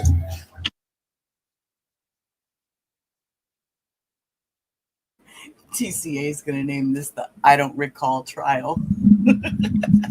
Boo. Boo. How are you? Yeah, I'm definitely gonna rename this trial I do not recall trial, because the guy at one point, I'm sorry, was I don't recall. I don't recall. I don't recall. Like, what do you recall? Like, I think it would be easier to question, what do you recall, instead of, do you recall this? Do you recall this? At this point, let him do a narrative, because he couldn't recall anything without just talking. I know, right? It's just crazy, because it was just like, I don't recall. I don't recall. I don't recall. You were there with people? Yes. Who? I don't recall. I don't recall. It's like, dude, I know, right, Paula? Just play the fifth and move on. It's like, oh my days, that was just like, oh no, it was just like, I don't recall. It sounded like a broken record. I don't recall. Just play the same like record. I don't recall. We're just gonna record him and put him on repeat at that point, man. But you know, I know he doesn't want to like bust out any of his friends or tell on any of his friends what they did. So they're just saying, I don't recall, in my opinion, and I think is what they're doing. Right. And maybe it's like they're trying to protect someone and make Raul as the fall guy, because I just don't understand. That's kind of what I was thinking too, is that they're just, Raul's just going to be a fall guy, and that there was more involved is what I see. But I want to see his defense. So until I see his defense, I don't feel like I can accurately judge, you know? Yeah, it's just so interesting. It's like, I only saw the I do not recall remix part, because that's when I started paying attention to back to the trial and everything. But was he all like this throughout this testimony? Yeah, the whole time. How long has he been there? The whole time. He didn't recall anything. I mean, he named a few people in the pictures and stuff by their clothing, but then asked, were they with you here? Were they? I don't recall. I don't recall. Was this person with you? I don't recall. I don't recall. I mean, he was not Wow. giving up anything.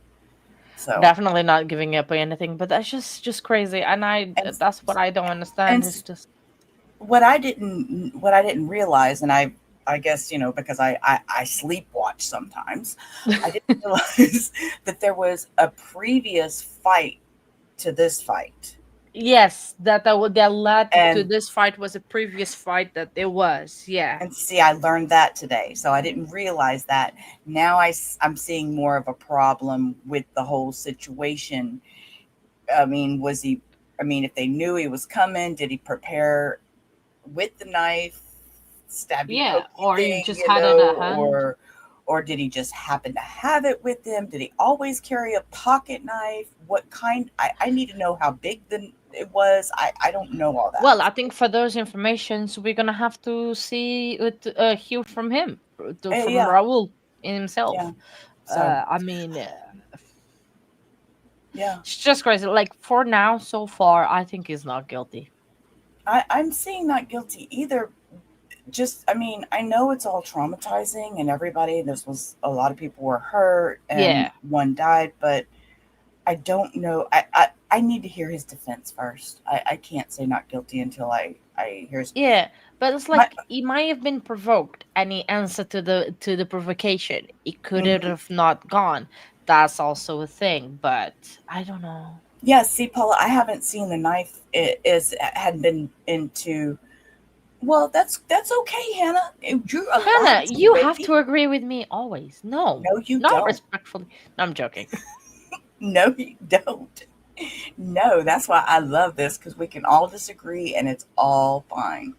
I don't So, know why I think I'm on the fence then, because I can see the guiltiness and I can see the not guiltiness. So right, yeah, I me think too. I'm That's why gonna. I say I need to see his defense before I make any kind of judgment. I Oh just yeah, his defense is gonna be pivotal for whatever happens in the trial. That is absolutely fine. yeah, but That's will they absolutely.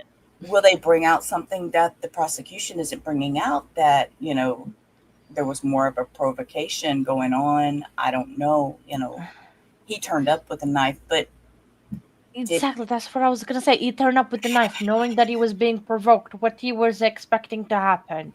If he turns yeah. up with a knife, was he just gonna threat and then things let out of hand? But that's not self-defense. That's kind of premeditation. What do you think was gonna Mhm. happen when you were, bring a knife? But then again, by them not recalling a lot and not wanting to talk, because it's okay to recall one or two things, but saying I don't recall like 500,000 times in a row, it's a little bit sus. Okay, but Paula has a point because the river, Apple River, I think is what you're talking about. You're talking about Apple River, and Something Mew, Nicholas Mew. oh yeah, the Apple River, the Nicholas Mew, Yeah. yeah, because of all that. I mean, and you know, yeah, he was more self defense than this. I feel like because they Oh were, yes. I mean, I they think were that one horrible was to him. definitely more self-defense than this. Absolutely. Um I don't know. I mean, unquestioned. I think this one is going to be a head scratcher. That is for sure in terms of verdict.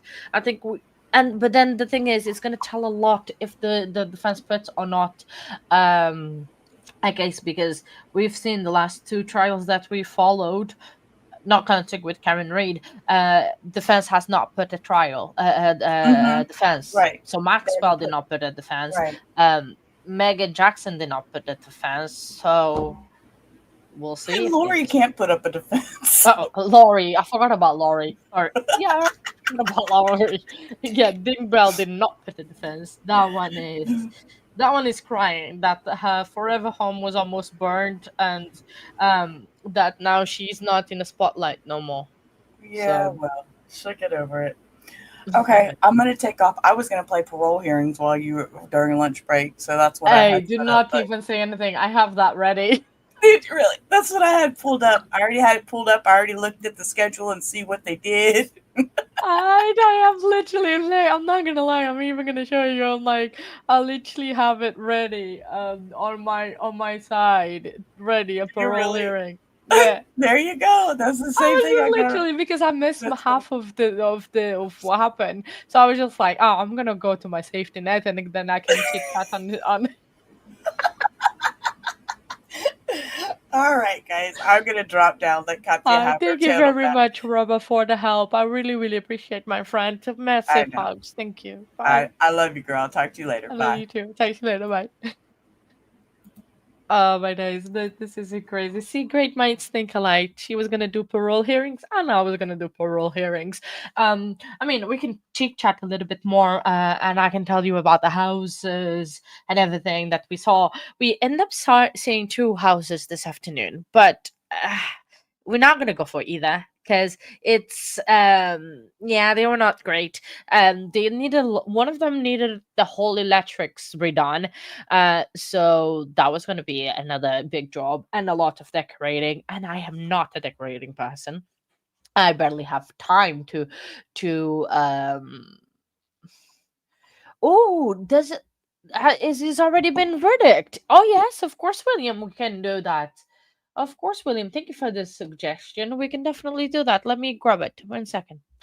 If they are live or if William, oh no, Ronnie, sorry. I was gonna put William. Ronnie Walker is already verdict? Verdict. Let me have a look. Oh yeah. Oh wow. It was 2 hours ago. Let's watch that. Absolutely. Uh oh no, we'll watch the whole thing. Yeah, we can skip. Let's do this one. Hang on, share desktop instead.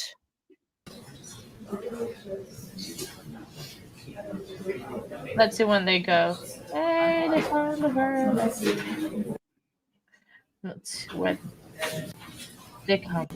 It's a very empty courtroom. Maybe nobody's there. I'm gonna have to skip. Oh, is it a death penalty, Anna? No way. I think we can skip a lot of it. Oh, there you go.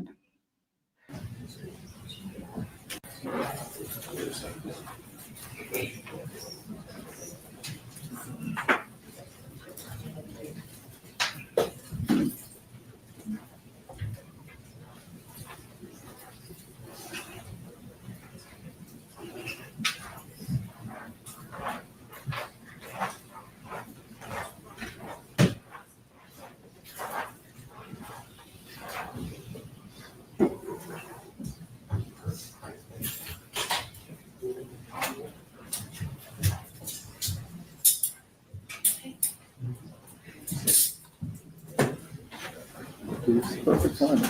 Remain seated, come to order. Court is now in session. Sure.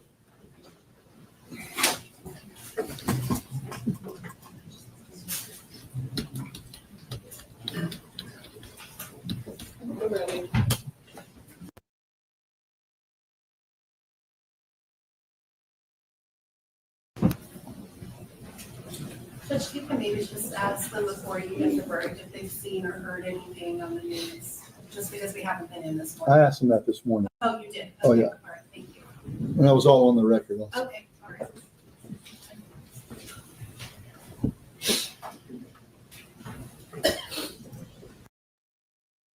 Okay, before the judge reads the verdict or the format, please tell me what you think. Guilty or not guilty, or well, it's not a hung jury. We know there's a verdict, but let me know on the comments. What guilty, not guilty, and let's watch it.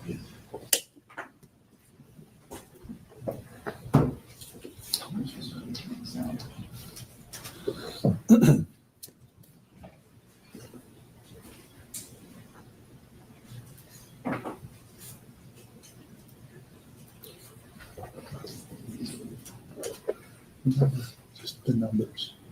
I know you know that.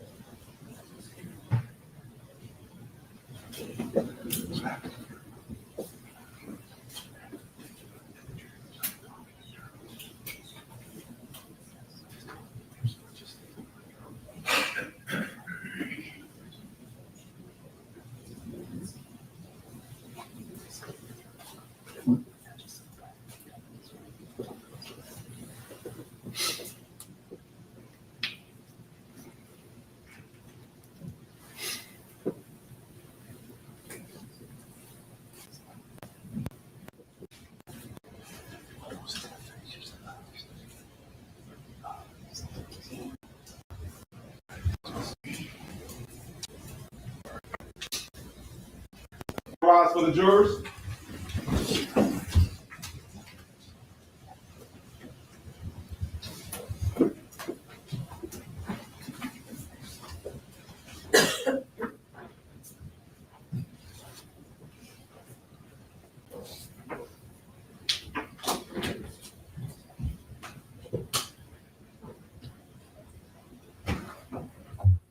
Jury's returned. Y'all may be seated. Thank you, ladies and gentlemen. My understanding is that you all have reached a verdict. All right, and who's the foreperson? Ma'am, if you could hand the verdict form to one of the bailiffs.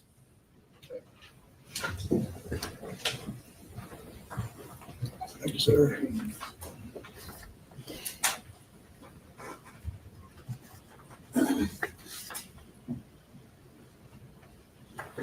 Okay, Madam Clerk, if you would publish the verdict.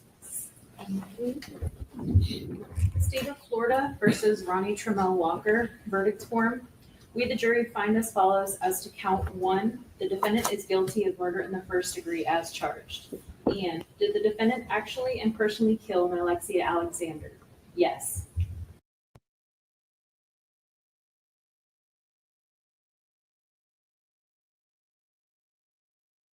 Of a capital felony? Yes. So say we all, dated the 24th day of June, 2025, signed foreperson of the jury. Would the defense like the jury poll? Yes, Your Honor, thank you. Juror number 1, is this your true and correct verdict? Yes. Juror number 2, is this your true and correct verdict? Yes. Juror number 3, is this your true and correct verdict? Yes. Juror number 4, is this your true and correct verdict? Yes. Juror number 5, is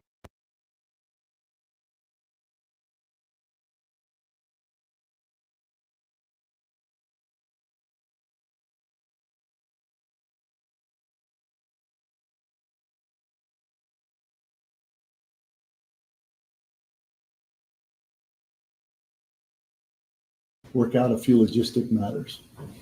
All rise. Yeah, he was extra for that.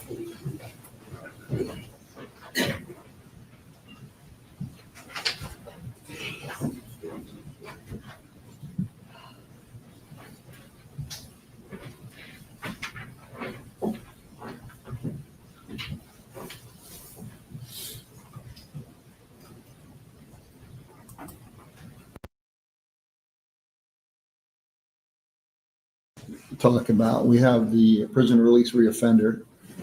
And at what point would you like to consider that after the After we complete the second phase. federal, that's fine. State, no problem with that, I assume. I'm sorry, Judge. Well, I don't have an objection. All right, I'm not even sure under the law if it would apply to a death case anyway, because it's life or death either way. Secondly, there's the third charge, felon in possession of a firearm. So that charge was severed, Judge. It was severed, right? So you're just going to leave that? Right, we'll handle that after this is I all. figured as much. I just wanted to make sure that was the case. Well, Judge, I believe we need to proceed with that now, the felon in possession charge, as far as the indictment's concerned. We're prepared. All we need is to get our fingerprint examiner down here and we can proceed forward with it. We've got instructions done on it and we've got a verdict form ready for that one as well. That was severed from these charges, so he will be entitled to an entirely separate trial, an entirely separate jury on that issue. My motion to sever was granted. Let me just say that. Did they do, who did the severing? Well, you did, Judge, when the Right. state re-indicted Mr. Walker and we addressed that before we selected the jury. I requested that charge be severed and you granted my request for it to be severed. But that's true, Judge, but I don't think you get a separate jury and everything like that. I think it's the same jury. You absolutely do. There are 100 things that would have gone differently. First of all, that's something I would have talked to the jury about in jury selection. Second of all, there are tons of things that were admissible for the purposes of this trial that would not be admissible for purposes of that. So he's entitled to a separate trial. I'm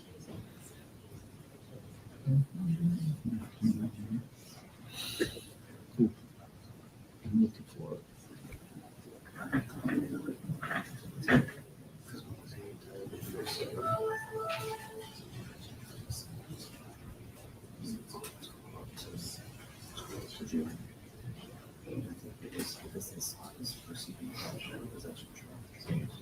That was in June, right? This mouse goes the wrong way sometimes. Well, Yes, Judge. okay. Do we just want to get a copy of that? Okay.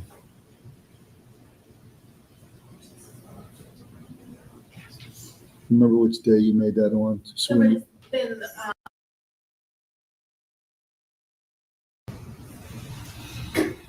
Well, I understand. So that would have been the 11th.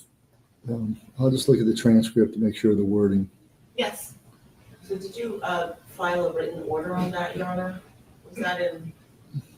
Well, I'm going to order a copy of the transcript on the 11th of June. All the arguments prior to the beginning of jury selection. So whatever was done. Does that make any sense? Madam Court Reporter. Oh, I'm sorry, I wasn't Oh, yeah. here. So, okay, so I think it was Mia. Mia was there that day, so I'll get with Mia. All right. Okay. Very good. Next, if let's ignore that issue for now. So before we enter the death phase, And it would be my position that even if the court were to proceed on that, that we should do that after the second phase as well. I would agree with that also. The same, even if it was the same jury, it should probably go after the death phase, so there's no, and it might even be you could actually have it contemporaneously with, or use some of the testimony and evidence. They're going to be introducing a lot of that anyways, an aggravating factor. But I'm not worried about that. All right, so let's say that we'll take tomorrow off and we'll start Thursday morning. And how many days do you anticipate your case would take on the penalty? On the State's case, half a day to, maybe some little bit in the afternoon. Well, it's not going to be long. Okay, and it's defense, and I'm not holding you to anything. I'm just curious. Approximately 8 to 10 witnesses, one of which would be on Zoom. We don't do Zoom. I'm sorry? We don't do Zoom. Oh, we're handling all the Zoom. I don't. Handling all the arrangements. I don't Oh. allow Zoom for evidentiary hearings. Okay, that's fine. So that's in my preferences on the. Okay, that's fine. I don't find it to be reliable.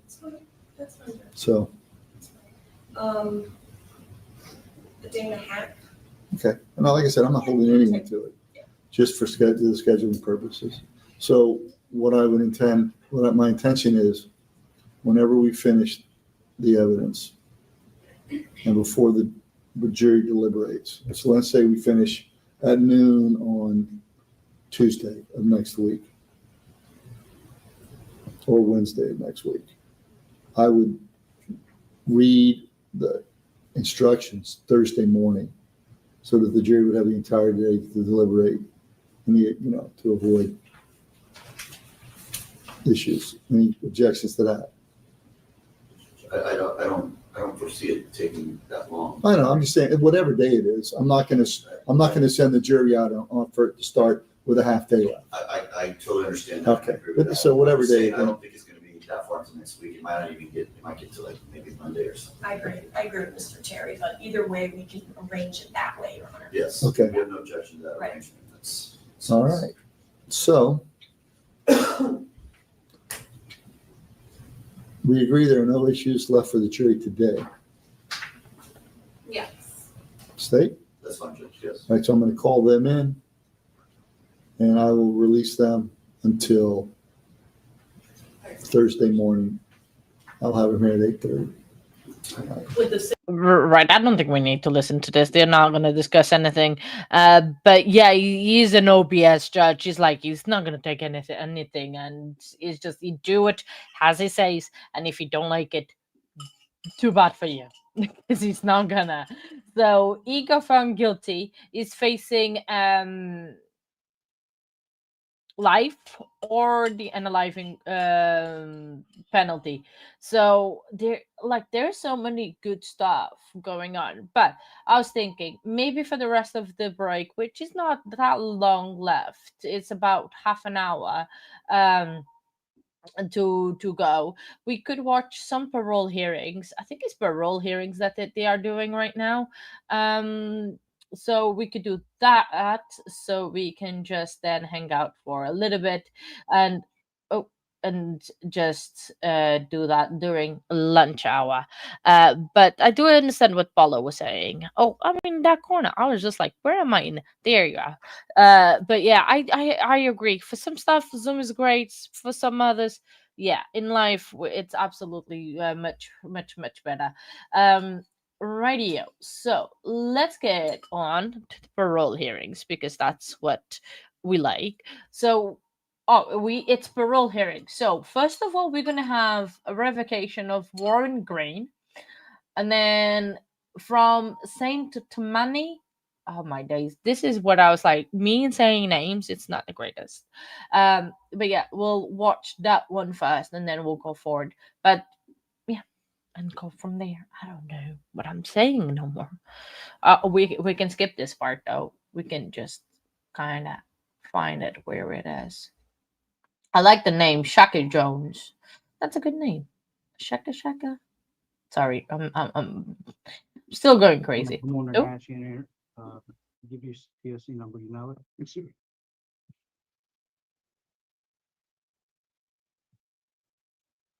So they're not asking if that's your signature on this document. Are you Mr. Green? Yes, sir. Good morning. All right, would you go ahead and introduce yourself with your full name and your DOC number for the record? My name is Warren Travell Green, 352460. All right. Do you have a paper in front of you, a parole revocation questionnaire? Yes, sir. Is that your signature on there that the officer went over with you? Yes, sir. Okay. Based on Supreme guidelines, you were not eligible for appointed counsel at that time. Are you ready to proceed with your hearing now? I could. The trustee was moving some equipment. I couldn't hear you. I said, are you ready to proceed with your hearing now? Oh, yes, sir. Okay. I'm going to go ahead and read your violation and ask you to make a plea either guilty, guilty with the statement, not guilty, or not guilty with the statement. So the first violation you have is condition number 4. It alleges that you engaged in criminal activity as evident by your arrest on 4/29/25 in St. Tammany Parish, where a sheriff's office charged you with operating a vehicle while intoxicated, open container in a motor vehicle, criminal sanctions while operating a motor vehicle while intoxicated. How do you plead to that charge? On the first charge, driving while intoxicated, I'd like to plead not guilty with a statement based on my court date,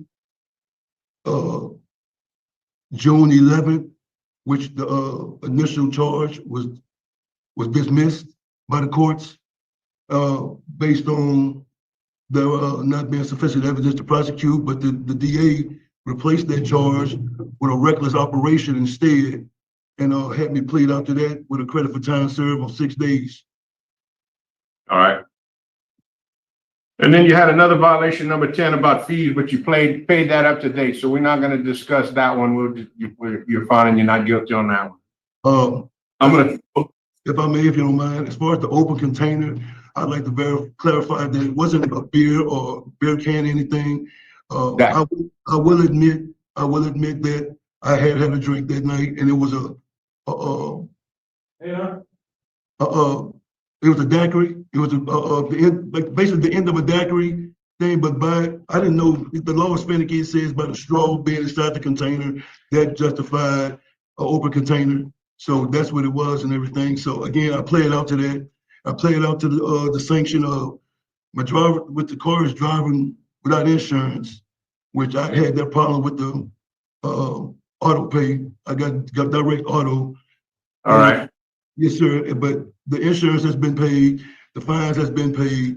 The courts, like I said, the initial charge of DUI was dropped. They gave me a reckless operation. I got credit for time served on everything. All right, thank you. We also have, I'm gonna go ahead and turn this over to Ms. Ledoux, who's assigned your case. She's gonna ask you to verify some more information. We gotta hear from Okay. Well, that's the next thing. Well, at this time, Ms. Brenda Hurston is also here on your behalf, your girlfriend, and wishes to speak. I will go ahead and allow Ms. Hurston to make a comment. Thank you. Ms. Hurston, Yes, ma'am. Good morning. what would you like to tell the board? Just that he's been working really, really hard. And he hasn't gotten into any trouble since he's been out. And he had been working 2 jobs and establishing clientele for his business as a barber. And, you know, we all make mistakes. And he and I both have definitely learned from this lesson. We've learned multiple lessons from this experience. And we're just asking that you give him a second chance, please. Thank you. We also have with us David Balfence, the supervising agent. And sir, at this time, I would like to ask you to make your statement to the board. Okay. David Balfance, probation and parole subject supervising officer. I can attest that the St. Tammany Parish DA did drop the charge because of the blood alcohol content he blew was 0.07. I'm just gonna ask that if we return him to supervision, that we add interlock as a special condition to any vehicle he drives.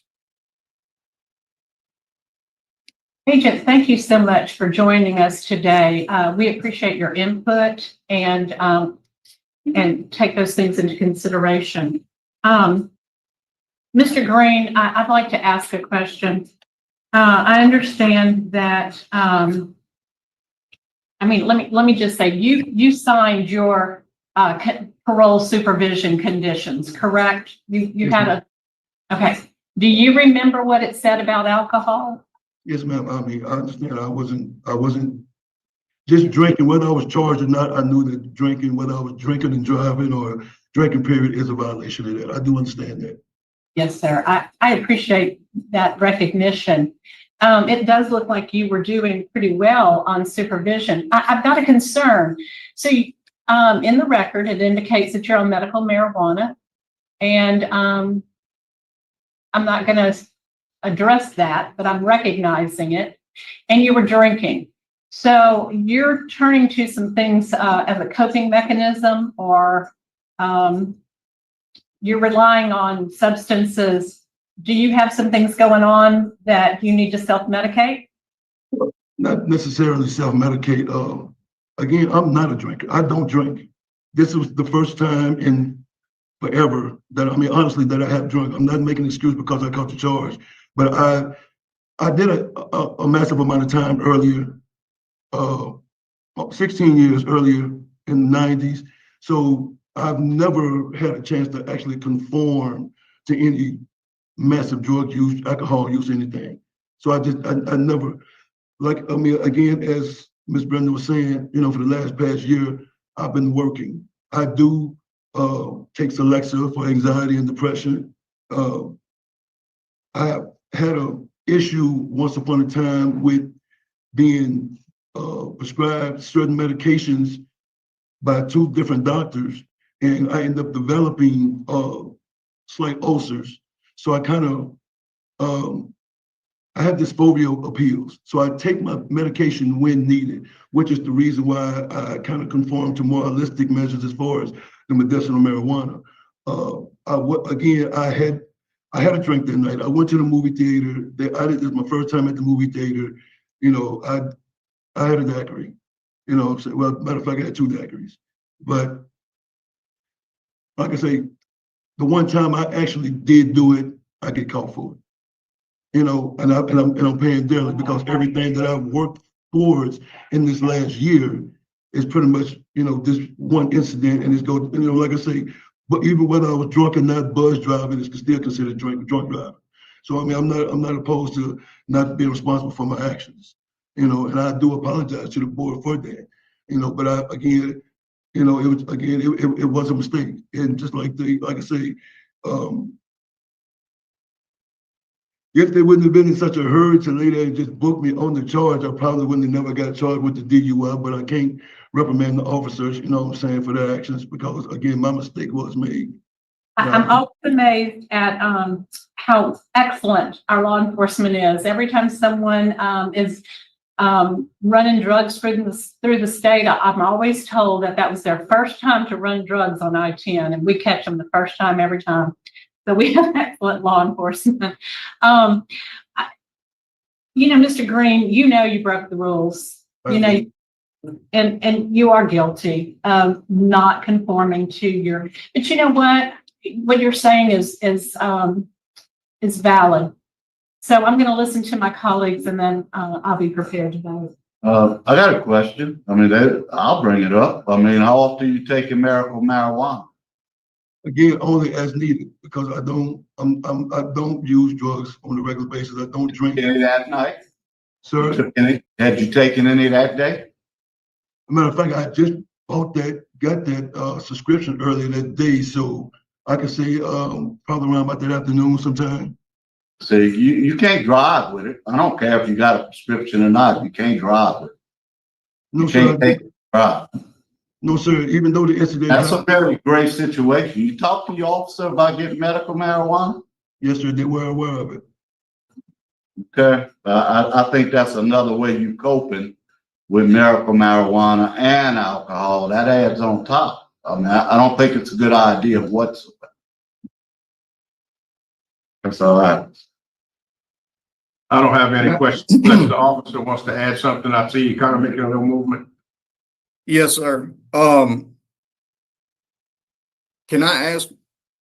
So Warren told me about the medical marijuana, and I told him about our policy as far as being on parole, good time, that we don't recognize medical marijuana. So I just wanted to add that and let y'all know that when he did address it to me, I did address it as well. As far as drive with it, did you? I say that again. I'm sorry, you broke up. I mean, you didn't tell him he could drive with it. That's against the law. I mean, it's still against the law. I didn't tell him that. Okay, that's the only question I got. You did, in fact, tell him he could not use medical marijuana, that it was not approved. Yes, ma'am, I told him that. October of 2024. You notated that in your records. Yes. So, you know, Mr. Green, we do have that, and I've read through the agent's summary. Mr. Green, I believe that you have violated your conditions of parole. However, I am not prepared to outright revoke you. I would like to send you to a transitional work program for a period of 6 months. I think you need to understand the severity of what you've done. You know how much time, you know what your full term date is. May I address that? Right now, I'd just like to ask the board, which parole am I actually getting violated for? Because I was initially on parole from 1993 to 2023, December 27th, for a 30 days. Haven't been violated yet. Sir? You haven't been violated yet. We haven't even voted. No, what I'm saying is I was supposed to initially receive my certificate of completion for that parole. Okay. I had a 1993 conviction which was 30 years, and the end of that parole was December the 27th, 2023.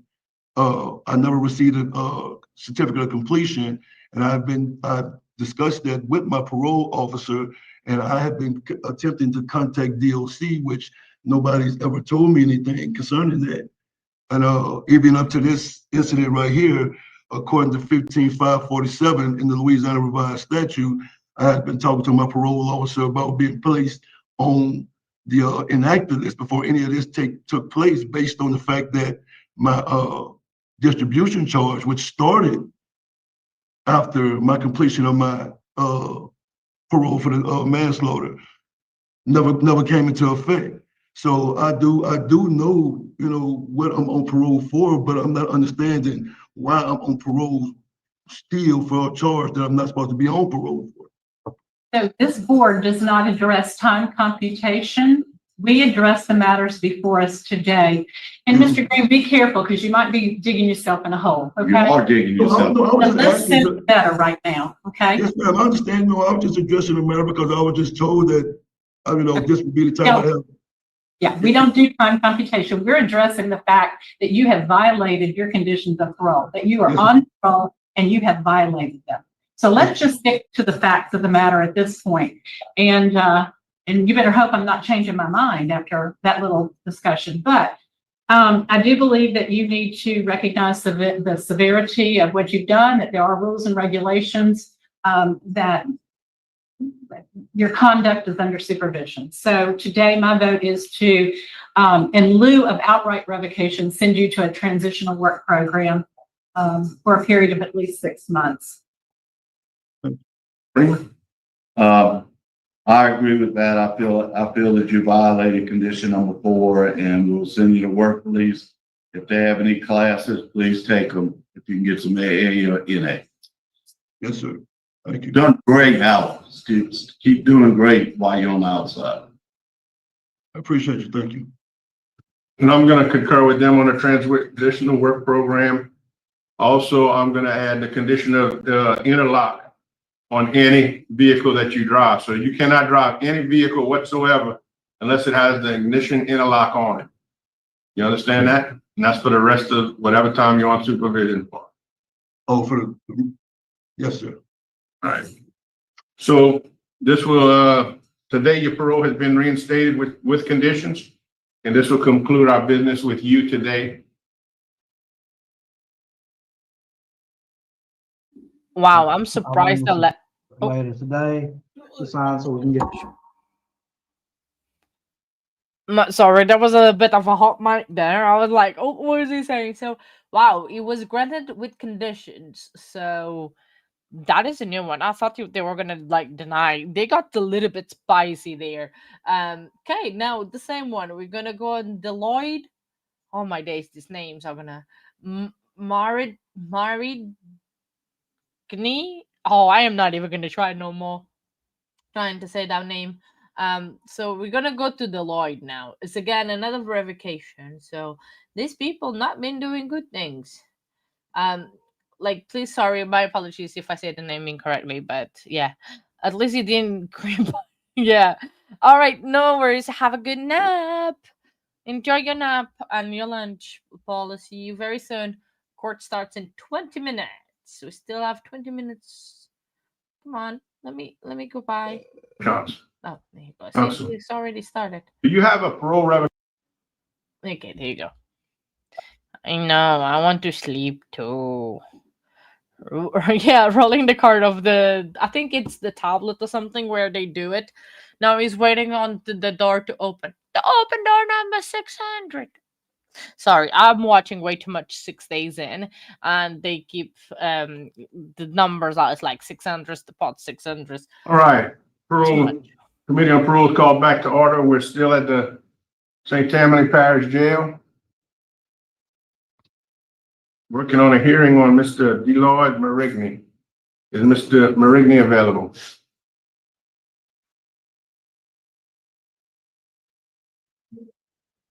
We're trying to get him up right now, sir. All right, thank you. He was given notice at 8:30 to be ready. Okay. He wasn't ready for parole, dude. Really? He was not ready. So now we are just waiting for him, for Mr. Deloitte to be ready. Oh,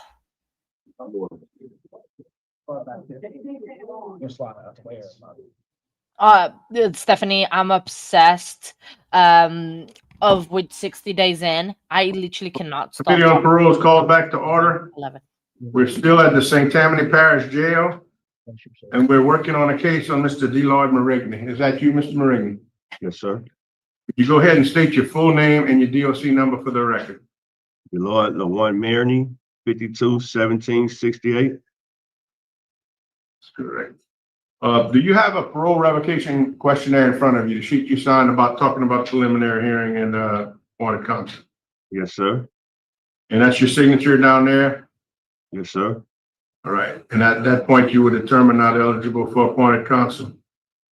So we're going to go ahead and continue this hearing on without the appointed counsel. Yes, sir. All right. I'm going to read you a violation and ask you to plead guilty, not guilty, or guilty with a statement, not guilty with a statement. And then that's it. We'll move to the next one. We'll get into them a little deeper further in. Yes, so it's alleged that you have violated condition number 4, that you failed to refrain from criminal activity was evidenced by your arrest on November 14th by St. Tammany Parish Sheriff and charged with domestic abuse battery, resisting an officer by refusing to identify, disturbing the peace, and simple assault. On May 19th, 2025, you pled guilty to disturbing the peace. How do you plead today to that charge? Not guilty with a statement. Okay, hang on. All right, the second violation you have is number 10, that you fail to stay current on your supervision fees as evidenced by a arrearage of $691 as of 11/26/24. How do you plead to condition number 10? Not guilty. All right. Ms. Ledoux has been assigned your case. She's the lead person. She will take over and interview you regarding your statements. Okay, so, sir, you pled guilty to disturbing the peace, but what do you have to say on allegation number 4? I didn't plead guilty to that. I was found not guilty on 3 of the 4 charges. The court found me guilty of that because there was a fight in which they deemed me as, not the aggressor. I was defending myself as a 3-on-1 situation. So the court found me guilty because the cops were called, but I didn't plead guilty to that, man. Okay, thank you for the clarification. Yes, I'm not going to address number 10. I'd like to go ahead. I hear it. Can I say something on number 10? I was incarcerated for 7 months. I think my agent can tell you about it. And I was waiting to see that if they was going to expunge them payments because I was incarcerated, but it never stopped adding up. But my family been paying on it since I've been in here. Okay. Yeah, that's not my primary concern today. Yes, ma'am. So do you want to just explain yourself for a minute and tell me what happened? With the situation, me and my wife, we just had a argument outside. We was going through a rough time. Just had lost a baby. I just had lost my job. We had an argument outside, and I just tell her, come inside. Let's talk inside. The neighbors got in a situation. One thing led to another. I ended up fighting with 3 guys. They held me down, choked me out till the cops came. I've watched some of that. We do have Aubrey, your wife, and she would like to speak. So I'm going to ask if she would like to make comments at this time. Hey, good morning. How are y'all? Good. Yeah, I just wanted to say we just had a verbal disagreement that did lead outside, and I believe had the neighbors got involved, it would not have went any further than that. He wasn't the aggressor, so that's it. And I just believe that he should be let out. All right. Thank you, Miss Aubrey. Thank you. Kyle Goldbridge. Excuse me. I'll let you pronounce and introduce yourself. Your supervising agent. That's Kyle Gullidge. Yes, I'm supervising agent that took over Mr. Marity's case in August of last year. What would you like to present today? Do you have some insight from your perspective on his supervision? As far as insight on supervision, like I said, I took his case over in August, saw him in November before the arrest, and that's all I've seen him. The only thing I have today is the arrest report and the video that was provided from the sheriff's office to the parole board. Which I have watched. Which was not admissible in court because it was video clips. Can I say that too? No, ma'am, not at this point. Thank you, though. Mr. Deloyd, I watched the video clip. Maybe in your circle of friends, that's acceptable behavior. That's certainly not acceptable behavior where I come from. Okay, and I don't think that's acceptable behavior on supervision. You obviously were putting your hands in an aggressive manner, and harming another individual is not your wife. I watched how you jerked her out of the car. I mean, that's not acceptable behavior. You would agree to that? I didn't hurt my wife. I wanted her to come inside, ma'am. We got to watch the tape now. We Yes, sir. use And words. it is admissible at the parole board. See, that is to your conditions that you will remain from any kind of physical aggressive conduct with any other person. Okay, that's the expectation, and that was not what I saw. That was not what I saw. You were non-compliant with the officer. You know, you're a fourth class offender. You know that immediately you should be able to identify yourself and comply with law enforcement. That's just a given when you're on supervision. And the fact that they even gave charges to that really concerns me.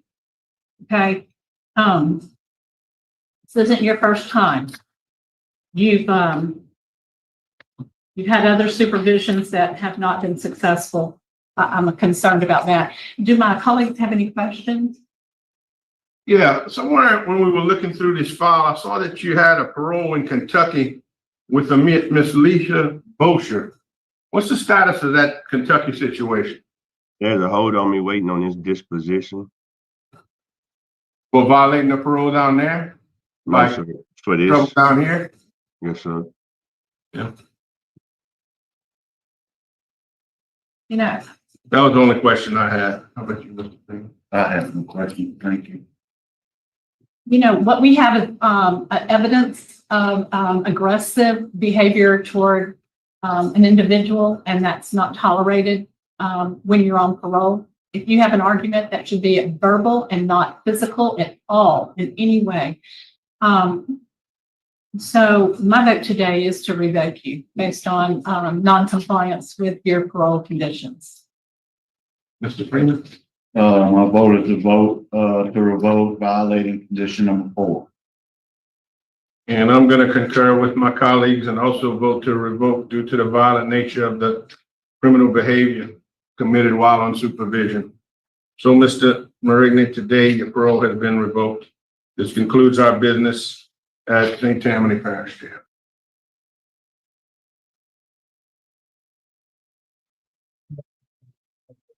And we got the revoke one. I mean, I'm sorry, you saw that coming. It's like game over. It's like what he was expecting. His wife was just talking too much. Like, I'm sorry, sir, but nah, you're gonna stay there a little bit longer, and it's gonna get harder to get your parole back. Just saying. But anyway, I know it happens. Well, we're gonna go to Rapids. Oh my days, this places today are gonna be the death of me. But the name is easy. Mario County. That's a nice name. It's another verification. Let's see if this one behaves better than the other one. Well, it doesn't. The camera angle is not the greatest. Why do we need to see the whole staff room? Like, I don't understand why we need to see the whole staff from there, but. AM. Ugh. My name's Danny Bonner, chairman today.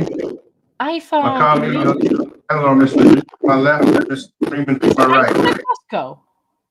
A remote location, Rapids Parish Detention Center. Is there anybody there? Hang on. Hang on, sorry. I need to pause because iPhone is either in the water or it looks like it's at Costco. I'm sorry, but iPhone looks like it's at Costco, but he needs to get better. Let's skip a little bit to see if he gets better.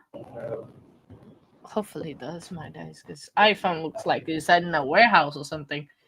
Oh, now we just get a shot of iPhone. No, Yeah, it looks like he's at Costco. Is it working? What? What they got on there now ain't working at all. Is it working? iPhone, you gotta have to hide. Hide iPhone. Okay, hang on. Let's move. That's just hilarious. Oh, hang on. What happens? Did they skip Mario? Oh, yeah, they skipped Mario. Oh no. So apparently, I think Mario. Oh, Mario's gonna. It went down. So, oh, Home Depot. Sorry. To me, everything looks Costco. Oh, no, right. Mario got moved down. Maybe connection issues. Let's move to Shaka Jones in La Salle. Oh my days, this place is today. I need that. Be on the room with you. There you go. No, sir. No? Okay. And would you please introduce yourself with your full name and DOC number for the record? I'm Shaka Marquis Jones. DLC number 734-738. Currently housed at LaSalle Correctional Center. Do you have a parole revocation hearing questionnaire in front of you? 1 second. I think so. Oh.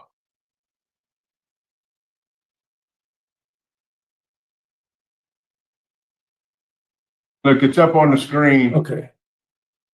You recognize that paper? Oh, yes, sir.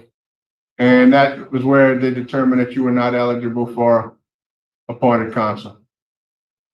So I'm going to go ahead on and proceed with your hearing today without appointed counsel. Do you have retained counsel? No, sir. Okay. I'm going to read you the violations against you and ask you to give me a plea to them, and you can respond with guilty, not guilty, guilty with the statement, or not guilty with the statement. I'm assigned your case, so I'm going to be doing all the questions. The first violation you have is that you failed to report for the month of October, November of 2024 after being instructed to report monthly. How do you plead to that?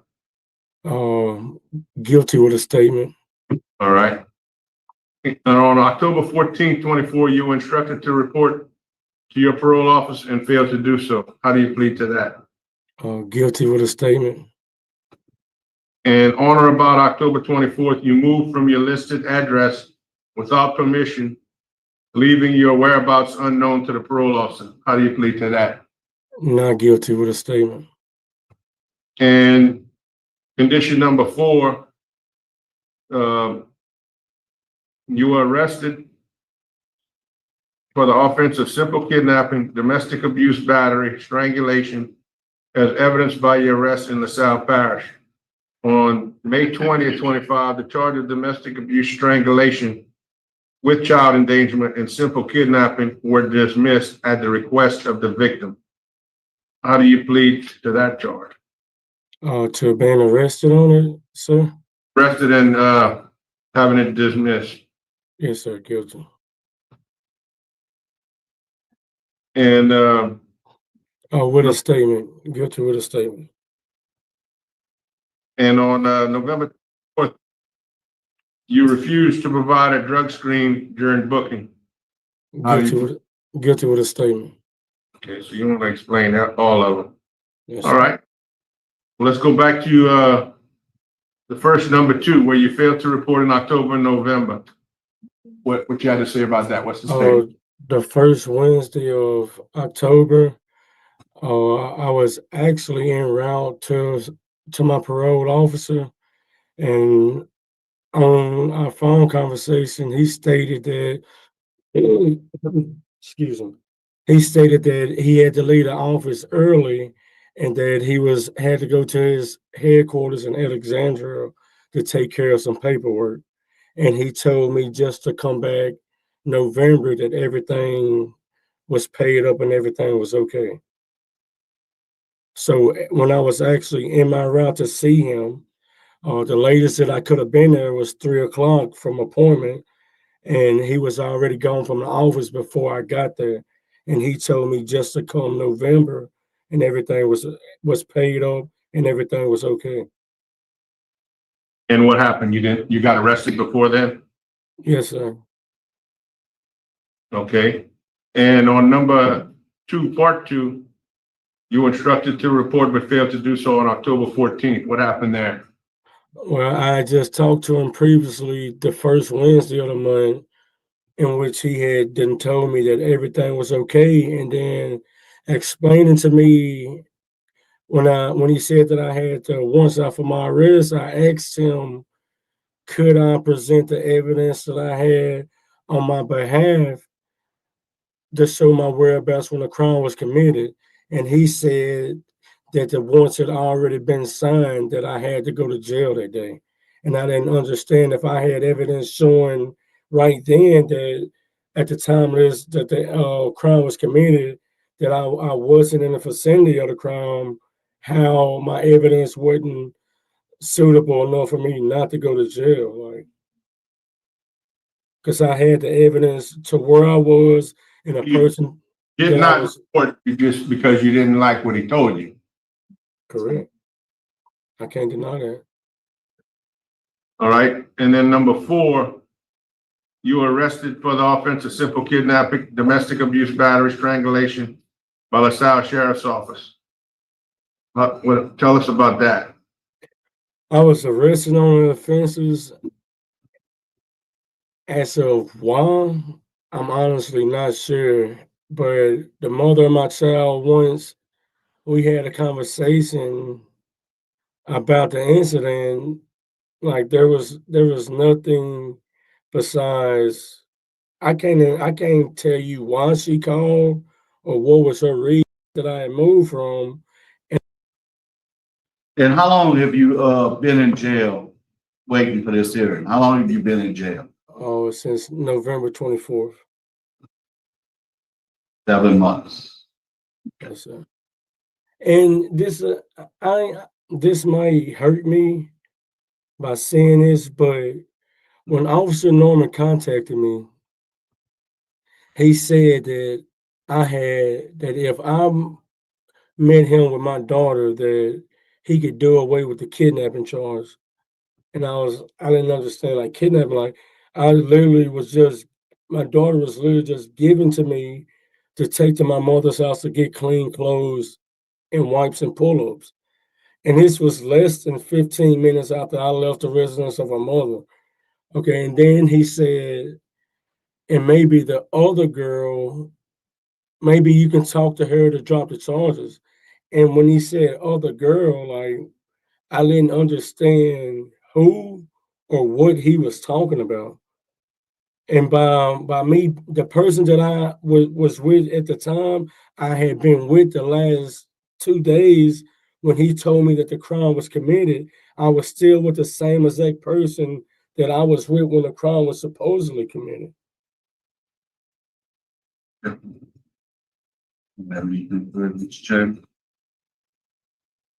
All right.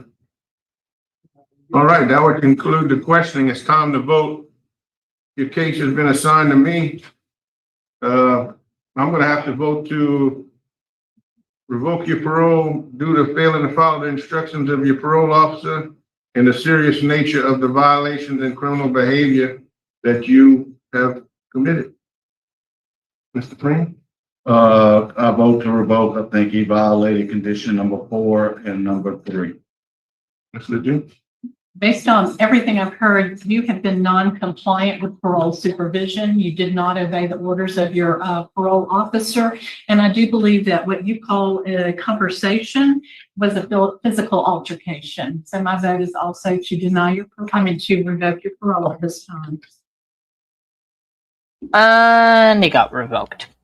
And that's an end for you, my sir. Sadly, you're gonna have to go back to, well, prison, jail, finish off your sentence, do whatever you want to do it, and you're just gonna have to carry on doing it. Why is this now? Sorry, I'm trying to fix the camera, but I don't know what's happening. It's just a craziness. So it got denied. So we heard 3 paroles, 3 denies. Well, 2, 3. Excuse me, choking myself. But court should be back any minute now. We're gonna carry on listening to I Do Not Recall remix this afternoon, probably. We're gonna have like version 2 or version 3 of that, the remix of I Do Not Recall.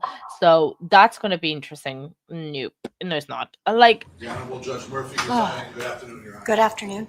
Not enough Good time. afternoon, everyone. Thank you. You may be seated.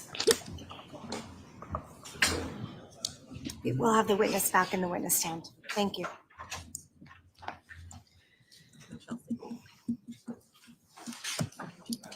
Yep. Come on up, have a seat.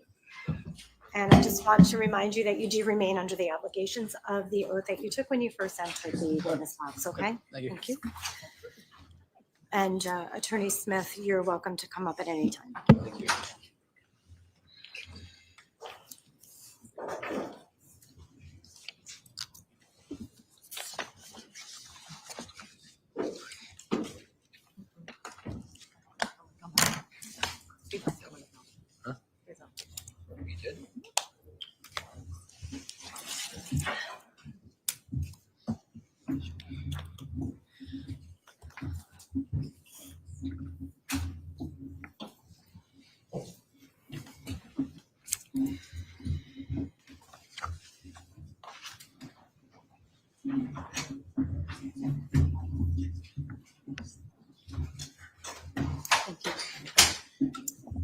All right, welcome back, ladies and gentlemen of the jury.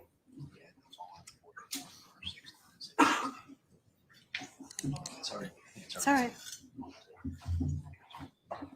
All right, counsel, at this time, I would like you to please stipulate to the presence of our jurors. They will stipulate. Defense stipulates, Your Honor. All right, thank you so much. Attorney Smith, you may proceed. Thank you. Okay, Mr. Connery, see if I can reorient myself to where we were. Okay, I think you had just told us that a Shelton High School kid threw a punch, but you can't recall who that person was, right? Correct. How far away were you from where the person threw the punch? I was at the mulch pile, so 5 to 10 feet. 5 to 10 feet away. Yeah, that's about that. From the You couldn't tell who it was that threw the punch, no, but you could tell that it was a Shelton High kid. yes, it was from someone's back. Someone's like their backside was towards me. And you said that when you ran over to where Ryan Hines and Raul Valle were fighting, that they were just tussling, right? Yeah, they were fighting. No full punches were going on. Don't recall the specifics, but they were fighting. And they were fighting on the ground, right? I don't think so. And you said at some point you took Mr. Hines's place after you'd pushed them apart, right? Correct. And that you made eye contact with Mr. Valle, right? Correct. And in fact, when you described that to Officer Bango on July 9th, you told him that he stared into your soul and made creepy, demonic eye contact with you, correct? Yes. Demonic eye contact? It was eye contact of someone who knew what they were going to do. It looked very unpleasant and very scary.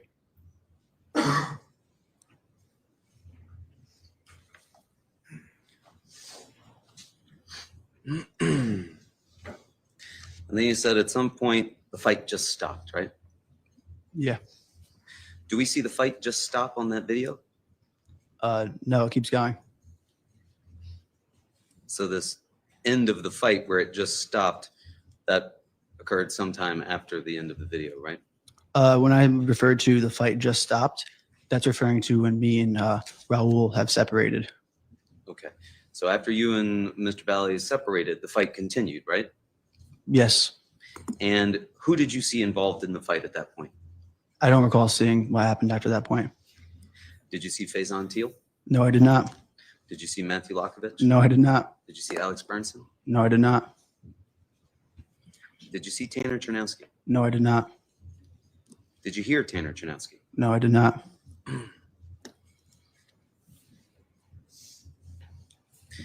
I'm going to ask you to watch what is labeled as States Exhibit 60. And if we can see the 25% with the frame numbers on them, please. Young man. Yes. And I may ask this to be paused at various points, okay? Okay. Yes, sir!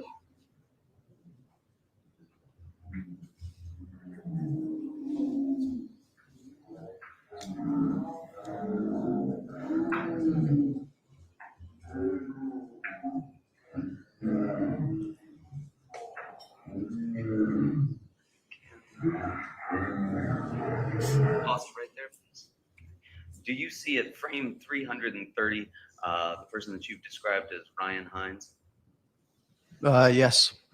And is he the person to the left of the screen wearing the green sweatshirt and the black shorts with the white trim? Yes. Can you play it again, please?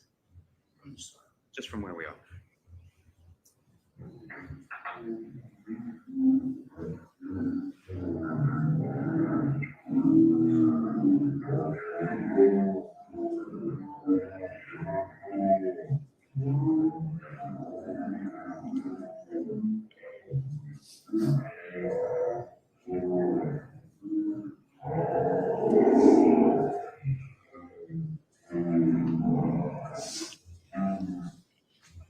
Did you see rain falling through the course of that video? Yeah. Do you recall it being misty and rainy that evening? Yes, I do. Do we have the ability to go to certain frame numbers on there? Yeah. Okay. Can you take us to frame, just start at the beginning at frame 0? Okay.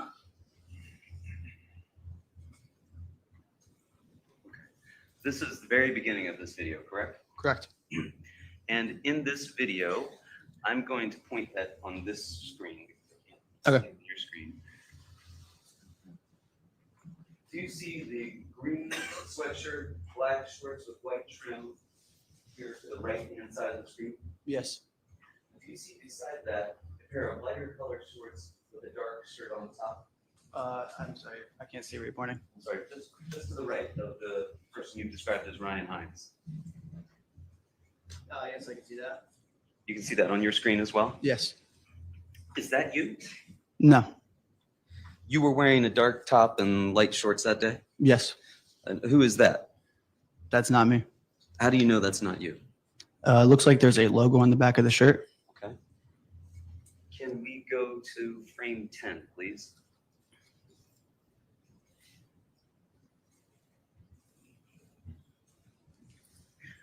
And I'm going to point here on this screen again. Do you see the green top, black shorts with white trim that you've identified previously as being Mr. Hines? Yes, I do. And do you see beside him the dark top with graphic on the back and the white shorts? Yes. Do you see beside that another person apparently wearing light shorts and a dark top? Yes. Is that you? Not that I recall, no. You recall telling us that you were close to Mr. Hines, correct? Yes, but before the video is when I had my interaction with him. Before this video is when you had the interaction. Yes. And can we go to frame 14?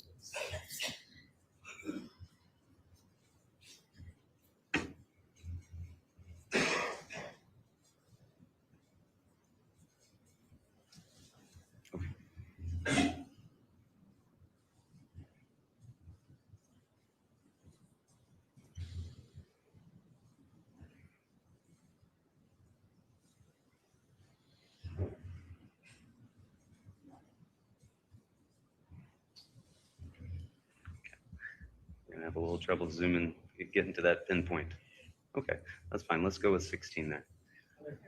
Oh, okay. And do you see in frame 14, again, green top, black shorts with white trim over to the right-hand side of the Yes, I frame? see that, yes.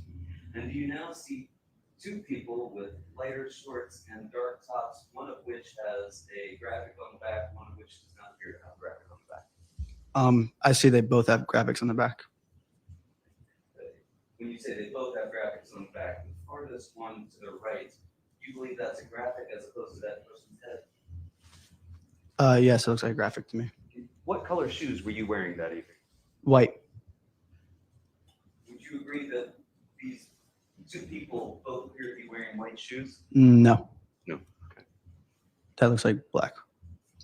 And can we play through to frame 29? I want you to pay particular attention to frames 25 and 29. Can you see the counter on the bottom? Yes, I can.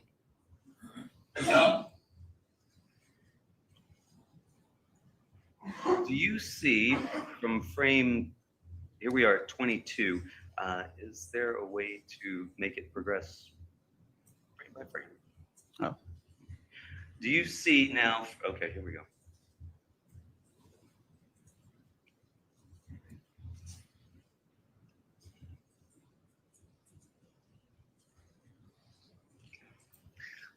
Let's stop there. Did you see those two people kicking their legs? No. No. Is there a way to, does that have a playback speed on it?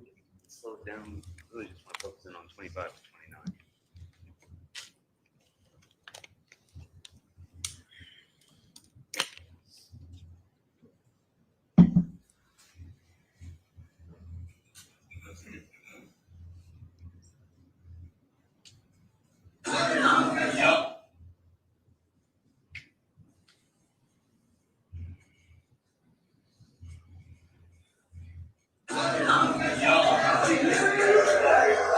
Yes, sir! Okay. Can we go back then to frame 79?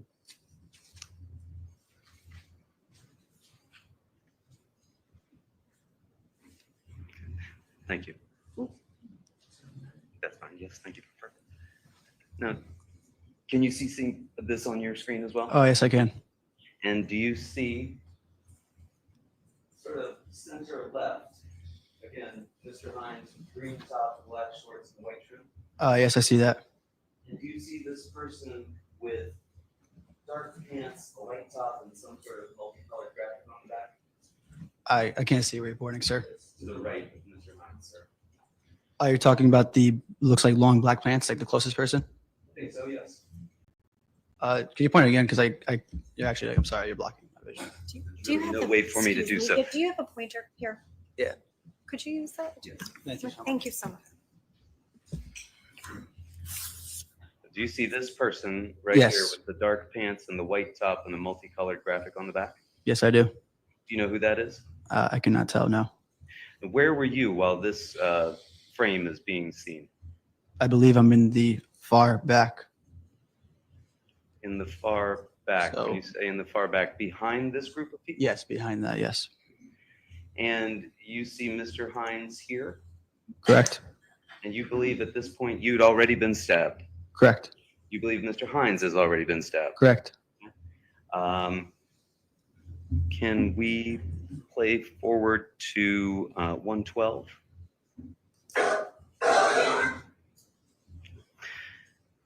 You see a person on the ground here, Mr. Connery? Yes, I do see that. Do you believe that to be Tyler De Silva? I can't tell in this, but Well, you described him before as wearing a blue baseball style jersey, correct? yes. And can we play it to 135?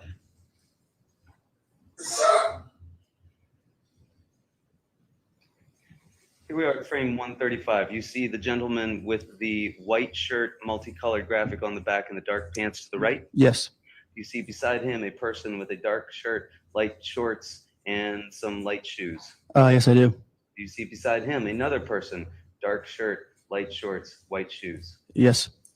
Would you agree that this person that we've just described in the dark shirt, light shorts, and white shoes is going to the left of the screen towards this altercation happening to the left? Yes, it looks like that. Would you agree that these other folks we described, these two on the right-hand side, they are participating in something that's going on to the right side of the screen? Yes, they look like they're looking that way. And do you see on the far left what we've already identified before as being Enrico Fiola holding a camera? Yes.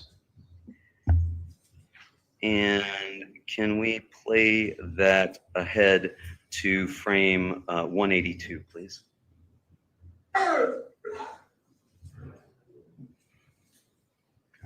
This is frame 182. Would you agree that's the still shot that we've seen earlier when you were shown the exhibit? Easy for me to do. Would you agree? Yeah, it looks similar to it, yes. Right, because we see Enrico Fiola here again, right? He's looking towards the screen. We can see the light in his eyes. Yes. And he's again holding the camera, correct? Correct. And there's, again, this person on the ground, which I believe earlier you identified as being Tyler Da Silva. Yes, that's him. And that's Tyler Da Silva on the ground, correct? Correct. And then can we play it forward? Just a frame or two ahead.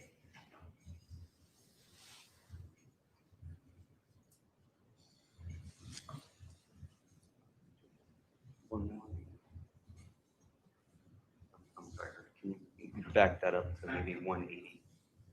180? Yep. And one more. There we go. Do you see here, again, Mr. Hines with the black shorts, the white trim, and the green top? Yes, I see him. What is he doing there? Standing over the kid on the ground. Can we play that forward to 183?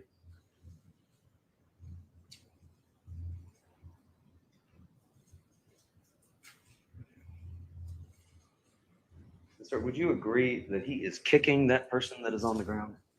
It looks like he's doing something. Doing something, but you're not sure what. Yeah, it's hard to tell. All right.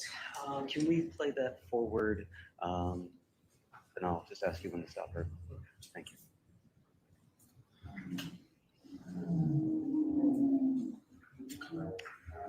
Can you stop? Do you know who this gentleman is that's standing here in the front of the frame with the white shirt and looks like some sort of dark bottom? It's hard to tell with the light on his face. Can we play that forward just a little bit more? And again. Stop, please. Any idea who that was? It looks like someone named Alex Zaborek. I'm sorry? Alex Zaborek. Alex Zaborek. Yes. Do you remember him being there that evening? Yes. Did you tell anybody about Alex Zaborek being there that evening? No one was asking me about him. No one's asked you about it. Can you play that forward again?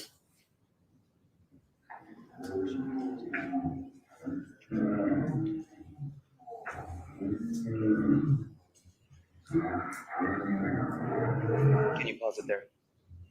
We're at frame 332. Do you see that, Mr. Connery? Yes, I do. And do you see here to the left, standing beside somebody with their camera out, Ryan Hines with the white trim, black shorts, green top? Yes, I see him. Do you see Mr. Da Silva on the ground with his baseball jersey up over his head, hockey style? Yes, I see that. Do you see Alex Bernson leaning over him? Yes, I see that. Do you see Michael Sampieri also coming towards him? Yes. Is this your brother coming into the frame here from the right-hand side? Yes, it looks like it. Can we play that again, forward ahead? And can we pause that? And do you see your brother being followed by this gentleman in the gray top with the dark shorts? Yes. Who did you tell us that was before? Joey Romano. Joey Romano. Did you tell anybody that Joey Romano was there that evening? None. You weren't asked. No, and no, I was not asked. Do you see this gentleman here with his shirt off and the dark colored, maybe camouflage shorts? Yes, That's Matthew Lakovich. correct. And he's in a group, you would agree, with Mr. Romano and your brother. Correct. Can we play that forward again, please? Can you pause it, please? Do you see right behind Mr. Lakovich a person with white shorts and a dark top? Yes, I do. Do you believe that to be Mr. McGrath? Yes. Can you play that forward again, please? Can we pause it there, please? And you see Mr. Hines standing to the left of frame 400, correct? Correct. Green top, black shorts, white trim, correct? Correct. Jacob Villalobos shoving Mr. De Silva, correct? Correct. You see the leg and part of the body of Mr. McGrath, correct? Correct. And he's standing in close proximity to this group that is shoving Mr. De Silva away. You would agree? Yes, somewhat close. Can we play that forward, please?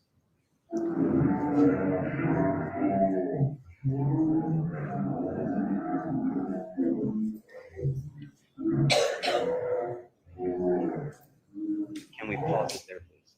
We're at frame 490 now. Can you see that? Yes.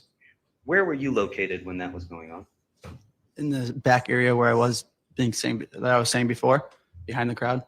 Still behind the crowd. Correct. Are you laying down at this point? No, I was not. What were you watching at this point? I was just in shock and just staring off. You still see Mr. McGrath here in frame 490, correct? Correct. Where were the rest of those people that were just with Mr. McGrath? There to the left of him.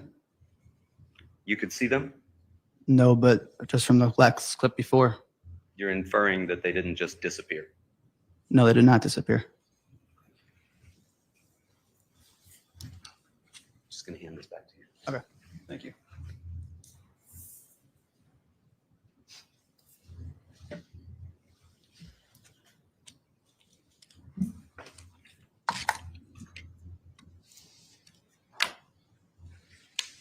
Now, it was your testimony that, at least when you saw Mr. Hines engage with Mr. Valle, that they were just tussling and there was no punches, correct? They were tussling. I didn't see punches or anything else. Did you see Mr. Hines kick anybody? No, I did not see him kick. You didn't see him punch anybody? I didn't see punches. Did you see him tackle anybody? It wasn't tackling. It was just tussling. I don't know how to exactly describe it, but they were going at each other. And after you claim to have separated them, did you see Mr. Hines go and do any of the things that we just saw there on the video? No, I was not looking for that. You couldn't see any of that. No, I was not looking for it. Did you see Faison Teal stomping anybody? No, I was not looking for him.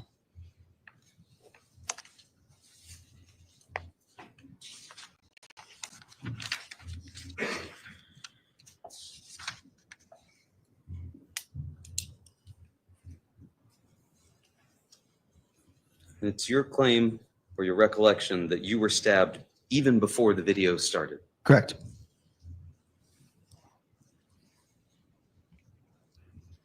And it's your claim that there were only 3 people involved in the fighting. From what I saw, from what I was looking at, the angle I was at, yes. And that most people are just sitting watching. From my point of view, correct. You were dressed similarly to Mr. McGrath that evening? Different color shorts and no logo shirt. Dark top? Yes. No logo on your shirt? Nope. White shoes? Correct. Light gray shorts? Correct.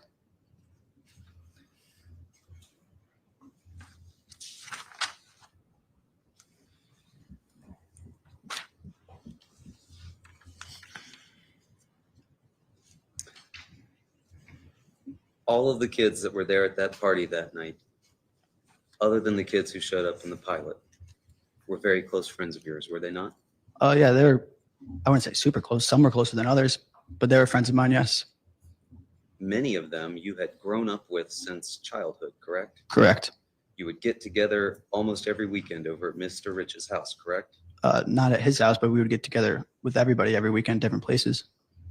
Different places, but engage in a similar sort of party wherever those places were, correct? Not every weekend, but here and there, there'd be something to do.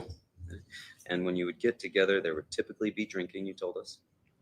It depended on the situation. And you wouldn't want to see your friend's reputation or memories be harmed in any way, would you? No.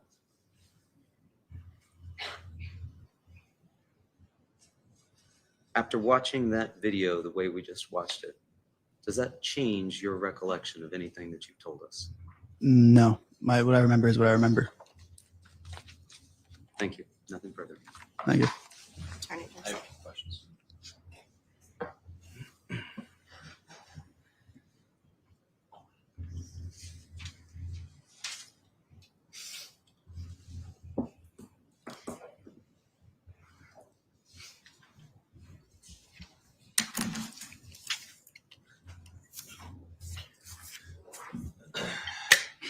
Hey, Tom. How's it going? Council just asked you about this video. Correct. This is frame 252. Do you know who that is by the car? Yeah, that's Raul Valle. You didn't see that, right? No. At the time? No. But you know that now. Yeah, I know it now. Can you play the video, please? Stop. And frame 287 on the ground, that's Tyler De Silva, right? Correct. But you didn't actually see that at the time of the video, right? No. Play it.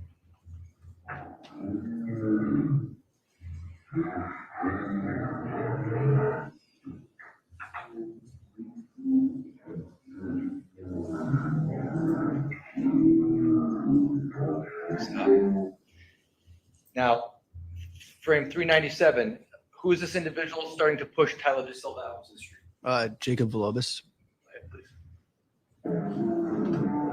Stop. Now, frame 416, who is that stumbling out towards the street? Towards the street is Tyler De Silva. Who's directly behind him? Raul Valle. Do you remember that happening on the night in question? No. And who is this individual standing by himself right here on the left side of the frame? The one with his arm right Yes. there? That's Jimmy McGrath. And was it at this point that you looked over and you saw Jimmy McGrath stabbed? No, no. Play it, please. Stop. Who's standing out in the street all by himself in frame 453? Tyler De Silva. That's not the defendant right there? No, that's not the defendant. Play, please. Stop. Now, this individual on frame 489, who is this right here? I'm sorry, you're blocking. Frame 489 on the left side of the frame. That's Jimmy McGrath. Okay. Standing all by himself? That's what it looks like. Do you remember seeing this happen on May 14th of 2022? I saw him standing by himself, but after they drove away. Can you please play it?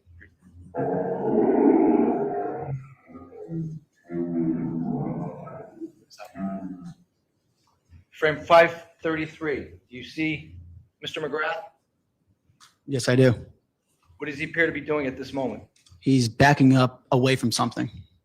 Did you see that happen on May 14th? No, I didn't see that. Who is next to Mr. McGrath in this frame? Tyler De Silva. So you remember certain things happening that night, but not everything that you saw in the video. Correct. Is that fair? Safe assessment? Yes. So at what point in time do you remember seeing Mr. McGrath after you realized you're stabbed? So after I realized I was stabbed, they have already driven off, and actually he was standing somewhere near where he is in this video, and that's when I saw him stabbed and fall to the floor. So lift up his He shirt. pulled up his shirt, there's blood, and he just dropped.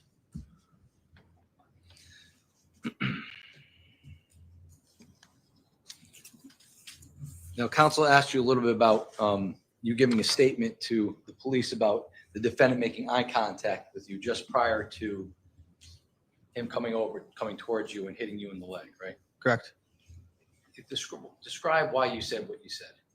Because the way he looked me in the eyes, no one's ever looked at me that way before, and it was now when I think about it, the punches that I thought were being punches was someone who looked at me knowing what they were going to do.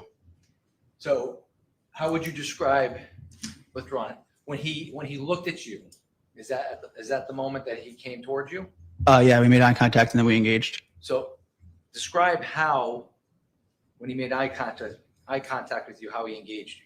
He was on literally bent over, as I described before. He looked me up right into the eyes, and I looked at him, and then he came right at me with the leg, and that's when he was doing the hooking motion into my leg. And when he came at you, what was your reaction to that? I immediately was doing the thing, get off, like this. And when counsel asked you the fight just stopped, what did that mean? The fight just stopped. It didn't just stop. Me and him had our separation, and then that's when I stood there in that back, just looking around in shock. And when you were in shock, what were you doing? Were you focusing on what was happening? I think I don't recall exactly what was happening around me because my body was just telling me like, you're hurt, like figure out yourself. So I was just sitting there, standing. Were you engaged in who was around you and taking notes on all your friends around you? Not at all.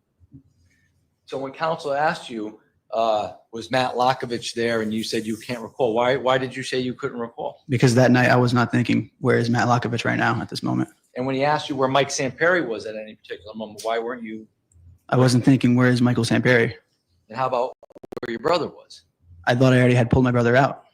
And what about where Jimmy McGrath was? I wasn't thinking, where is Jimmy McGrath right now? And how about any of your other friends that have been mentioned? Not a single person I was thinking about, no, not where they are. So with regards to when counsel asked you about when the car initially drives up and people say someone's out in the front yard or the car's here, and you walk out into the driveway, but you stand at about, I think, 30 feet away. How many people were around you that were from the Shelton party? Like I said, there was 10 people in the driveway around me. How many people were close to the car? About another 10. And at that moment, were you taking notes about who was to the right of you, who was to the left of you? Not at all. Why weren't you taking note of that? Because I was taking note of who were the people that were not supposed to be here in the car. So where was your main focus at that point in time? The people in the car. And with regards to when you go back into the house and then you come back out a second time, remember when you just testified on cross that the car was down the street and you come down the tree line area? Correct.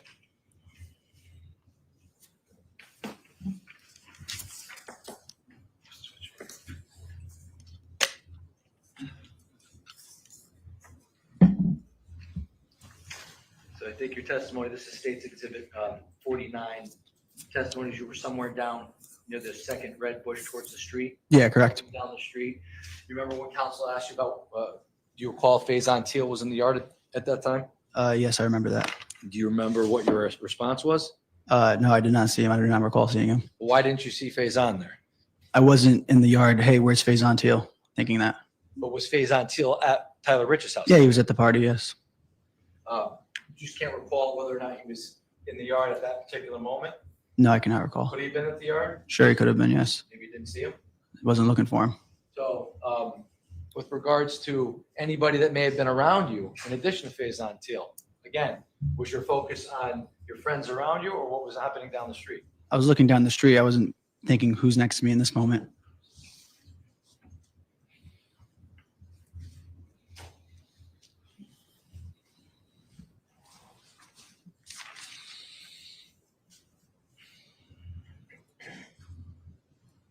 Now, with regards to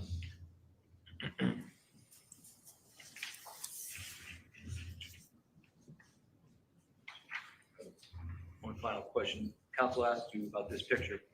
State Exhibit 57. Recall that? Yes, I do. Do you know where that picture was taken? Yes, I do.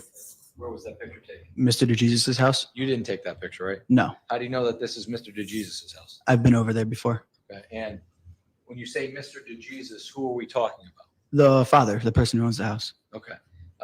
Do you know if Mr. DeJesus has any children? Yes, he does. And who are his children? He has 3 boys and 1 daughter. And are you friends with any of his Yes, I am. children? Who are you friends with? Nicky DeJesus through my brother, and then Joey DeJesus because he's older than me. And was any of those individuals at Tyler Rich's house then? Yeah, Nicky was. Nikki was? Yeah.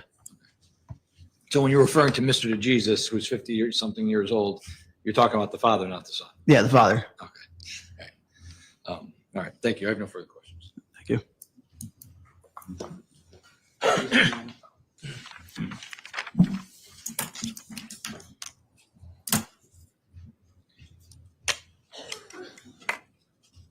You were just asked about when you had been out in the driveway looking across the way. There were 10 of you in the driveway, you recall, and another 10 across the street with the car, correct? Correct. And you told us you were just focused on who was in the car that wasn't supposed to be there, correct? Correct. And that's why you didn't see anybody rocking that car, correct? Correct. That's why you didn't see anybody put their hands on that car, correct? No, I did not see that. That's why you didn't see anybody throw anything at that car, correct? No, I did not see that.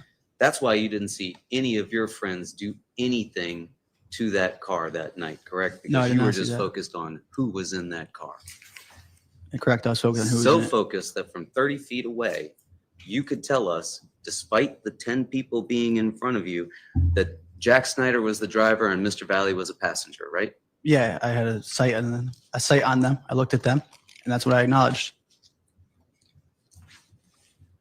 Thank you. Nothing further. All right. When you noticed the defendant and Jack Snyder in the car, did you hang out there the whole time, or did you make your way back into that? No, I went inside. Okay, so you didn't stay outside the entire time during that? No, there was time? already so many people out there. I didn't need to be out there. No further questions. Nothing further. You're dismissed, Smith. Thank you. Just watch your step as you exit, okay? Thank you.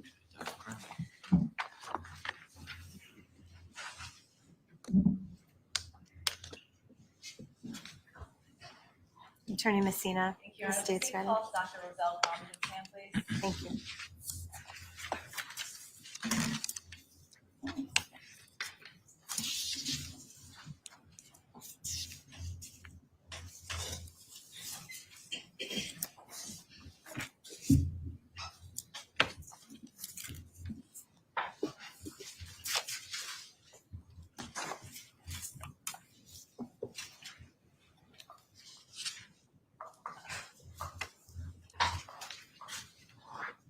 Good afternoon. Yes, please step into the witness box and remain standing. Madam Clerk, to my right will put you under oath. Thank you.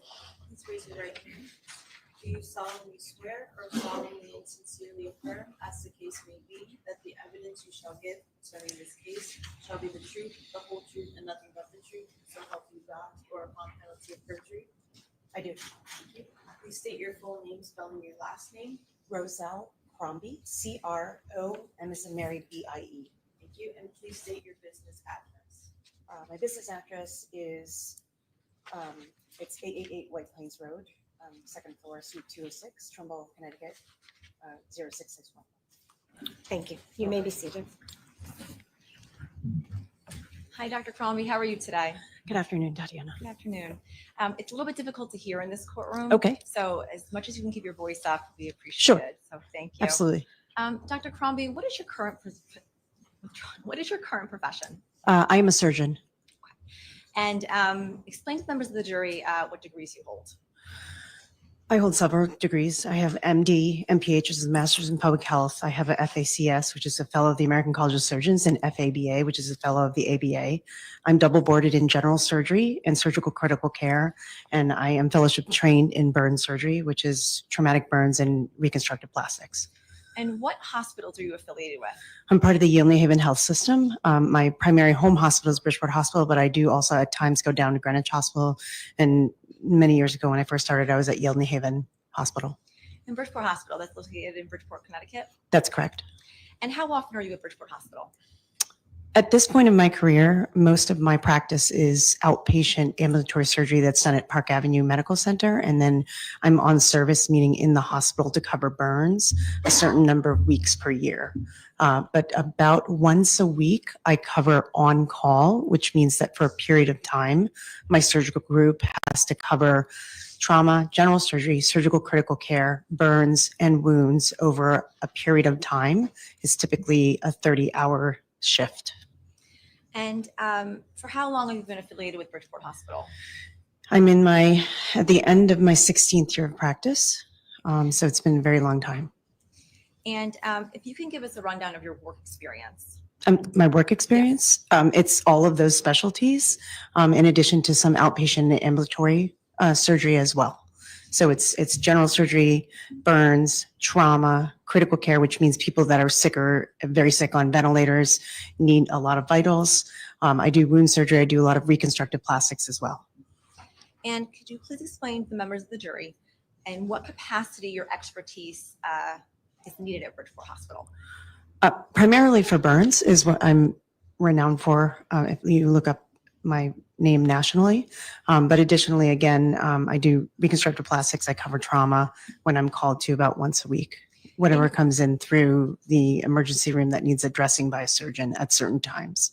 In your specialty of trauma, Mhm. explain to the members of the jury, are you in one particular department at Bridgeport Hospital, or are you called into any department when needed? Good question. So a lot of the general perception is that we're just sitting there in the emergency room, and that's exactly not what happens. So I'm a surgeon. I'm part of the Department of Surgery, Surgical Critical Care, General Surgery, Burns, Wounds.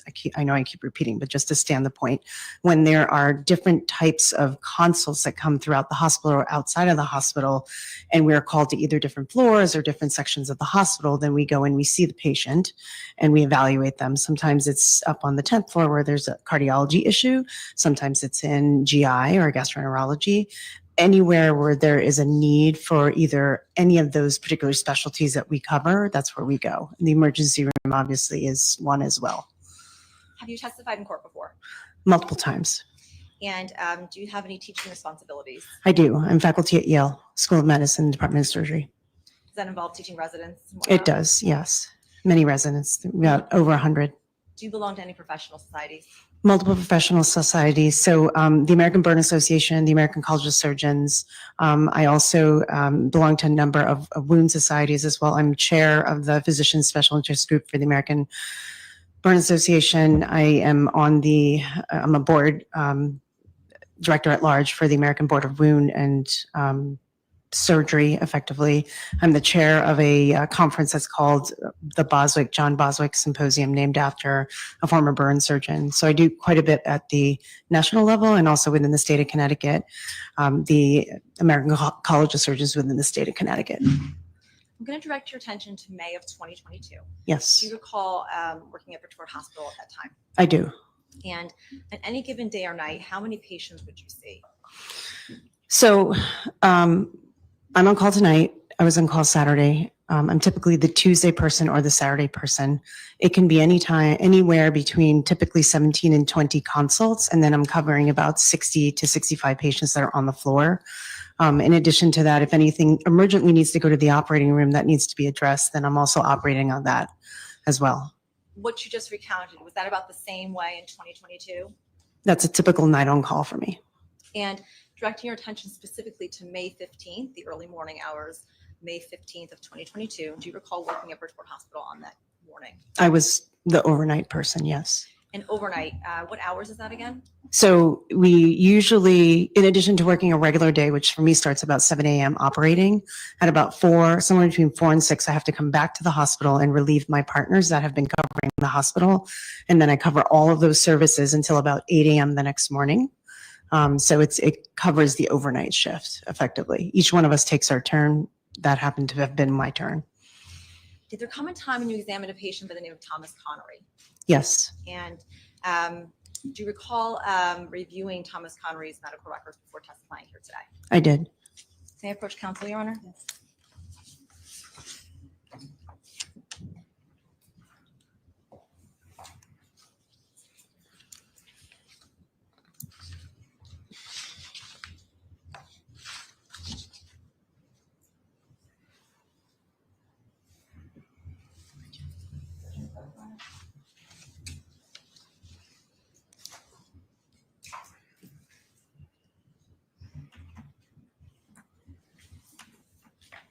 Virginia witness.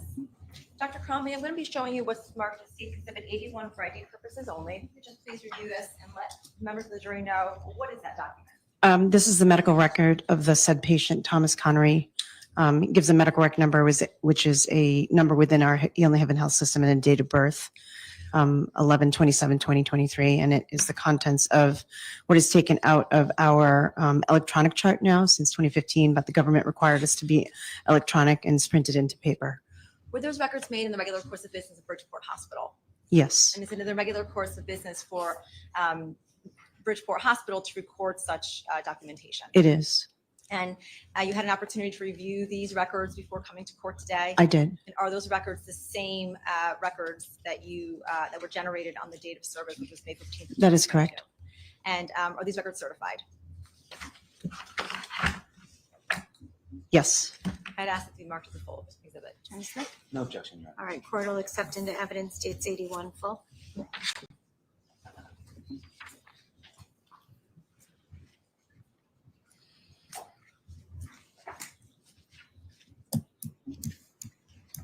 Dr. Cromie, giving you back states 81, now a full exhibit, you can now reference states 81. Dr. Cromie, looking at states 81, when was Thomas Connery admitted into the hospital that morning? 5/15/2022, I recall that it was just at the turn of midnight is when we got paged Okay, and to your knowledge, how was he brought to the hospital? by ambulance. And where was he brought upon his arrival?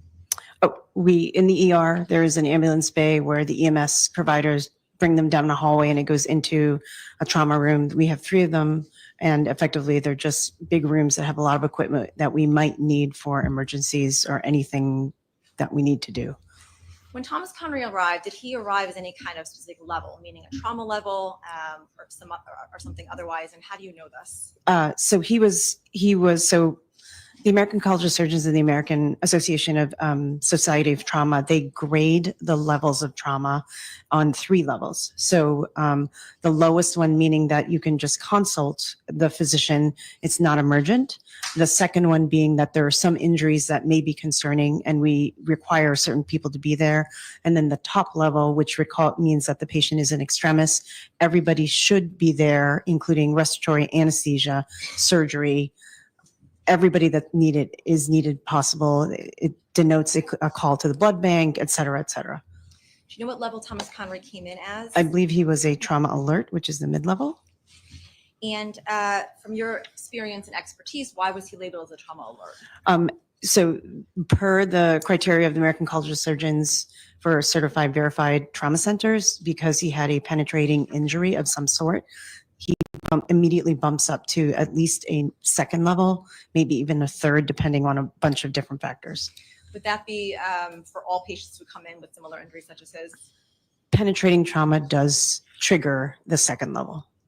And please explain to the members of the jury how you came about, how you were asked to assess his injuries. How were you called to assess his injuries? So in a typical night on call, I'm the attending on call. I have a chief resident, which is anywhere between a PGY3 and a PGY post-grad year 3 to post-grad year 7, basically. And then there's a mid-level resident, which is the person that primarily covers any consults that come through the ER or any emergencies like this, and then an intern. So what typically happens in many hospitals throughout the United States is that the mid-level or the consult resident goes and evaluates the patient. There's also a separate residency program called the Emergency Medicine Residency Program that also evaluates the patient. And it's part of both the learning process and the incredible need to have multiple parts to patients' care in medical care. And the mid-level resident, we all got the page. The mid-level resident then speaks to the chief level resident, and then they evaluate the patient and call me and give me a head to toe. And then I go and examine the patient. I'm going to direct your attention to Stacy's exhibit, I believe it's 81. Page 2, under where it says history chief complaint. Can you please read what it says under that line? Stab wound, multiple stabbings to the left thigh, trauma alert called at 0042, so 12:42 a.m., direct to trauma 4, which is one of our main trauma rooms in the ED. Trauma room was 4. trauma 4. Correct. And how many do you have at Bridgeport We have Hospital? 3 Okay. that are active, but we can spin to more than that if needed in a mass casualty incident. I'm going to direct your attention to States 81, page 6, towards the bottom of that exhibit under the heading ED Notes by Messer Marissa RN. Can you please read what it says there, starting with the sentence on assessment?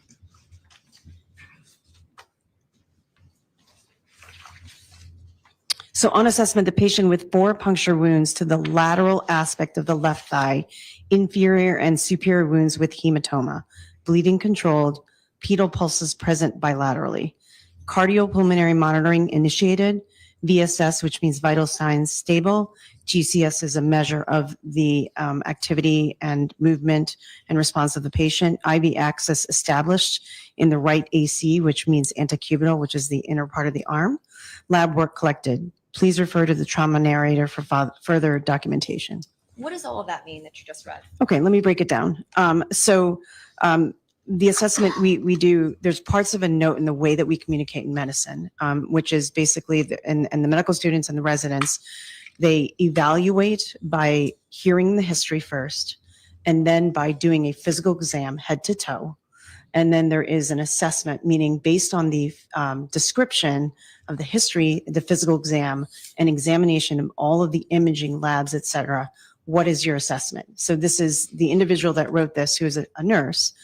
This is what she is reporting as her assessment for this patient. So 4 puncture wounds, so 4 stab wounds, lateral aspect of the left thigh. So there's laterality, so there's left and right. Lateral means to the outside of the body. Medial means to the inside of the body. So it appears that there were 4 puncture wounds to the lateral so outside of the left thigh. Inferior means, again, inside. Superior is above, so towards the top, with a hematoma, which is basically a collection of clotted blood. Bleeding is controlled, it appears, is what she is assessing. Pedal pulses means that she touched, or somebody touched, the bottom of the feet and examined the arteries there. And what that indicates is that there is good blood flow that goes beyond those stab wounds to the feet. And cardiopulmonary monitoring was initiated, meaning that they hooked them up to the monitor, which is blood pressure, O2 saturations, respiratory rate, amongst other things. Vital signs are stable, so they fell within a specific range. GCS is a Glasgow Coma Scale. It is a universal way that in the emergency room and surgeons communicate, and it's based on eye movement, verbal, and then overall movement. And there's a score, 15 is the best that you can get. The minimum we typically give if somebody is even deceased is a 3, because they got basically a 1 for nothing. IV access means that the nurses were able to put the IVs in the right arm, and then they collected the typical blood work that we do. Thank you. You're welcome. Referring you to State's Exhibit 81, bottom of page 6 into page 7. Is this where your notations begin? This is part of my note. Yes. Okay. And is that your electronic signature on this documentation? It is. Okay. And you personally examined Thomas Connery, I is that did. correct? And on that same Exhibit 81, where it says pre-hospital information, what does that refer to? Pre-hospital information means that before they got to the hospital and rolled in, emergency medicine services are also providing some type of medical care, and they're documenting that in some capacity. Now, I don't see anything other than when the patient rolls in. So I know nothing about whether or not that's valid or invalid. It just is. And emergency medicine services, that's EMS? That's correct. And it indicates here on States 81, page 7, arrival time and exam time. Is that when you actually examined Thomas Connery? No, as I stated before, the way that it works is based on the grading of the system. He is a middle grade, so I don't technically need to examine him for a certain period of time. If it's the highest grade, we have to be there within 15 minutes. Moving to page 8 of States 81, what is the difference between a primary survey and a secondary survey that is listed there? So again, with the American College of Surgeons and the trauma, a primary service survey means primarily we're identifying the things that can kill you. So airway, breathing, and circulation. And so those are the primary survey that we have to evaluate. Airway, I'll give you for an example. So if airway is not working because they don't have a breathing tube in, you stop there. You cannot move on to identify whether or not they're breathing, because they may not stop breathing until you have an open airway. So that's the time that we get anesthesia to come in, put a breathing tube. And then you keep going down until you're done with circulation, evaluating all the vessels throughout the entire body and making sure that they have good pulses. The secondary survey is then after you've got the patient stable and you've got all that documentation, is really looking at things like eye movement. Do you have blood in your ear? Are there any other deformities because of fractures and stuff like that? So that's all documented as a methodical way so that nobody misses anything. Now, prior to assessing Thomas Connery that morning, had you had occasion to treat patients with stab wounds in the past? I have. And upon examination of Thomas Connery, were his wounds consistent with stab wounds to the thigh? They were. And do you base your conclusions on self-reporting, your personal observations, or a little bit of both? In terms of that they were stab wounds? So it's a little bit of both, but there are also some imaging studies that are done. And within the imaging studies, things that we're looking for are communication of air into the deeper tissues. And he did get what we call a CAT scan. So it's evaluation of the actual soft tissues and bones that showed that the injuries on the skin were consistent with a deeper injury down below. I'm going to direct your attention back to State Exhibit 81 on page 9. Are those notations a continuation of your secondary survey of Thomas Connery? They are. And directing your attention to page 9 under where it says extremities. If you can please read that to the jury and then explain why this was concerning to you. Sure. So this is an evaluation of the extremity on the secondary survey. Left thigh with 4 stab wounds with no active exsanguination, meaning no active bleeding at the time when we saw him. Inferior anterior stab wound, again, that's the inferior, so inside in the front anterior stab wound with a small hematoma, so small clotted blood. Range, ROM means range of motion intact at the hip joint, knee joint, and with the foot, meaning that his hip, his knee, and his foot moved completely normally for what we would expect of this age. No focal neurological deficits, which means that we tested both motor and nerve, and it was equal to the other side, and there was nothing missing. No vascular deficits, meaning that they were palpable with the different pulses, femoral, popliteal, dorsalis pedis. These are all anatomic as we're working down from the hip all the way down to the foot, with an ABI of 0.94. Distal pulses palpable and symmetric, except for, as noted above, no gross deformities or bony tenderness of the extremities. Normal passive range of motion, meaning that there wasn't anything inhibiting us from bending his legs, of the extremities without pain, except noted above, no abrasions, lacerations, contusions, ecchymosis, hematomas, or foreign bodies were noted on the physical exam. I just also want to point out the ABI, which is stands for the ankle brachial index, is another completely subjective where we measure the blood pressure at the brachial, meaning arm, and the ankle index. It should be equal and bilateral on both sides, and it should be 1. There are some elderly patients that have some vascular disease, meaning that they have smoked or they've got atherosclerosis. Sometimes you can have a decrease between 1, but in a normal young man, such as it should be close to 1. So in the area where the stab wound was on the left thigh, that limb was slightly decreased. Why was it alarming to you? So when you cut through a muscle, and if you think about it like a steak on end, there's a white thick tissue on the end called fascia. And what that does is as you injure the muscles, which are very vascular with a lot of arteries and vessels and lymphatics, they can swell to the point where it swells within that tight vascular tissue, that tight tissue called the fascia, and it can actually compress important structures like veins, nerves, and arteries. So that's why that number was concerning to me, because A, in a young man, it should not be less than 1, and B, it just shows that there was a significant amount of hematoma, meaning blood, that was starting to decrease some of the flow that was adding to our measurements. In your professional expertise, would that be something that would be life-threatening, a life-threatening? It can be life-threatening, and it also can be limb-threatening for a young man.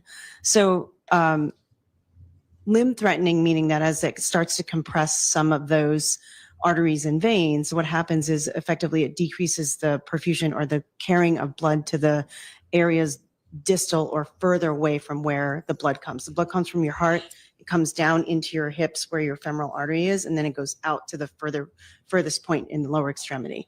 And what can happen is if the thigh is pretty muscular, if you continue to bleed, you can actually squeeze to the point where no blood flow is going down to below the knee or below where the thigh is. So that can typically in a non-responsive patient end up being an issue. And even in a responsive patient, it can lead to something called a compartment syndrome, meaning that the compartment is so tight that the pressures in the different area are damaging key structures. And that can ultimately, obviously, we call it ischemia, meaning not blood flow to a limb. And if it's not dealt with in a timely fashion, it can be devastating.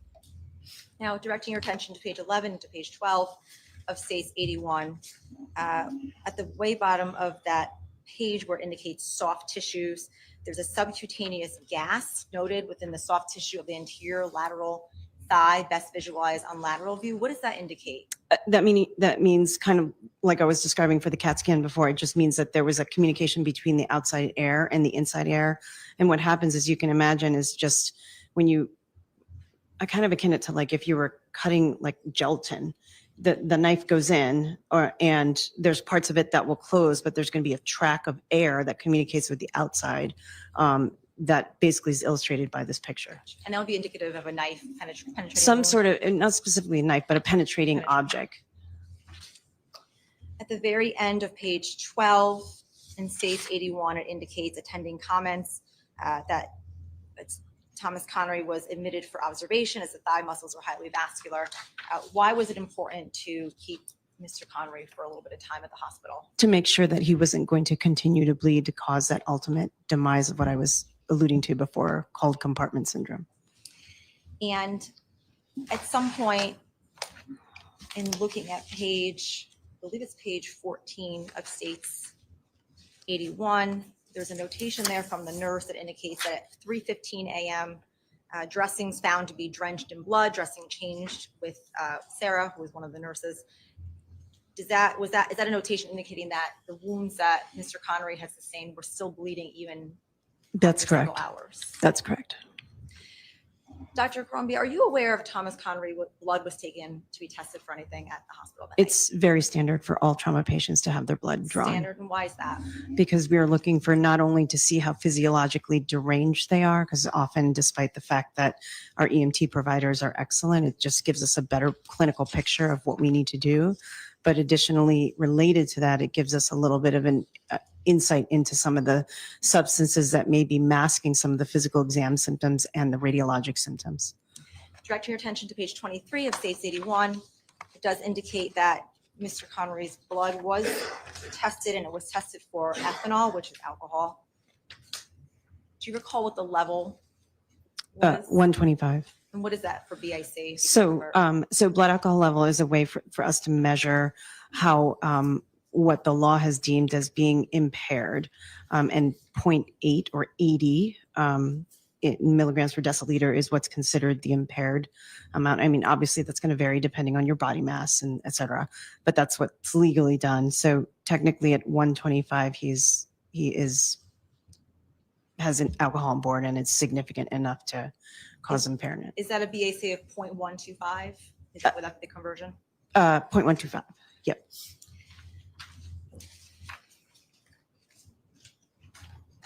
With the fact that Thomas Connery had alcohol in his system, would that have affected his injuries or how he was treated at all? So full disclosure, we don't get these numbers right off the bat.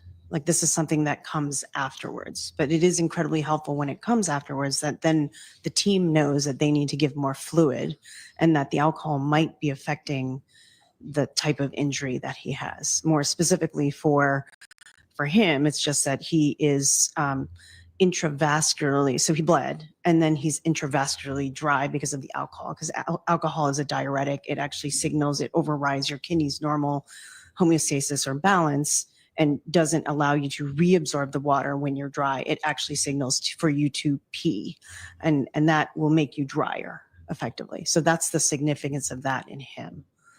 Okay. Being that you did not have these levels beforehand, did you see anything that was concerning to you that you thought maybe he had alcohol in his system, hence causing more bleeding, or he wouldn't heal as fast because he had alcohol? Anything to that effect? No, that shouldn't affect it. Dr. Cromie, I'm going to show you what's been marked as, one moment. It's exhibit 77. Can you see that on your screen over there? I can, yes, This was a picture that was taken at the scene. Do you recall if this is similar? Mr. Connolly was taken. It is similar. Okay. So we don't see these pictures, obviously, unless EMS has it. Right. I just see the patient as they roll into the emergency room. And just take one moment, Your Honor.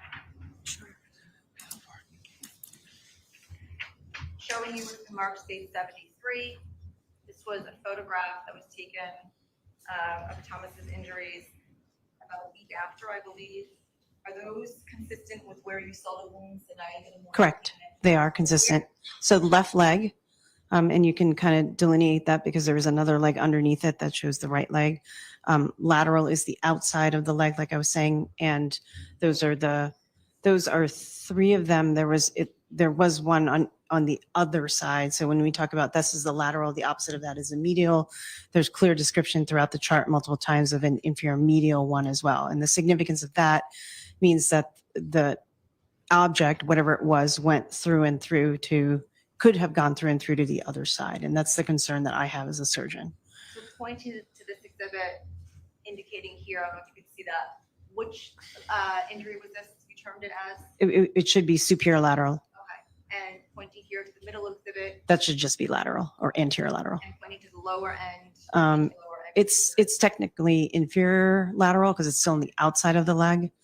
Yeah. And the one we're not seeing here in this same exhibit is, you said, on the inner side? Inferior, so inferior medial thigh.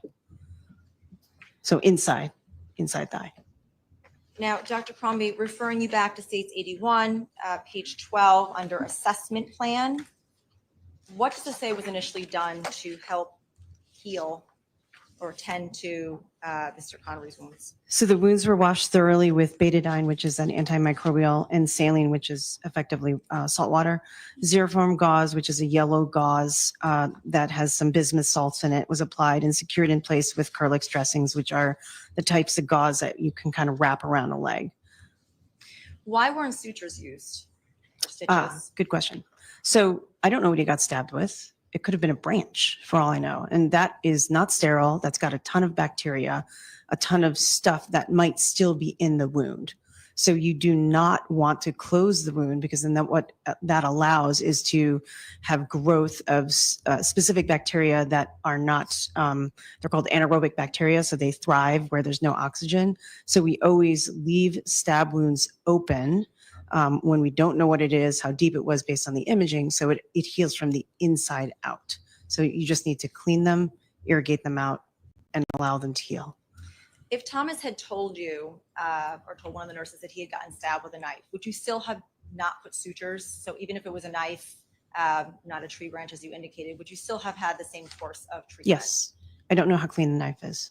Okay. And I'm going to direct you, withdrawn. To your knowledge, do you know how long Thomas Connery was in the hospital for? I don't know. I know that he came in around 12:54. I know that the dressings were changed at 3:15. That's why my note and my attending note doesn't match my resident's note because I wanted him to be observed. So, and then what happens is 8 a.m. is there's a new team and a new partner of mine that comes and takes over. But you do know that he was kept for some time for observation. He was. Dr. Crombie, I am going to ask you, in addition to treating Thomas Connery that night on May 15th of 2022, did you also recall tending to a patient by the name of James McGrath? I did not know his name at that time, but yes. And do you have a clear recollection of when James McGrath was brought into the hospital on May 15th of 2022? Yes. So in my recollection, the way that we kind of described it in the surgery team is they both came in around the same time. What we have to do is identify and treat the more critically ill patient, which was, he was unidentified at that time. Is it safe to say that James McGrath you tended to him prior to tending to Thomas Connery based on the level? Correct. Of the critical care? So he came in as a trauma code, which is the highest level. So anesthesia was there. I was there. Everybody that I mentioned earlier was there. And how did your team initially know that he was coming into the hospital? Was it an alert that you had gotten from EMS? So throughout the emergency room, and again, we're not there. There's something called CMED, which is a radio system that the EMTs and the paramedics and the ambulances do to basically triage and give a heads up for the patients that are coming into the emergency room. They had given them a heads up of the nature of how in extremis he was, how much blood there was on the scene. So that automatically bumps him up to a trauma code. So the way that I'm notified is I get on my pager, it says trauma code and gives a very brief description of what it is. Okay.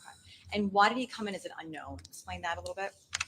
Oh, that's just if there is nobody at the scene that can identify them, very well, that's one reason. The other reason is it's unclear whether or not he's a victim of violence. And we also want to just make them an alias and be unknown so that we can just focus on that and not have to worry about all the other stuff. Prior to coming today, did you have an opportunity to review medical records for James McGrath? I did. And when he came in, do you recall what his appearance was? Very pale and white, and he was on a Lucas machine, which is an automatic machine that performs CPR.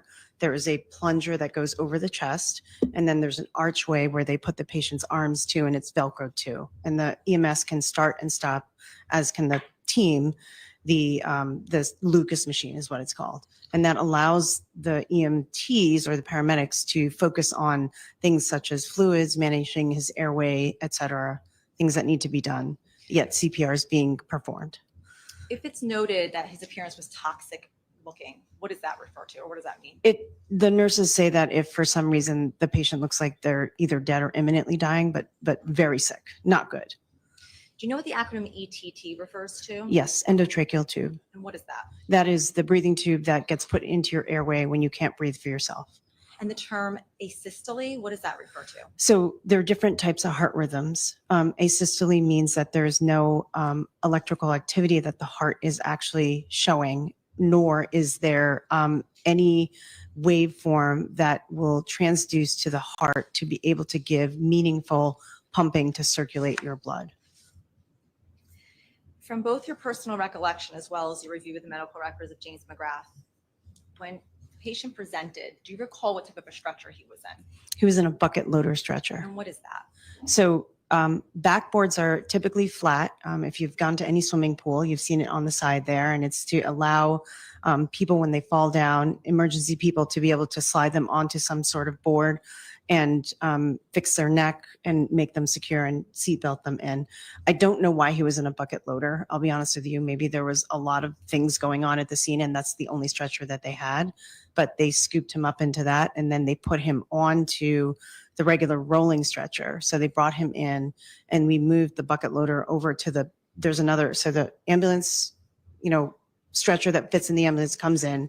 They put it side by side with the emergency room stretcher. And then they move the patient over, whether it be in the bucket loader or typically just the backboard, over to that. And then we try to take the backboard off, but he was in such extremis that we didn't even, it was just really scoop done all the way into and continued CPR. So you immediately started working on him without even taking There him out was of the bucket stretcher? there was no stoppage whatsoever. Now, the term ED disposition, what does that refer to? So at the end of the evaluation of care, sometimes we have to decide where we're going to put the patient.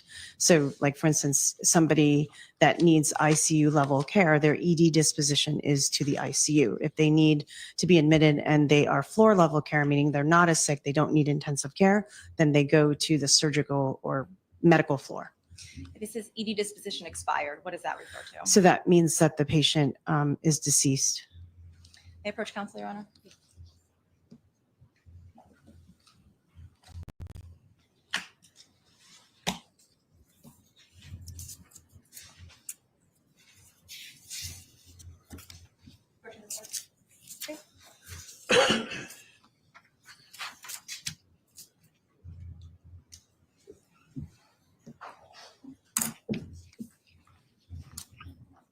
Dr. Crombie, showing you what's been marked as states 82 for ID purposes.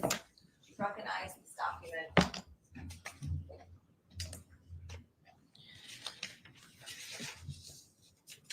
This is the medical chart of Mr. Unidentified, who's now identified as James McGrath from 5/15/2022.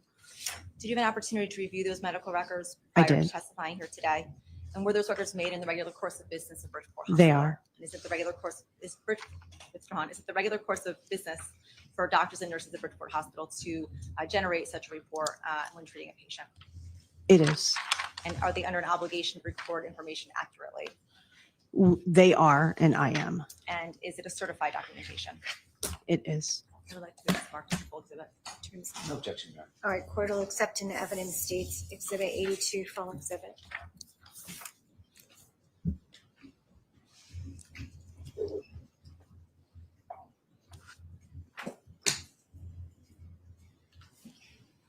Dr. Khan, we have a few questions just to ask you about State 82, now full exhibit. Let's reference those needed.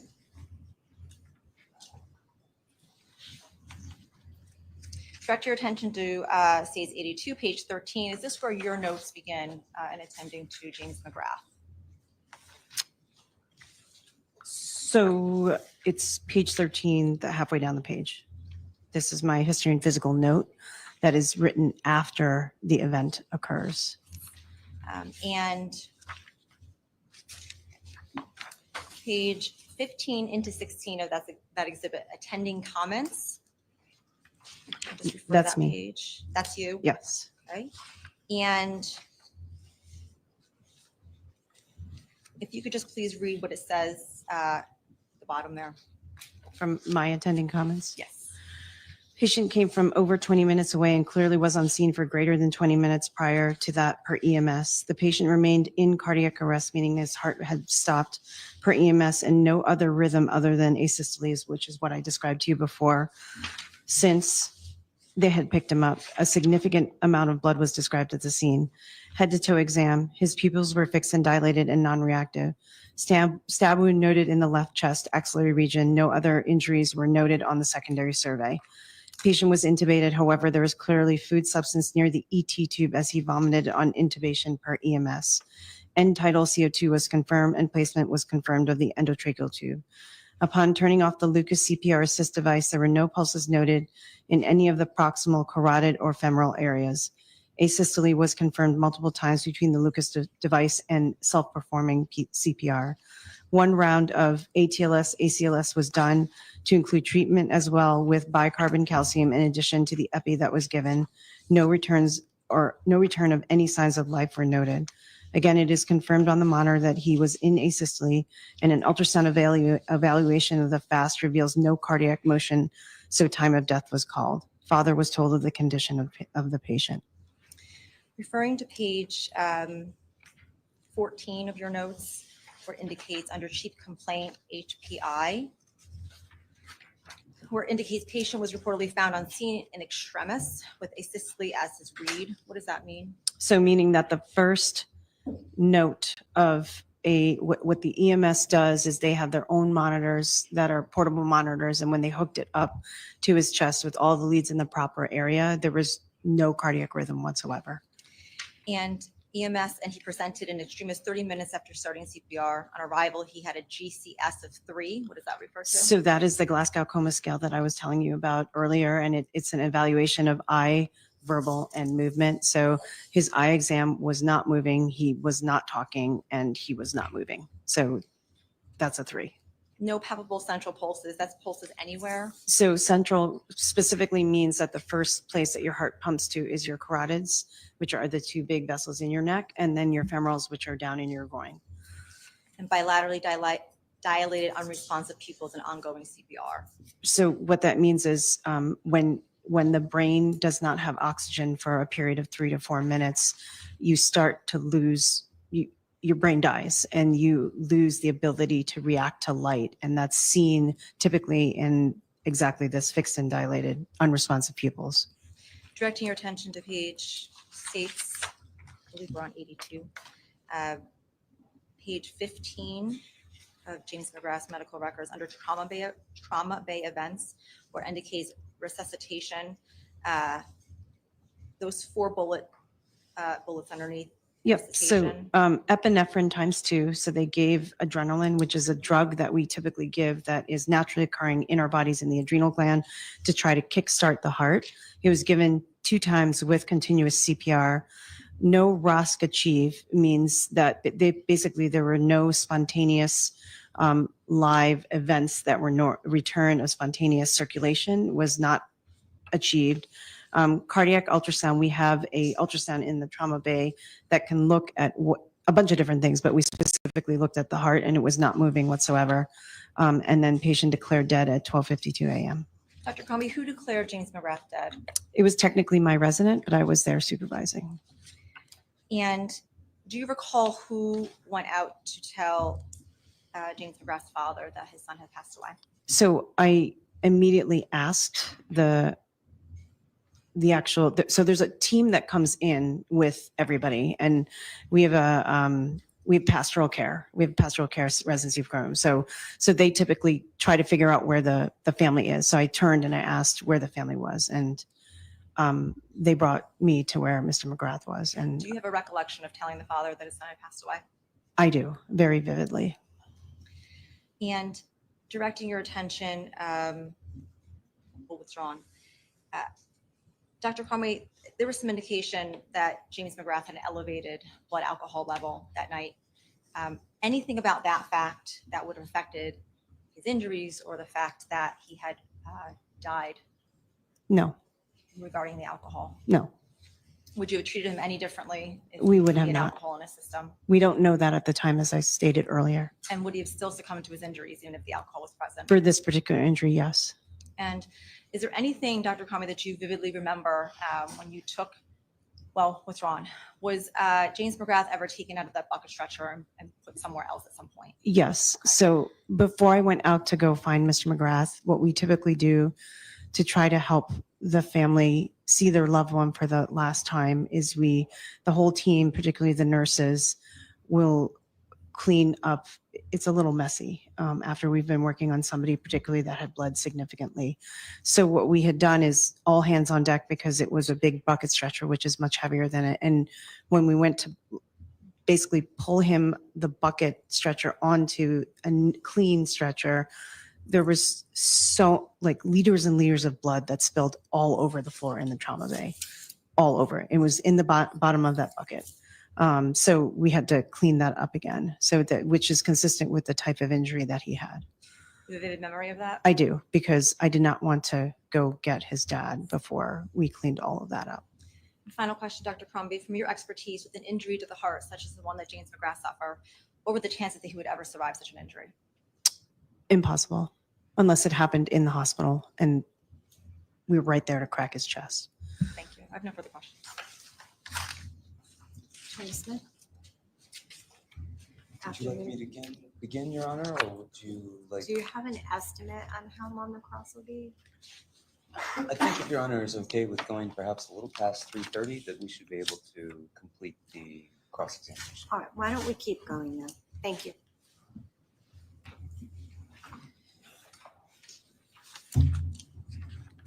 Good afternoon, Dr. Crombie. Good afternoon. We've never met before. We have not. We've never discussed this case before. We have not. You are here to tell us today about the things that you did after the events that led to these injuries, correct? That's correct. And you were telling us that as part of what you did, that some blood was drawn from Mr. Connery, correct? Correct. You didn't know that at the time, but you told us that his blood alcohol level was a 0.125, correct? That's correct. And you said that 0.8 is considered impaired, correct? Correct. And 0.8 is considered impaired as far as for legal purposes for driving or for medical purposes or both? Well, it could be a little bit of both. And I believe it's 0.08 when we do the conversion over. Okay. So a 0.08 is too impaired to drive under the law, correct? Correct. And is also medically, is that a different sort of level of impairment than what we It is. use? It Okay. is. So I guess I should explain that to you. So just like I was saying, like depending on your body mass index, depending on your age, depending on there is a enzyme in our livers called alcohol dehydrogenase, which breaks down the alcohol into the different components. And then the free components are what make us impaired. And depending on how fast those enzymes work, and then the size of our bodies has to do with the depot, and then our bodies, processing through that. The enzymes itself can be affected by multiple different factors, including any meds that you're on. Even if you were to take a Tylenol because you had a sore knee and you were 21 years old, it's going to be a little bit delayed in the metabolism or breakdown of that and clearance of that. In individuals that have a history of utilizing alcohol regularly, they tend to have more of this enzyme around and can clear it quite quickly.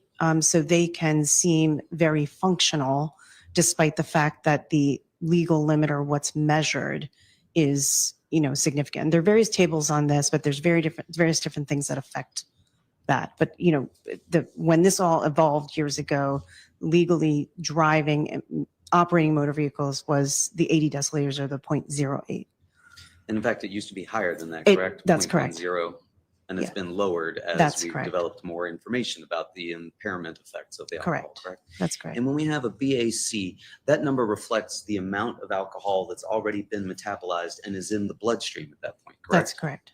And there's a fairly standard sort of metabolism rate for most people. Is that fair to say? In general, yes, but just like I was saying with all of those different factors, and it's kind of like dive tables. They create them based on a bunch of different data, and they come up with the metabolism. It's certain. In an hour it should be this, and an hour it should be this, and another hour it should be this. Have you heard that for a male, about 2 drinks per hour would get you to a 0.08? It's again, there's some. I have heard that. I don't know if I necessarily think that that's totally accurate, because when you say male, it could be a 5'2" male, it could be a 6'7" male. And it could be something that one guy's never had a drink in his life. This guy drinks regularly, so it's completely different. Age can affect that as well? Age can affect it, yes. And you mentioned a dive table. What's a dive table? For those individuals that do scuba diving, the Navy tested exactly almost similar to alcohol, the amount of nitrogen that is in your blood that precipitates out if you dive a certain depth. And they tested it on various naval individuals, and then very similar to the alcohol tables, they have a level of clearance per hour depending on the depth and the time that you were exposed to the oxygen. Okay. And you told us that a 0.125 would indicate significant impairment, correct? Well, I wouldn't say it's significant, but it is impaired again. Okay. So you don't recall telling us that would be significantly impaired? No, significant is 500, 600, which I have seen. That's significant. 500 or 600, that would be close to fatal, would it not? Depends on the individual again.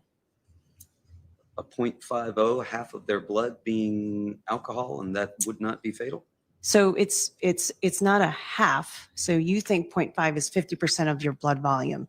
It's actually a measurement of the ethanol or whatever is in your system. So they measure it on an assay, and they actually, it doesn't mean 50% of your blood.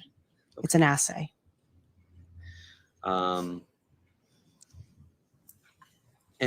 at a 0.125, you said that may have some effect on his injuries as far as bleeding or things of that nature?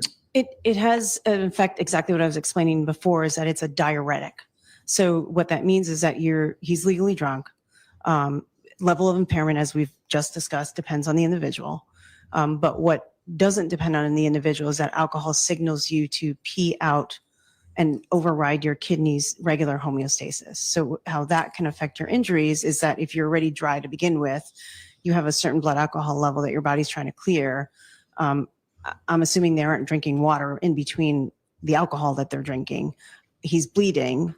And then in addition to that, his kidneys are peeing out, taking some of the intravascular volume out of his body. So that can affect your injuries. Okay. At 0.125, would you also expect that to affect his ability to accurately describe how he'd come by these injuries? Again, it depends. Could When affect I his examine, when I examined him, he was telling me exactly what was described to him. Could it affect his perception at that level? It's hard to say. Again, it just depends. Depends on the person. It depends on the person. It's very different. Would you expect somebody who had only had 2 beers a few hours beforehand to have a 0.125? It depends. It has to go back to that alcohol dehydrogenase enzyme that I'm talking about, how active it is or how inactive it is. And then some of it is also just genetically, some people have more active alcohol dehydrogenase than others. So you're saying that you would expect somebody who had 2 beers a few hours before you saw them to still have a 0.125? It can happen.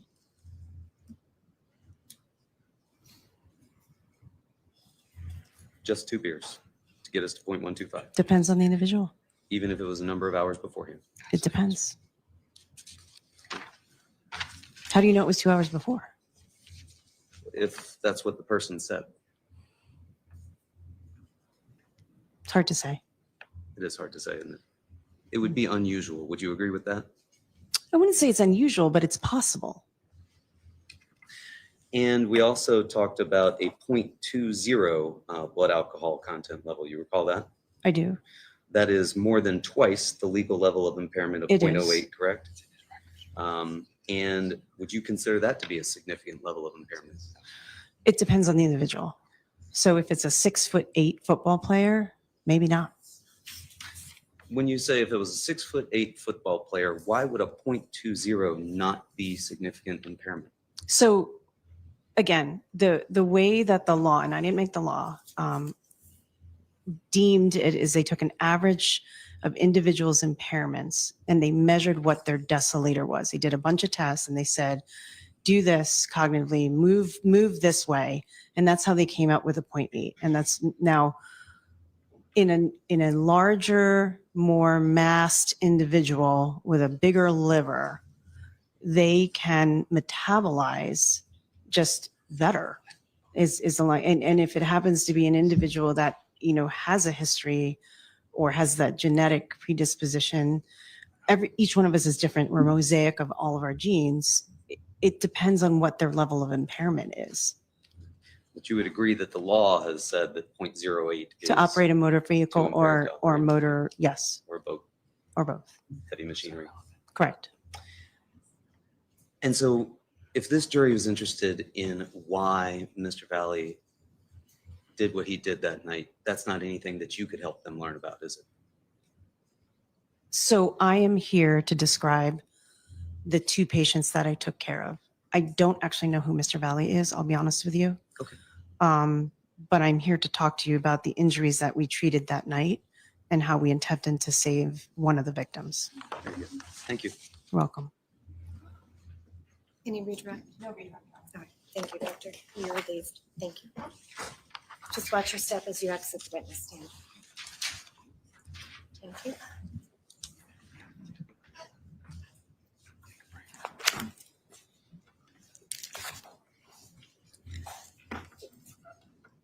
Just a quick question to the state, if I could inquire, was that the last witness that the state had lined up for today, or do we have another witness to call? I believe we actually have another witness if you want to start the witness. All right, why don't we do our 15-minute recess then, and then we'll get started on that. All right, court's going to stand in the afternoon, 15-minute recess. Thank you.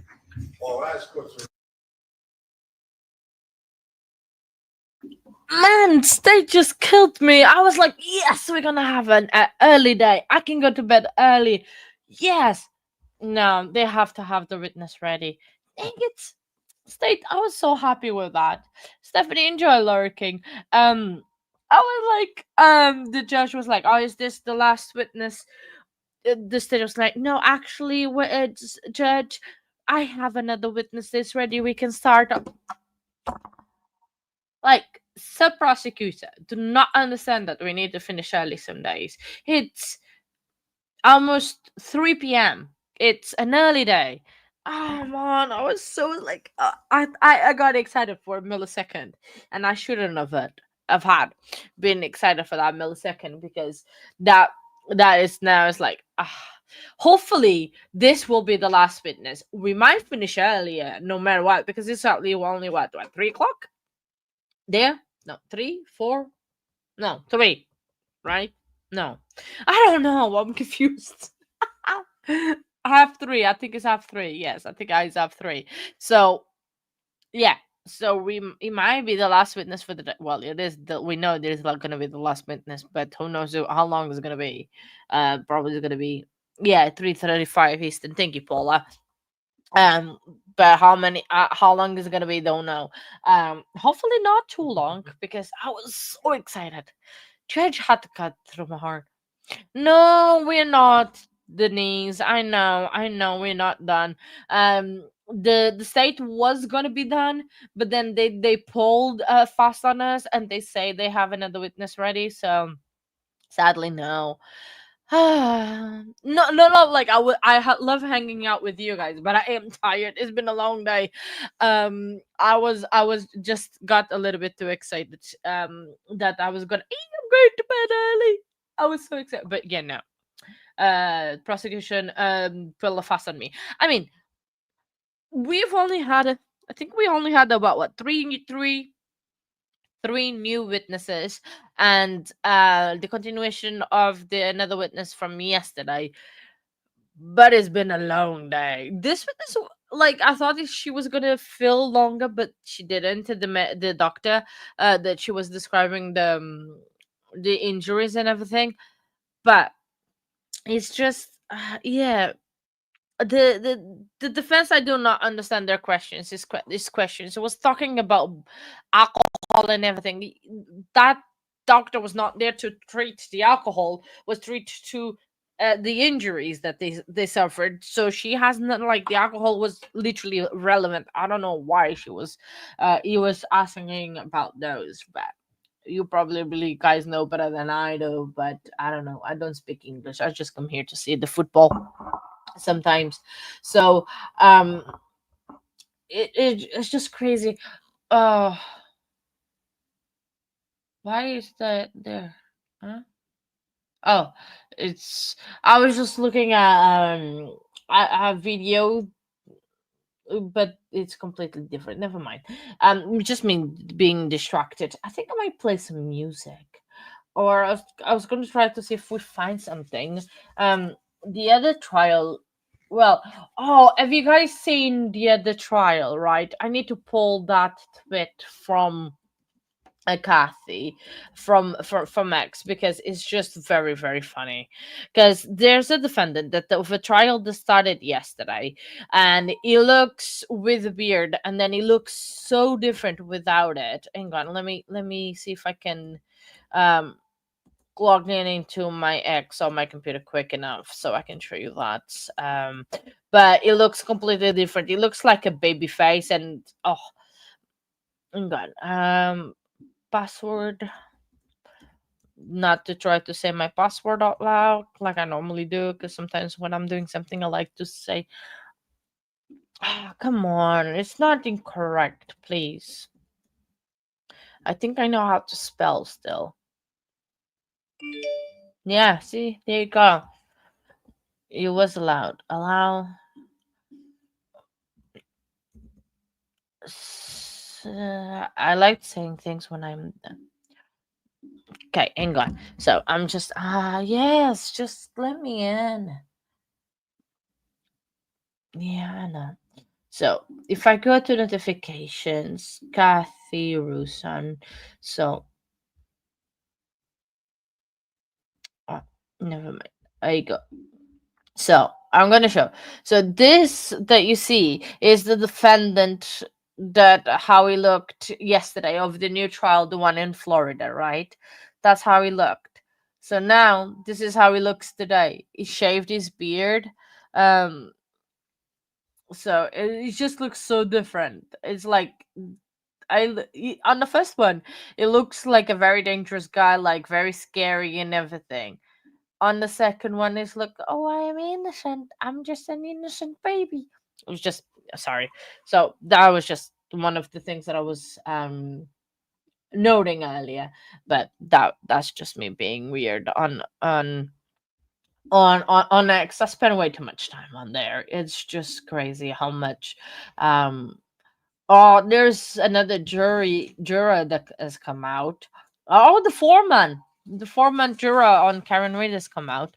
Um, Alan Jackson has a new statement out about like there's still uh a lot of stuff about that one to come out. Oh, that is beautiful here. Uh oh, hang on, I'll show you again. Hang on, Rubber. 1 second. So it's the difference of the defendant from the new trial. Look, hang on, look. So this is how he looked yesterday, right?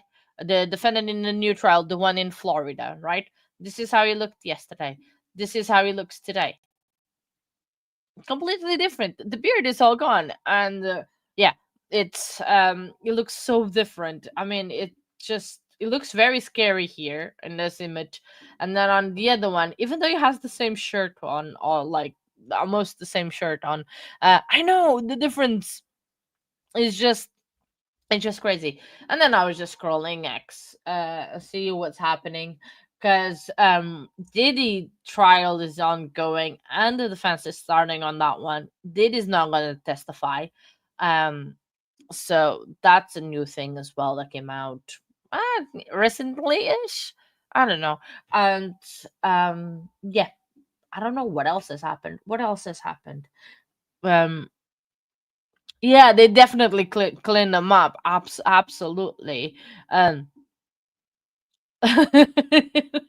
I'll say the beer guy looks like oh oh 80s. I had to mute my ex the other day. Was on a weekend. On a weekend, normally I try not to do anything, just like social media or anything, just to relax, spend time with my husband and with friends and everything. And sometimes I do a live here and there or a video, but not much. But the other day, everything was going on still about Karen Reid, and I was like, no, I muted X for like the weekend, and it was so peaceful. It was so good.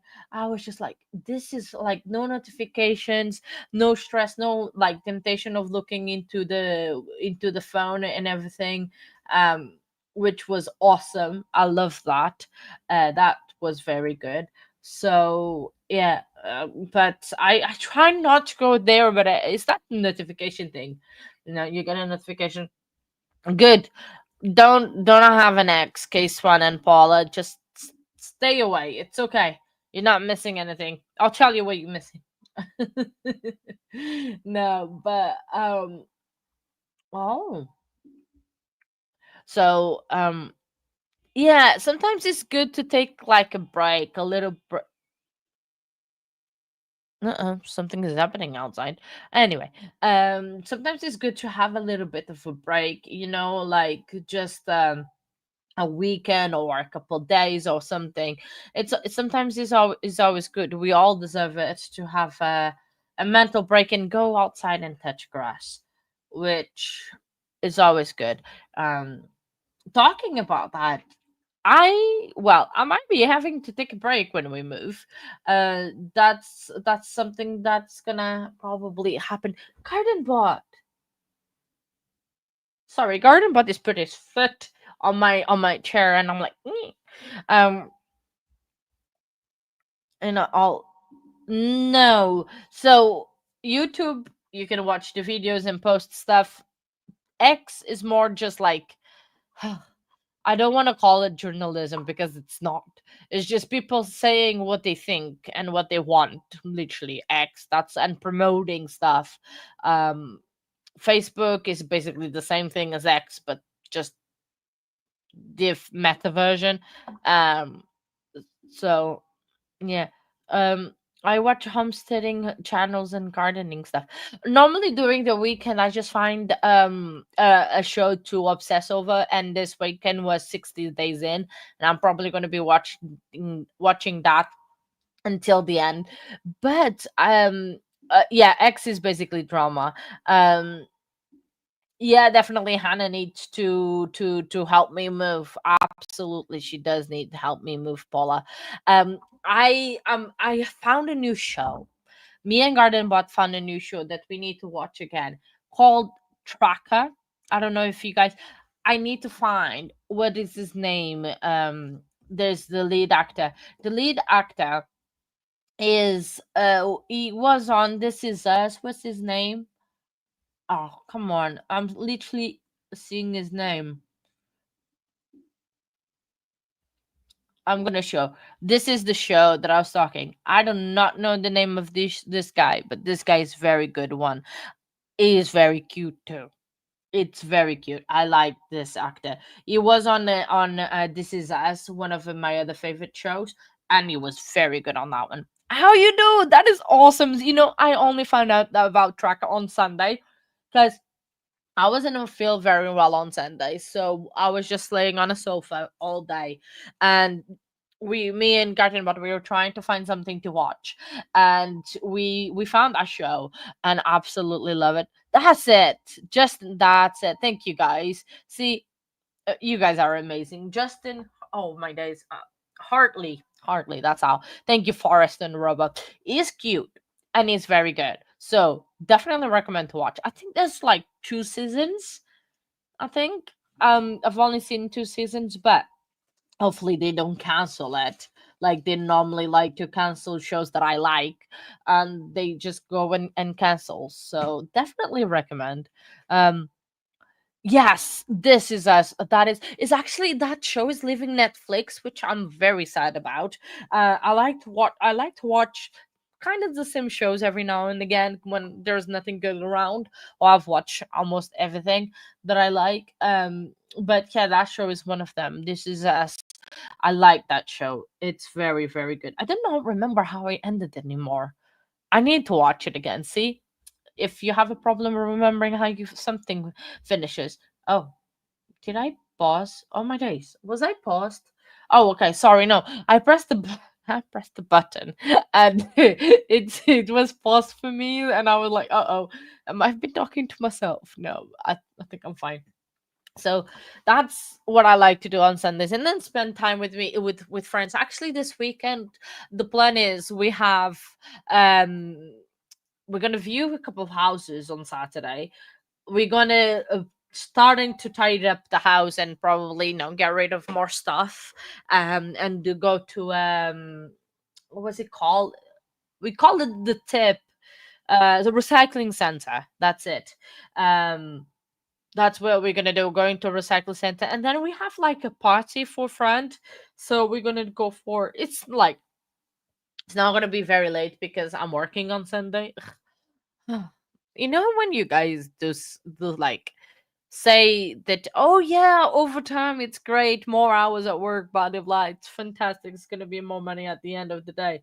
But when you actually have to do the shift that you said that you would do, Second session now with Judge Murphy. Presiding. Good afternoon, Your Honor. Good afternoon. Good afternoon, Your she's Honor. interrupting me again. Thanks, Judge.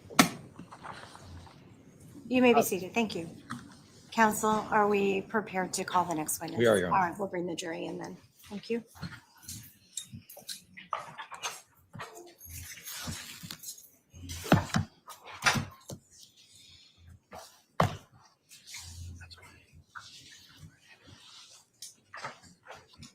Counsel, I would plan to stop at quarter of. That's fine, Your Honor. Yes, I could probably take us to. Okay.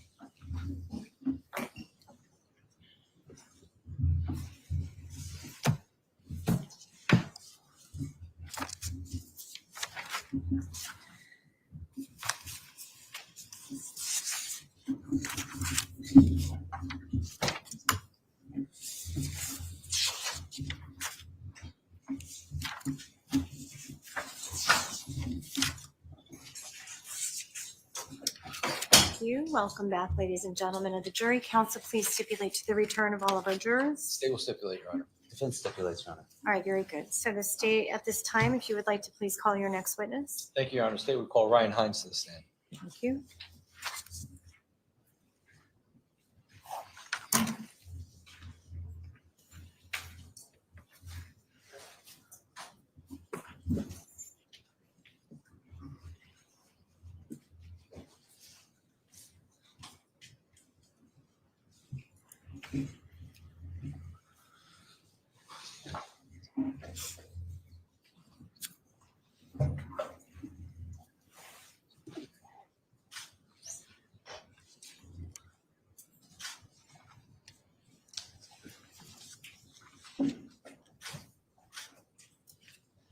Good afternoon. Please step up into the witness box and remain standing. Madam Clerk is going to put you under oath. Thank you. Please raise your right hand. Do you solemnly swear or solemnly and sincerely affirm, as the case may be, that the evidence you shall give concerning this case shall be the truth, the whole truth, and nothing but the truth, so help you God, or upon penalty of perjury? Thank you. Please state your full name, spelling your last name. Ryan Hines, RyanHeinz. Thank you. Please state your address. 91 Drive. All right, thank you. You may be seated. You may proceed. Thank you. Ryan, do me a favor, just sit close to that microphone and keep your voice up, because the acoustics in this courtroom is not too good. Thank you. Good afternoon. Good afternoon. Can you please tell the ladies and gentlemen of the jury how old you are? I'm 19 years old. And you go to school? Yeah, I'm going to be attending Alfred State University in the fall. And what are you going to study? Heavy machinery operations. And prior to Alfred State University, were you in school? I just ended a postgraduate year at Bridgeton Academy. Did you play any sports? Yeah, I played football there. And are you working for the summer? Yes, I am. What are you doing? I'm working at the UPS store in Fairfield. Now, prior to your testimony today, have you and I met? Yes, we have. About how many times? 3. And why did we meet? To talk about today. And I want to direct your attention to May 14th of 2022. How old were you back then? I was 16 years old. And did you go to school? Yes, I did. Where did you go to school? I was in Shelton High School. And did you play any sports? Yeah, I played football and baseball. And what year in school were you back then? I was a sophomore at the time. You were a rising sophomore, or were you ending your sophomore? I was ending my sophomore year. So I want to direct your attention to earlier on in the day on May 14th of 2022. You familiar with Griffin Marcinzik? Yes, I am. How do you know Griffin? Griffin's a really good friend of mine. Ever since I moved to Shelton, he's been one of my first buddies. And did you and Griffin hang out somewhere earlier in the day on May 14th of 2022? Oh, yeah. I think we hung out at his house for a little bit that day. Around what time would you say you were at his house? Getting closer to the evening time. And at some point, did you leave his house? Yes, I did. And where did you guys go? Natalia Rizdik's house. And how did you get to Natalia Ridzik's house? I believe we walked. Is it close? Yeah, it's only 2-3 streets away. And when you got to Natalia Ridzik's house, what kind of things were you guys doing there? Just sat down, hanging out. She had a couple people over. It was no more than like eight of us there. Now, were you guys drinking alcohol? Yes, we were. And were you drinking? Yes, I was. And how much were you drinking? I would say at her house, no more than 2 beers. Did you drink at Griffin's house prior to going to Natalia's house? No, I didn't. When you went to Natalia's house, did you bring any alcohol with you? Yes, I did. And what did you have with you? I had a 12-pack of Bud Light with me. And you said you drank 2 beers out of that Bud Light? Yeah. Okay. And how long would you say you were at Natalia Ridzik's house for? 30, 40 minutes, something like that. And at some point in time, did you and Griffin leave Natalia's house? Yes, we did. Why did you leave Natalia's house? Because we were invited to Austin Leifer's house. And do you know where Austin Leifer's house is? Yes, it's on Lazy Brook. And did you in fact go to Lazy Brook Road? Yes, we did. And how did you get there? Tanner Chernowski drove us there. Okay. And when Tanner Chernowski drove you there, was it just you and Griffin? Yeah. And at some point in time, did he drop you off? Tanner, yeah, he dropped us Lazy off. Brook Road. Around what time do you think he dropped you off? Gosh. Around like 7, 8 o'clock, somewhere around there. And around 7, 8 o'clock, what was the lighting up like out? It was still daylight out. And at some point in time, was it getting dark? Yeah. And when you got to Lazy Brook Road, can you tell the ladies and gentlemen of the jury what happened when you got there? So we showed up there. We were just walking up the driveway, and then the garage door was open, and we just heard music and noise, and we walked into the garage, and that's about as far as we got in. Now, when you got to Lazy Brook Road, were you drinking a beer down the driveway? No, I still was only at 2 beers. And you say you got as far as the garage. Why did you only get as far as the garage? Because as we're about to walk into like what you would like the door from the garage, like into the house, there's 3 or 4 people getting kicked out, it seemed like, of that door and getting told to leave. And do you know who those people were? At the time, no. Do you know who they are now? Yes, I do. And who were they? The defendant, Jack Snyder, and Tyler De Silva. And you say the defendant. Who was the defendant? Raul Valle. And is Raul Valle in the courtroom today? Yes, he is. And what is he wearing? Black suit. And can you please point him out for the? He is right there. Your Honor, may the record reflect that the witness has identified the defendant in this case? Court will allow the record to reflect that the witness has identified Mr. Valle. Now, when you say you were trying to get into the house and the defendant and his friends were being what you deemed being kicked out of the party, tell me what happened at that time. They just, him and his friends started just questioning us who we were and asking what our business was there. And what was your response to that? Austin had invited us over. Austin, I played football with Austin for a year in 8th grade for Shelton. Became pretty good friends with him. And he had told me and Griffin that night, come over, I'm having a party, come over. When you got to Laserbrook, did you notice if there was any drinking going on at that house? Oh, yes, there was. And when you responded to the defendant and his friends, telling them that you were there because you were invited by Austin, what was their reaction to that? They didn't care.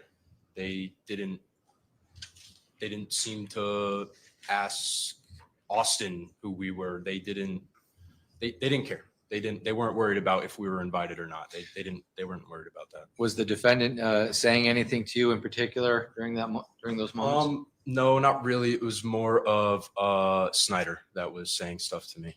And at some point in time, how long would you think that interaction between you and the defendant and his friends lasted for? About 2 or 3 minutes. And then at some point in time, withdrawn. Did this interaction happen inside the garage all area? In the garage. All in the garage. At some point in time, did the interaction between you and the defendant and his friends extend to outside the garage? Yes, it did. Tell us about how that happened. So basically, it started with Snyder asking me for a beer because I had my 12-pack in my hands.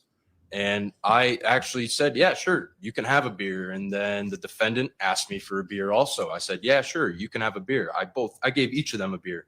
And they were just like, they weren't okay with that. They started getting very argumentative with us, still wanting to know who we were, why we're there, and insisting that I give up my whole entire pack of beers for them. And what happened after they insisted that you give up your beers?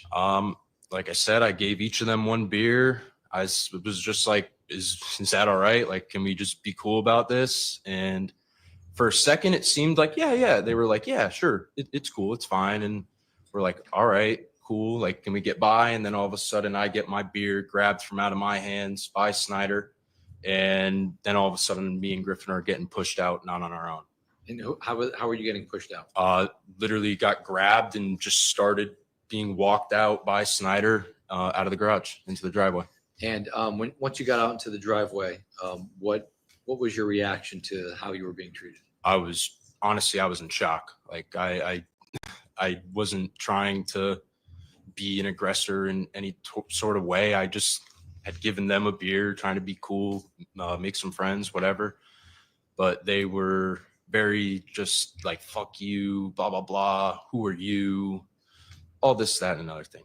And at some point in time, did you get angry with Yes, I did. I got upset with Snyder, and I simply said to him, listen, like, that's not how this is going to happen. And I told him, like, I'll fight you for my beer right now. And so when you told him you would fight for your beer, what did you do at that point? He said, okay, sure. I don't know where or who had my beer at that point in time. And I kind of just put my hands up, getting ready to fight him. Now, prior to you getting ready to fight Snyder, do you remember what he was wearing at that point in time? He was wearing, I believe, some sort of Nike hoodie and some shorts. Do you remember what the defendant was wearing? Yeah, he had a Ole Miss baseball shirt on. Show you State's Exhibit 53.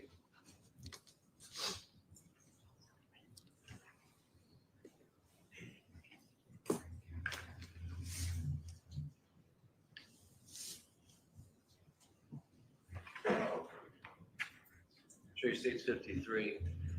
Is this what you recall the defendant and Snyder looking like that night? Yes. You see that the defendant has some side, the helmet on? Yeah. Did he have that on when you initially talked? Whole time. And he has some type of neck pillow on? Yeah. Did he have that on when you spoke to him in the garage? I don't recall. So when you get out into the driveway, you square it up with Jack. What does that mean? You square it up? I put my fist up, like just kind of saying, "All right, let's go. Let's do this." And did Jack, in fact, put his hands up? Yes, he did. And at some point in time, what happened after that? I'm kind of looking at Jack, just like kind of walking closer to him, like about to go and punch him, but then it happened so fast where I get hit, like right here, I get hit. And I'm thinking it's Jack that hit me. Like it happened so fast, but then I'm like, whoa, like he's far away. But it just instincts took over, and I just went and tackled Snyder to the ground. And at some point in time, how long would you say the fight lasted for? 30 seconds. And do you know who you were fighting with at that moment? I was just trying to fight Snyder. And do you know if anybody else was fighting with you? I felt a lot of blows to the back of my head multiple times, over and over, repeated, getting like what felt like being punched in the back of my head many times while I was just on top of Snyder. And then all of a sudden I'm getting ripped off by my neck, and that was about it. I'm going to show you what's been marked as State Exhibit 58.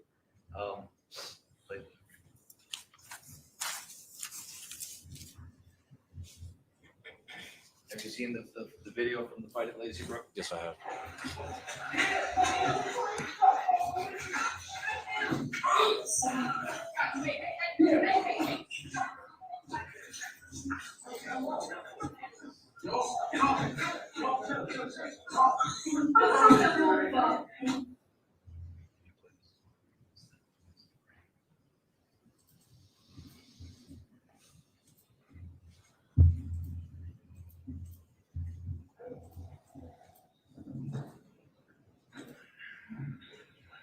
Stop right there. So I'm going to give a pointer right there. Yeah. So this is frame 47. The Yep. individual here in the red sweatshirt, do you know who that is? That's Snyder. Okay. And the guy here in the green sweatshirt and the black shorts, That's me. do you know who this is behind you? That's the defendant. Okay. Just play a little bit. Stop right there. Frame 100. This individual right here to the left, do you know who that is? That's De Silva. Now, after this fight ended, what did you do? I got my beer back and I left. Do you know how you got your beer back? I believe the lifer's mother gave it back to me. And was there any arguing back and forth going on after this fight ended? No. You just grabbed your beer and you took off? Yep. Now, when this fight occurred, do you know whether or not, would you recall where Griffin was at the time? He was like, I don't know. You can't see him in the video. No, he's not in the video. He's like over to the right more. Like, But he you was kind of close. see where those people are standing behind it to the right. Yep. He's like a little bit more behind them and to the right. I don't know. I think somebody like grabbed him and like held him back, not letting him. But in other words, he was close to see what was going on, right? Yes, Griffin definitely saw. Now, at some point in time, you grabbed your beer. What did you do? Walk up the driveway? We'll walk down the driveway. Walk down the driveway, excuse me.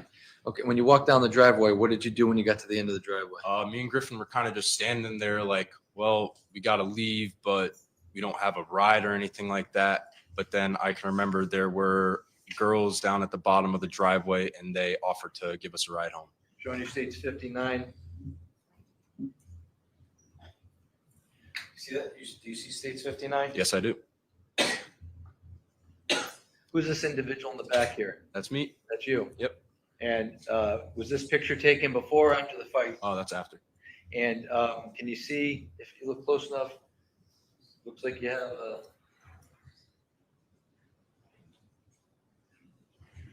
look like you have like a bloody lip there. Yeah, Who's this individual here to the left of you? That's Griffin. Okay. And did you know any of these girls that night when you walked down the driveway? I did not know.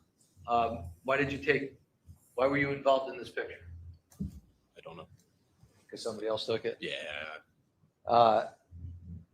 Did you get a ride from Lazy Brook after this picture was taken? Yes. Who took you? One of these girls. Okay. And where did they take you? Back to Natalia's house. And when you were at Natalia's house, did you drink any alcohol there? I don't know. I didn't. How long would you say you were at Natalia's house after they gave you a ride there? How long 10 were you there? minutes. 10 minutes? Now, at some point in time between Lazy Brook and Natalia's house, did you become aware of a group chat that had started? Yes. And tell us about that. That was a group chat that I had been added to a week or two prior, actually. Why were you added to it? Do you know why? I really don't know, to be honest. My buddy Michael Kinnick added me to it. It was his little like basketball group chat to go play at the community center with some buddies. And I just remember that group chat. Like there would be a lot of shit talking that happened in that group chat, like all the time. And he just one day added me to it and was just like, talk some shit to these kids, blah, blah, blah. That's really all I remember So about you didn't actually go play basketball? No, you could ask any of my friends. I don't really like playing basketball. Now, do you know whether or not the group chat involved any of withdrawn? The individuals that you just got into an altercation with back at Lazy Brook, did they go to school with you? Just Griffin. Griffin went to school with you, but did the defendant go to school with you? No. Do you know where he went to school? He went to St. Joe's. What about Jack Snyder? He went to St. Joe's as well. What about Tyler DeSilva? He went to St. Joe's. Do you know if any of the girls in this picture here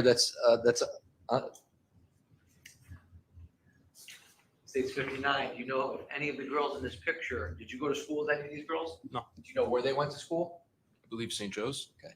Now, in this group chat, were you aware as to whether or not individuals from St. Joe's were added to the group chat?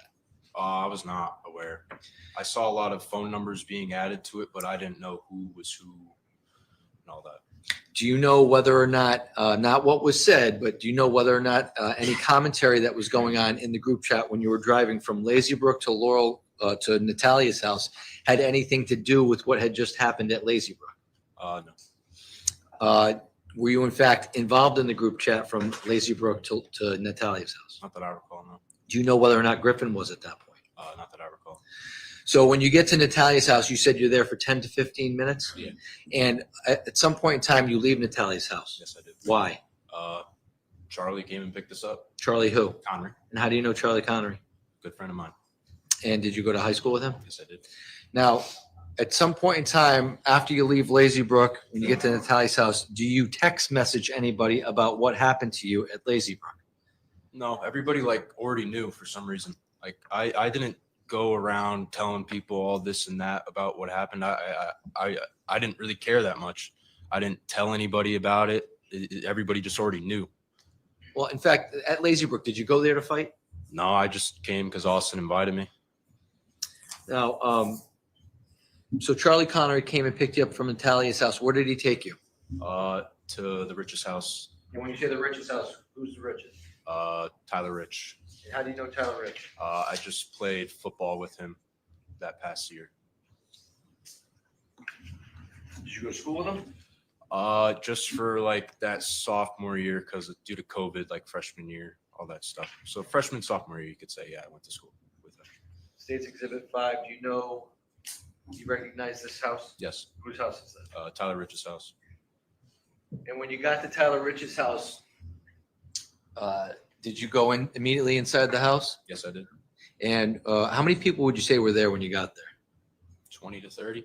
And when you got there, what kind of things were going on inside the house? I just had like people coming up to me and questioning me like what had happened, just wanted to know what had happened. I wasn't like everybody like like I said before, they already knew. I don't know how they knew, but they knew what had happened, and I just simply explained to the people that asked me what happened, what had happened. And did you in fact tell them what happened at Lazy Brook? Yes, I did. Now, when you were, aside from what you told people, what you told people happened at Lazy Brook, what other things were going on inside Tyler Rich's house? Conversation.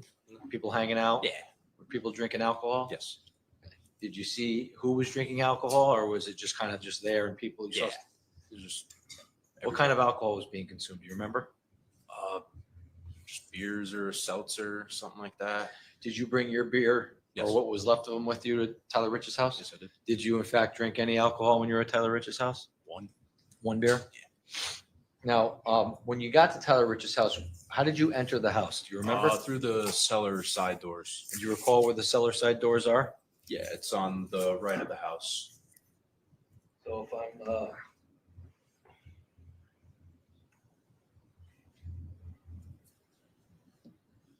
so I'm pointing to this area here. Is this around the area where you came into the house? Yeah. Okay, so it would be what, on the other side of this AC unit? Yeah. And when you got there, actually withdraw.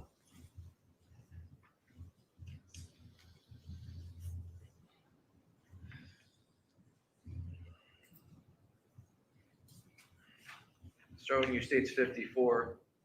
Do you know who that is? It's Faison. And how do you know Faison? Just went to school with him and played a season of football with him. Do you know whether or not Faison was at Tyler Rich's house when you got there? I don't know. Or was he there at some point in the Yes. night? Showing you states 55. Do you know who that is? Yeah. Who is that? That's Tommy Connery. And how do you know Tommy? He's Charlie's older brother. And was he there when you got to Tyler Rich's house? I believe so. I wasn't really looking around to see who was there, who wasn't there, but yeah, I believe. You said there were 30 people Yeah, there. he was there. Did you take into account every single person that was at Tyler Rich's house that night? But do you recall seeing Charlie there? I mean, Tommy there? Yeah. Showing you states 57. You know who this is a picture of? Yes. Who is that? That's Jimmy McGrath. And how do you know Jimmy McGrath? I'd met him one time previously at Tyler's house, I think a few months beforehand. That's really my only relation with Jimmy. Do you recall seeing Jimmy at Tyler's house? Yes, actually, I remember talking to him. Actually, he was one of the first people I did talk to when I got there. He was asking me what had happened that night. Exactly, yep. Exhibit 56, who's that? Me. And do you know when this picture was taken? In the hospital.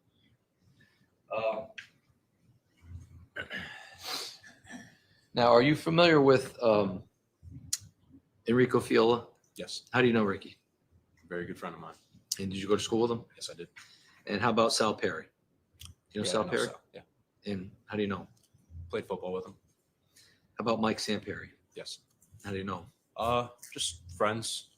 Like, just got to meet him when I first got to Shelton. We became good friends. He went to a different high school, but we still remained good friends. How about Alex Bernston? I'd met him like 2 or 3 times prior, just when I was with Tanner, hanging out with him. Alex would come around every now and then. Now, the individuals I just mentioned, were they all at Tyler Rich's party? Do you remember seeing them? Yes. Now, after you got to Tyler Rich's house and you were telling people what had happened, did you guys kind of just hang out for a little bit? Yeah. Do you know whether or not this basketball group chat, was this going on at the time? Yeah, like I wasn't really too involved in it, but I was feeling the notifications going off in my pocket on my phone. My phone, I felt the buzz going off on my phone, and I knew there was stuff being said in there. I just don't know what was being said exactly. Do you know who was saying anything? And you don't know. You just did you glance at it and say, "Oh, that's." I would just look at it and be like, "Oh, whatever." Put it back in my pocket. Now, at some point in the night, did individuals show up to Tyler Rich's house that weren't invited? Yes. Okay. And when? How long would you say you were at Tyler Rich's house before that happened? 10, 15 minutes. And how were you made aware that these individuals showed up to Tyler Rich's house? Everybody was just like, they're here. They showed up and people started walking outside.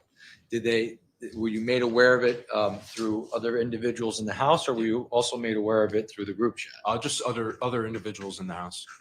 And when you were made aware that they were here, what did you do as a result? Walked outside. And how did you walk outside? Through the cellar doors that I came in from. And when you walked outside, I'm going to show you this exhibit here. States 49. When you walked outside, can you tell us where did you walk from the house? Through the side where the cellar doors are, and then kind of through the driveway, and then the car was parked roughly right in front of the driveway. So if I correct, you walked this way, for all intents and purposes with this exhibit, there's a blue truck here. Yeah.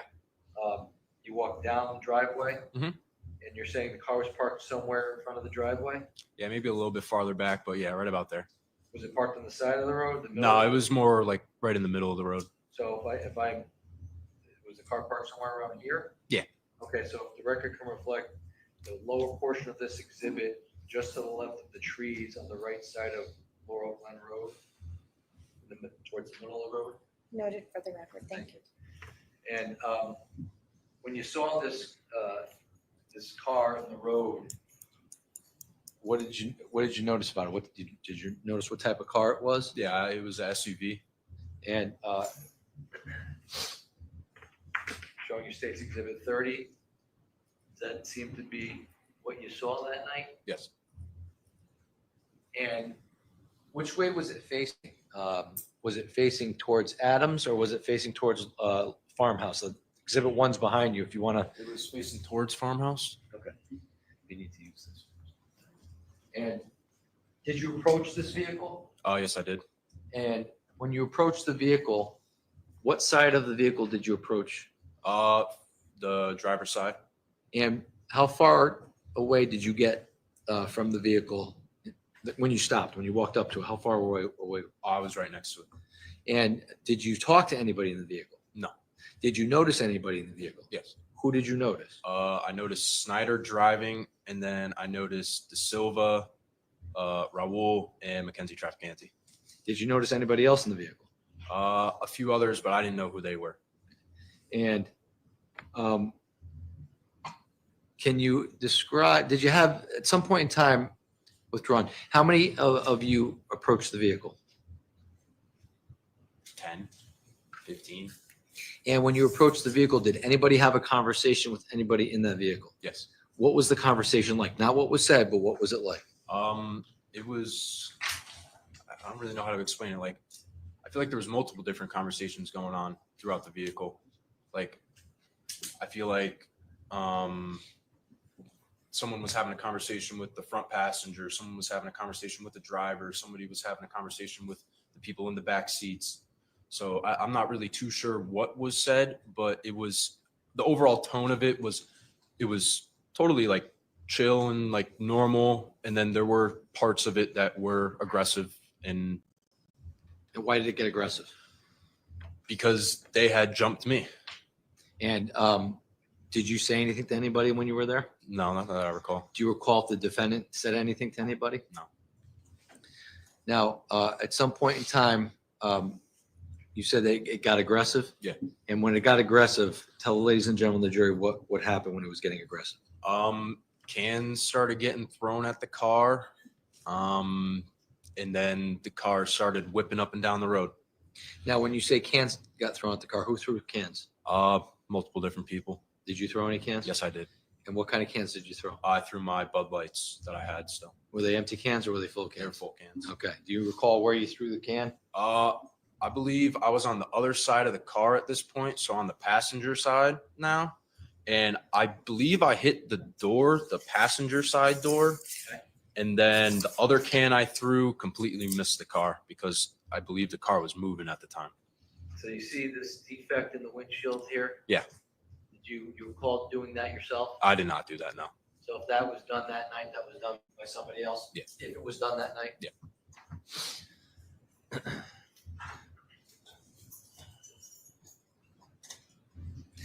Now,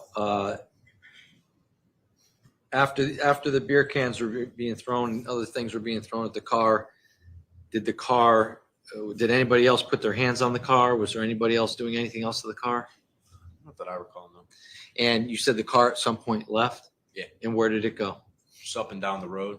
When you say up and down the road, if you're looking at State's Exhibit 1, It was just going back and forth like this way. and when it was going back and forth, what, if anything, was the car doing? Going really fast. Were they throwing anything from the car? No. You don't remember any of that? No. Where were you when the car was going up and down the road? In the driveway. And were you paying attention to it the whole time, or were you talking Pretty to other much. people? A mix. Like I would pay attention to it, then I'd talk to the person next to me, something like that. Now, when you were initially at the car, do you recall who was with you out of all your friends? No, I wasn't worried about any of that. Why can't you recall who was with you at the time? I just wasn't looking for who was with me. I just knew it was my friends, people that I knew weren't going to do anything to me. Do you know if Tyler Rich was there? No. Do you know if Griffin Marcinzik was there? No. Do you know if Ricky Fiola was there? No. Now, when the car went up and down the road and you were in the driveway, you said? Yeah. You said you were just talking to your friends, kind of paying attention. Were you kind of looking down the road? Yeah. What were you doing? Okay. And you said you were talking to your friends. What friends were you talking to? You remember? No. Why can't you remember? Just normal conversation. Just can't remember. Can't remember the particular person you were talking to. At some point in time, did the car stop driving up and down the road? Yes. And where did you see it stop? Like right at the corner of Farmhouse and Laurel Glen. And when it stopped at that corner, what, if anything, do you remember happening next? I can remember Tyler Rich running down there after the car, and I actually I didn't go fully down there, but I also kind of like walked about halfway down the road towards it. So I'm showing you this exhibit here. Yeah. This is State's Exhibit 49. Mhm. Can you show me on State's Exhibit 49 where you walked down to? To about like where all the trees are. I just remember the trees on my side. The trees here, The other side of the road. these trees? Yeah. So just past Tyler Rich's property on the left-hand side where there's these, looks like pine trees. Yeah. You stopped right around here. Yep. So if the record can reflect, he's on the left side of the road, just past the 43 Laurel Glen property, next to what appear to be pine trees next door. Record shall reflect it. Thank you. And when you were there, how far away were you, do you think, from where the car was? Gosh, I don't know. Several feet away from the car. Like hundreds of feet, maybe 100 feet, a couple hundred feet? I don't know. Were you close enough to see anything going on down the road? Not really. I was just able to like make out like people and that there were people down there. And what did you see? It's like people talking, it looked like, really. That's And about it. when people were outside the car or inside the car? Both. And when people were down there talking, do you recall if any of your friends were down there at the same time? Yeah, I know Tyler Rich was down there. Did you know if anybody else went down there? Did more than just Tyler Rich go down there though? Yes. And do you recall whether or not, outside of talking, did you see anybody get into any physical altercation or fight down there? No. Did you see anybody throw anything down there? No. How long would you say that you were watching what was going on down the road at that point in time? I think I watched for like 30 seconds and I just stopped caring and I walked back to the house. You walked back to the house.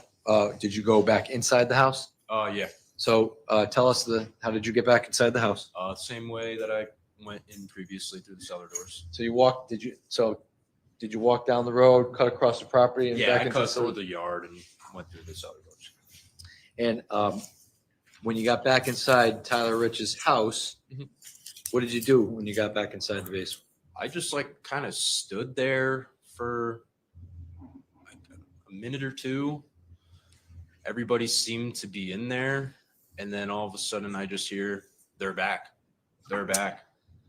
They're in the yard.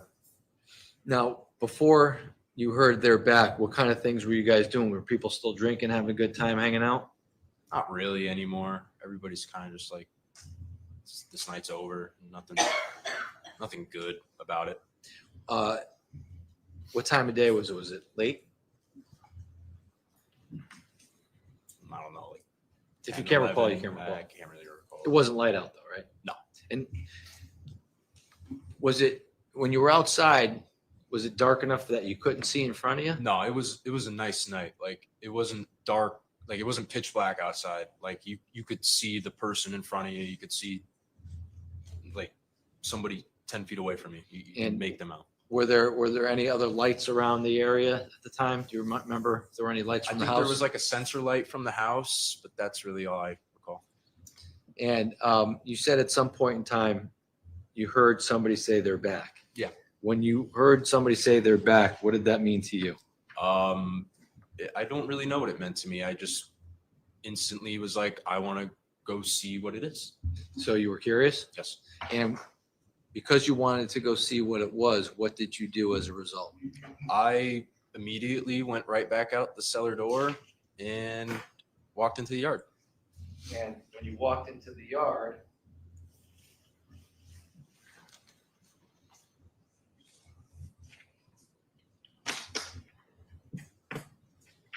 showing you State's Exhibit 5, where did you go? Do you recall where you went? Can you show me in State's Exhibit 5? I'm somewhere behind like this red bush. Okay. So you're somewhere over here? Yeah. So the record can reflect I'm pointing to the left side, just behind the red bush. Record can reflect. Thank you.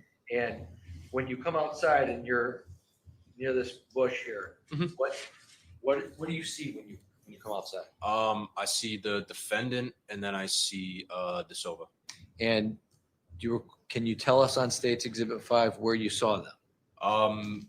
About the same area. De Silva was like, if I'm looking at them, De Silva was behind the defendant to his right a little bit, maybe 3 or 4 feet. So if you're looking this way, Yeah. De Silva's over here. Yeah.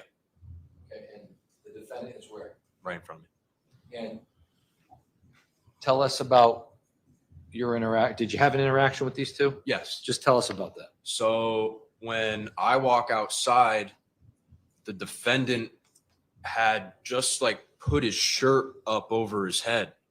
Like, I can't do it right now, but he like put his shirt over his head and was just like quietly, very calmly saying, "Where's Aiden King? Where's Aiden King? I want to see Aiden King." And just kept repeating that over and over again. Did you ask him why you wanted to see Aiden King? I wasn't really worried about it. I didn't care. And what was your reaction when he was asking about where Aiden King was? I just was like, "Don't worry about it. I'm right here. What's your problem? Like, why are you back here?" Yeah. And what was his response? "Where's Aiden King?" And then I caught like, I was like, "Why do you have your shirt on your head like that?" I was saying that. And then I pulled the shirt off of his head, not like hard or anything like that, but I just grabbed it, I pulled it off of his head. And then all of a sudden like that, it was just a totally different person. And it like just got crazy. What do you mean? Like, the defendant was really calm and just quiet and was just like, "Where's Aiden King? Where's Aiden King? Where's Aiden King?" And I'm, like I said, I don't know. I don't care. Like, I'm right here. What's the problem here? Pulling the shirt off of his head. And then the second I pulled the shirt off of his head, just starts freaking out, like get very upset and argumentative and forgot about Aiden King and did worry only about me and the people next to me. And when you say argumentative, what was he doing? Just like getting real fast and just like, "Oh, like, you took my shirt off my head. Like, like there's going to be a problem now, blah, blah, blah." Like just all types of stuff like that. Do you recall when you were talking to the defendant in the yard, do you recall who was near you at the time? Yeah, Nikki DeJesus and Ty Wood right next to me. And do you recall, if you can, was there anybody near Tyler De Silva? No, I wasn't worried or paying attention to Tyler De Silva at that point in time. And when the defendant started to react the way he did and get crazy, as you said, what happened? What if anything happened next? Me, Nikki, and Ty immediately were just like, we're from me to the microphone at this point now, away from him, just looking him right in the eyes, and we're just chirping each other back and forth. And when you say chirping each other, what does that mean? Talking shit. Okay. And how long did that last for? 30 seconds, 45 seconds. At any point during your chirping back and forth, did you ever tell the defendant to leave? No. So after about 30 or 40 seconds, what happens next? Out of nowhere, really, Tyler Rich punched him in the face. Do you know why he punched him in the face? He was on his property. I'm not really sure other than that, though. But how did you see Tyler Rich punch him in the face? I just saw like his fist and just hit him in the face. Come over across. So where was Tyler? I don't know where Tyler was. I just like literally like I was looking the defendant right in his eyes, like right in his face. Like that's all I was looking at. I was locked in on that, and Tyler Rich's fist just punches him. How do you know it was Tyler's fist? I figured that out after the fact. So you didn't know it at the time? No, at the time. But it was one of your friends that punched the defendant in the face? Yes. And when that happened, what happened after that? I kind of it's like weird from there. Like I just kind of go at the defendant and I punch him in the face like 2 times. And when you did that, did the defendant engage you? Yes, he did. And can you tell us a little bit about how? So like he was stumped, like he's like when he got punched in the face, he stumbled back and just kind of fell.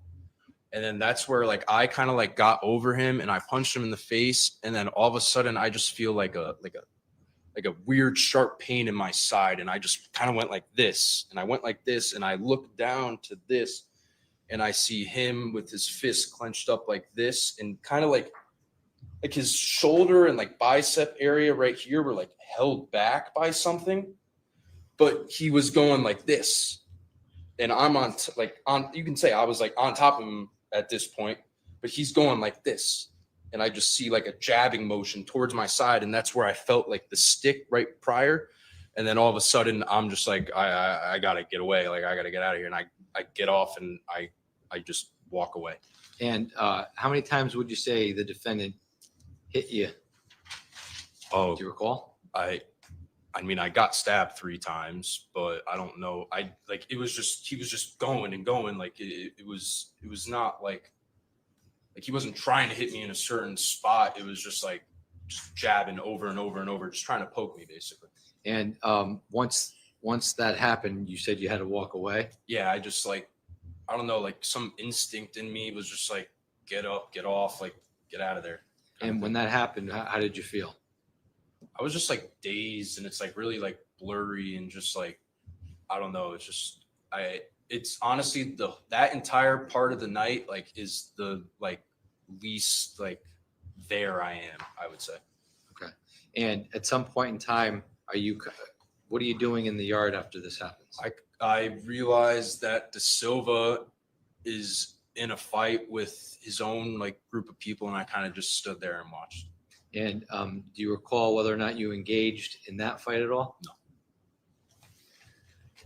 Now, how long would you say that whole fight took place? A minute. And when the fight was going on, what kinds of things do you recall seeing about kind of watching the De Silva fight? What do you mean by that? Well, I mean, you kind of just stood there, you said, and watched, right? What were you watching? What were you seeing? Just people throwing punches, I guess. And that's really all I can recall about it. When you were engaged with the defendant, do you know whether or not there was more than one person engaged with him? No. It was just you and him? Yeah, from what I know. And at some point in time, when you stop, when you back off from the defendant, do you see where he goes? No. Now, when you recall, if you can recall the De Silva fight, do you recall how many people were engaged with De Silva? 3, 4 people. 3, 4. After the fight ends, at some point, do you realize that you're injured? So like kind of as De Silva's getting like pushed out, my buddy Ty Wood was right next to me again. And he's like, dude, are you okay? And he's seen my clothes and like pointed it out. And I had already started to bleed through my sweatshirt and my shorts. And that's also when I heard my lung collapse in my chest. and I like I don't know how to describe it, but like it was like bubbles coming from out of my chest, and I just immediately got super like scared, and I didn't know what was going on. And when you say you were bleeding, Yeah. did you say anything how did you realize that you had been injured? I just kind of lifted up my shirt and looked, and I was like, holy shit, like I was stabbed. And when you realized you were stabbed, at that moment, did you hear anybody scream anything? No. Did you see anything else at that point? What was going on? I kind of just went into like, I don't even know how to describe it. Like I thought I was gonna die. Like I heard the bubbles come from out of my chest, and I just immediately thought the worst. And I walked myself back in through the cellar doors into the basement and sat down and was like, I want water. Okay.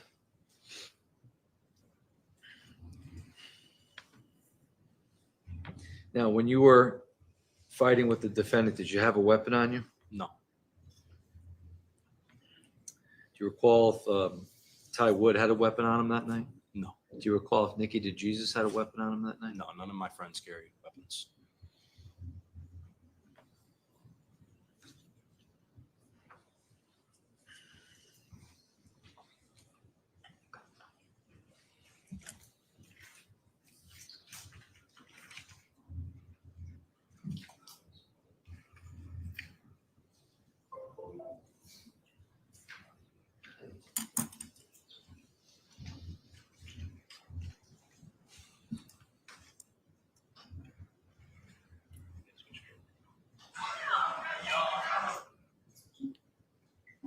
So I'll show you State's Exhibit 60.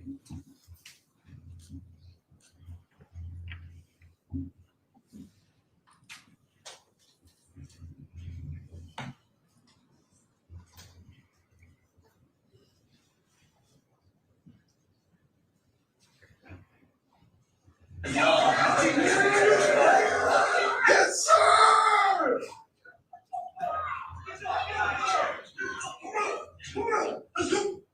Okay, now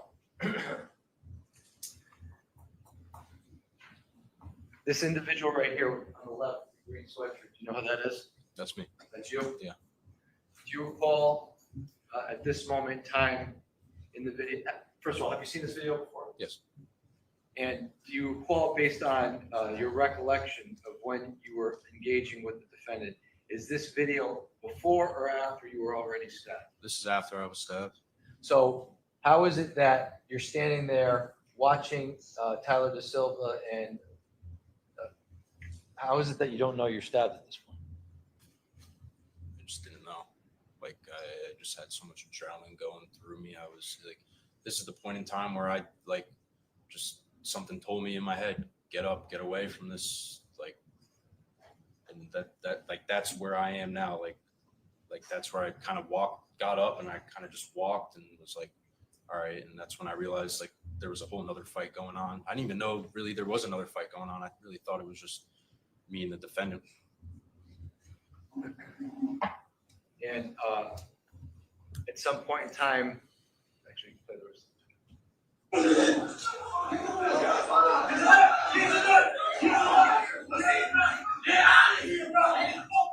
So at some point in time, you recall hearing, he's got a knife, he's got a knife? Yeah. Okay. At some point in time, at what point in time do you realize that you're stabbed, and then you indicated you went down, you talked to Ty Wood, then you go into the basement? At what point, I guess, in that timeline is my question? Like the same exact time. So you hear he's got a knife, he's got a knife. And Ty Wood's pointing out to me that I got stabbed. And then you're lifting up your shirt. Now, I'll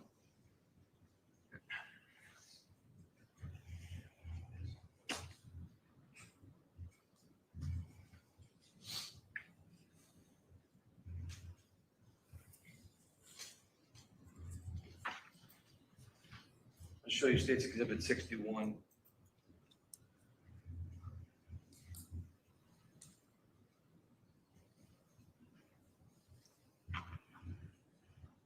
Can you see that? Yeah. This individual here on the left with the phone out. Yep. Do you know who that is? That's Ricky Fiola. And at this point in the video, you're already stabbed. Yes. So is there a portion of this video that does not capture the beginning of the fight? Yes, there is. So had this video started earlier, you would have seen the entire fight? Yeah.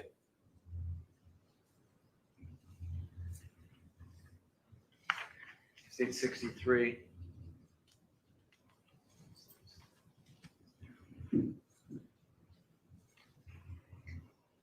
Again, this is, oh, Me. do you know who this is here? Oh, that's Sal. Sal Perry? Yes.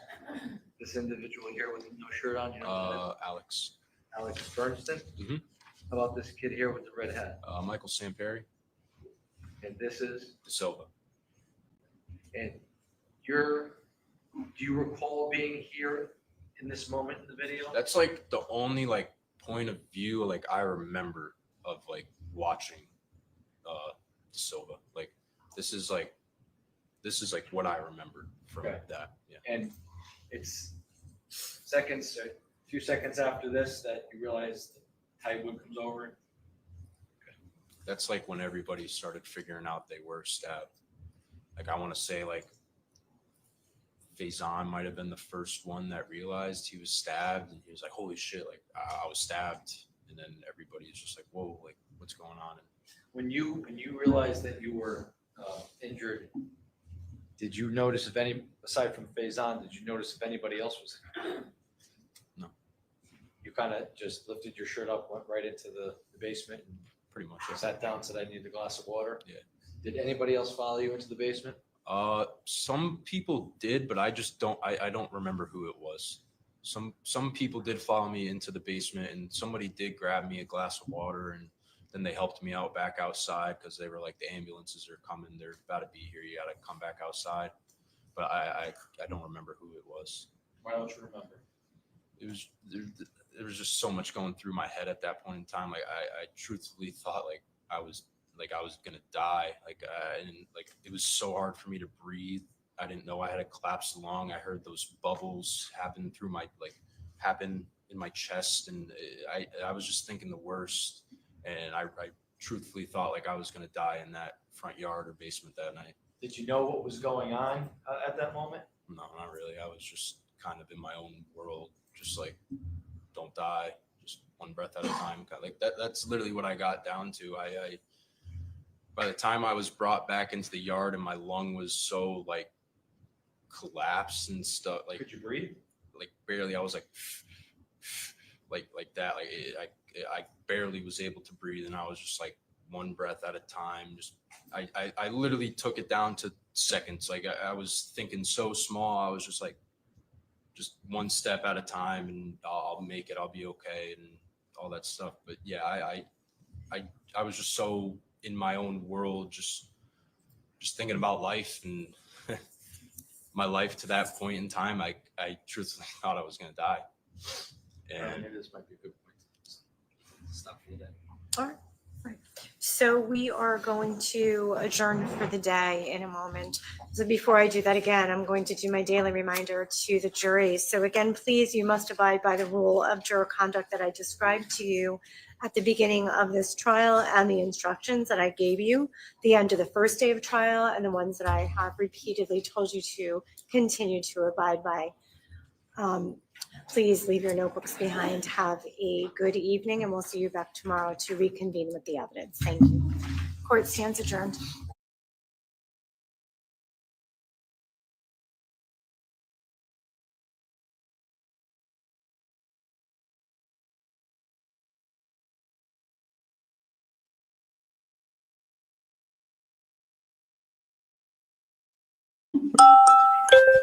Sorry, I am muted and my phone is telling me it's time to go to bed.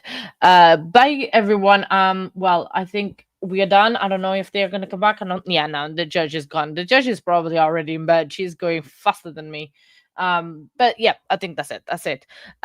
We'll come back tomorrow. It's been a lovely day. It's been awesome. Thank you very much to Robert again to replace me and help me throughout when I wanted to look at houses. I needed a sleep. We'll do a bit of a recap tomorrow. Have a great night, a good afternoon, a great evening, everyone. Thank you very much, Forrest. Thank you, Mods. Exactly, Mods. Thank you very much. Have a great one. I'll see you all tomorrow. Thank you very much for the support, and thank you, and goodbye. And I'm a real-time crime professional.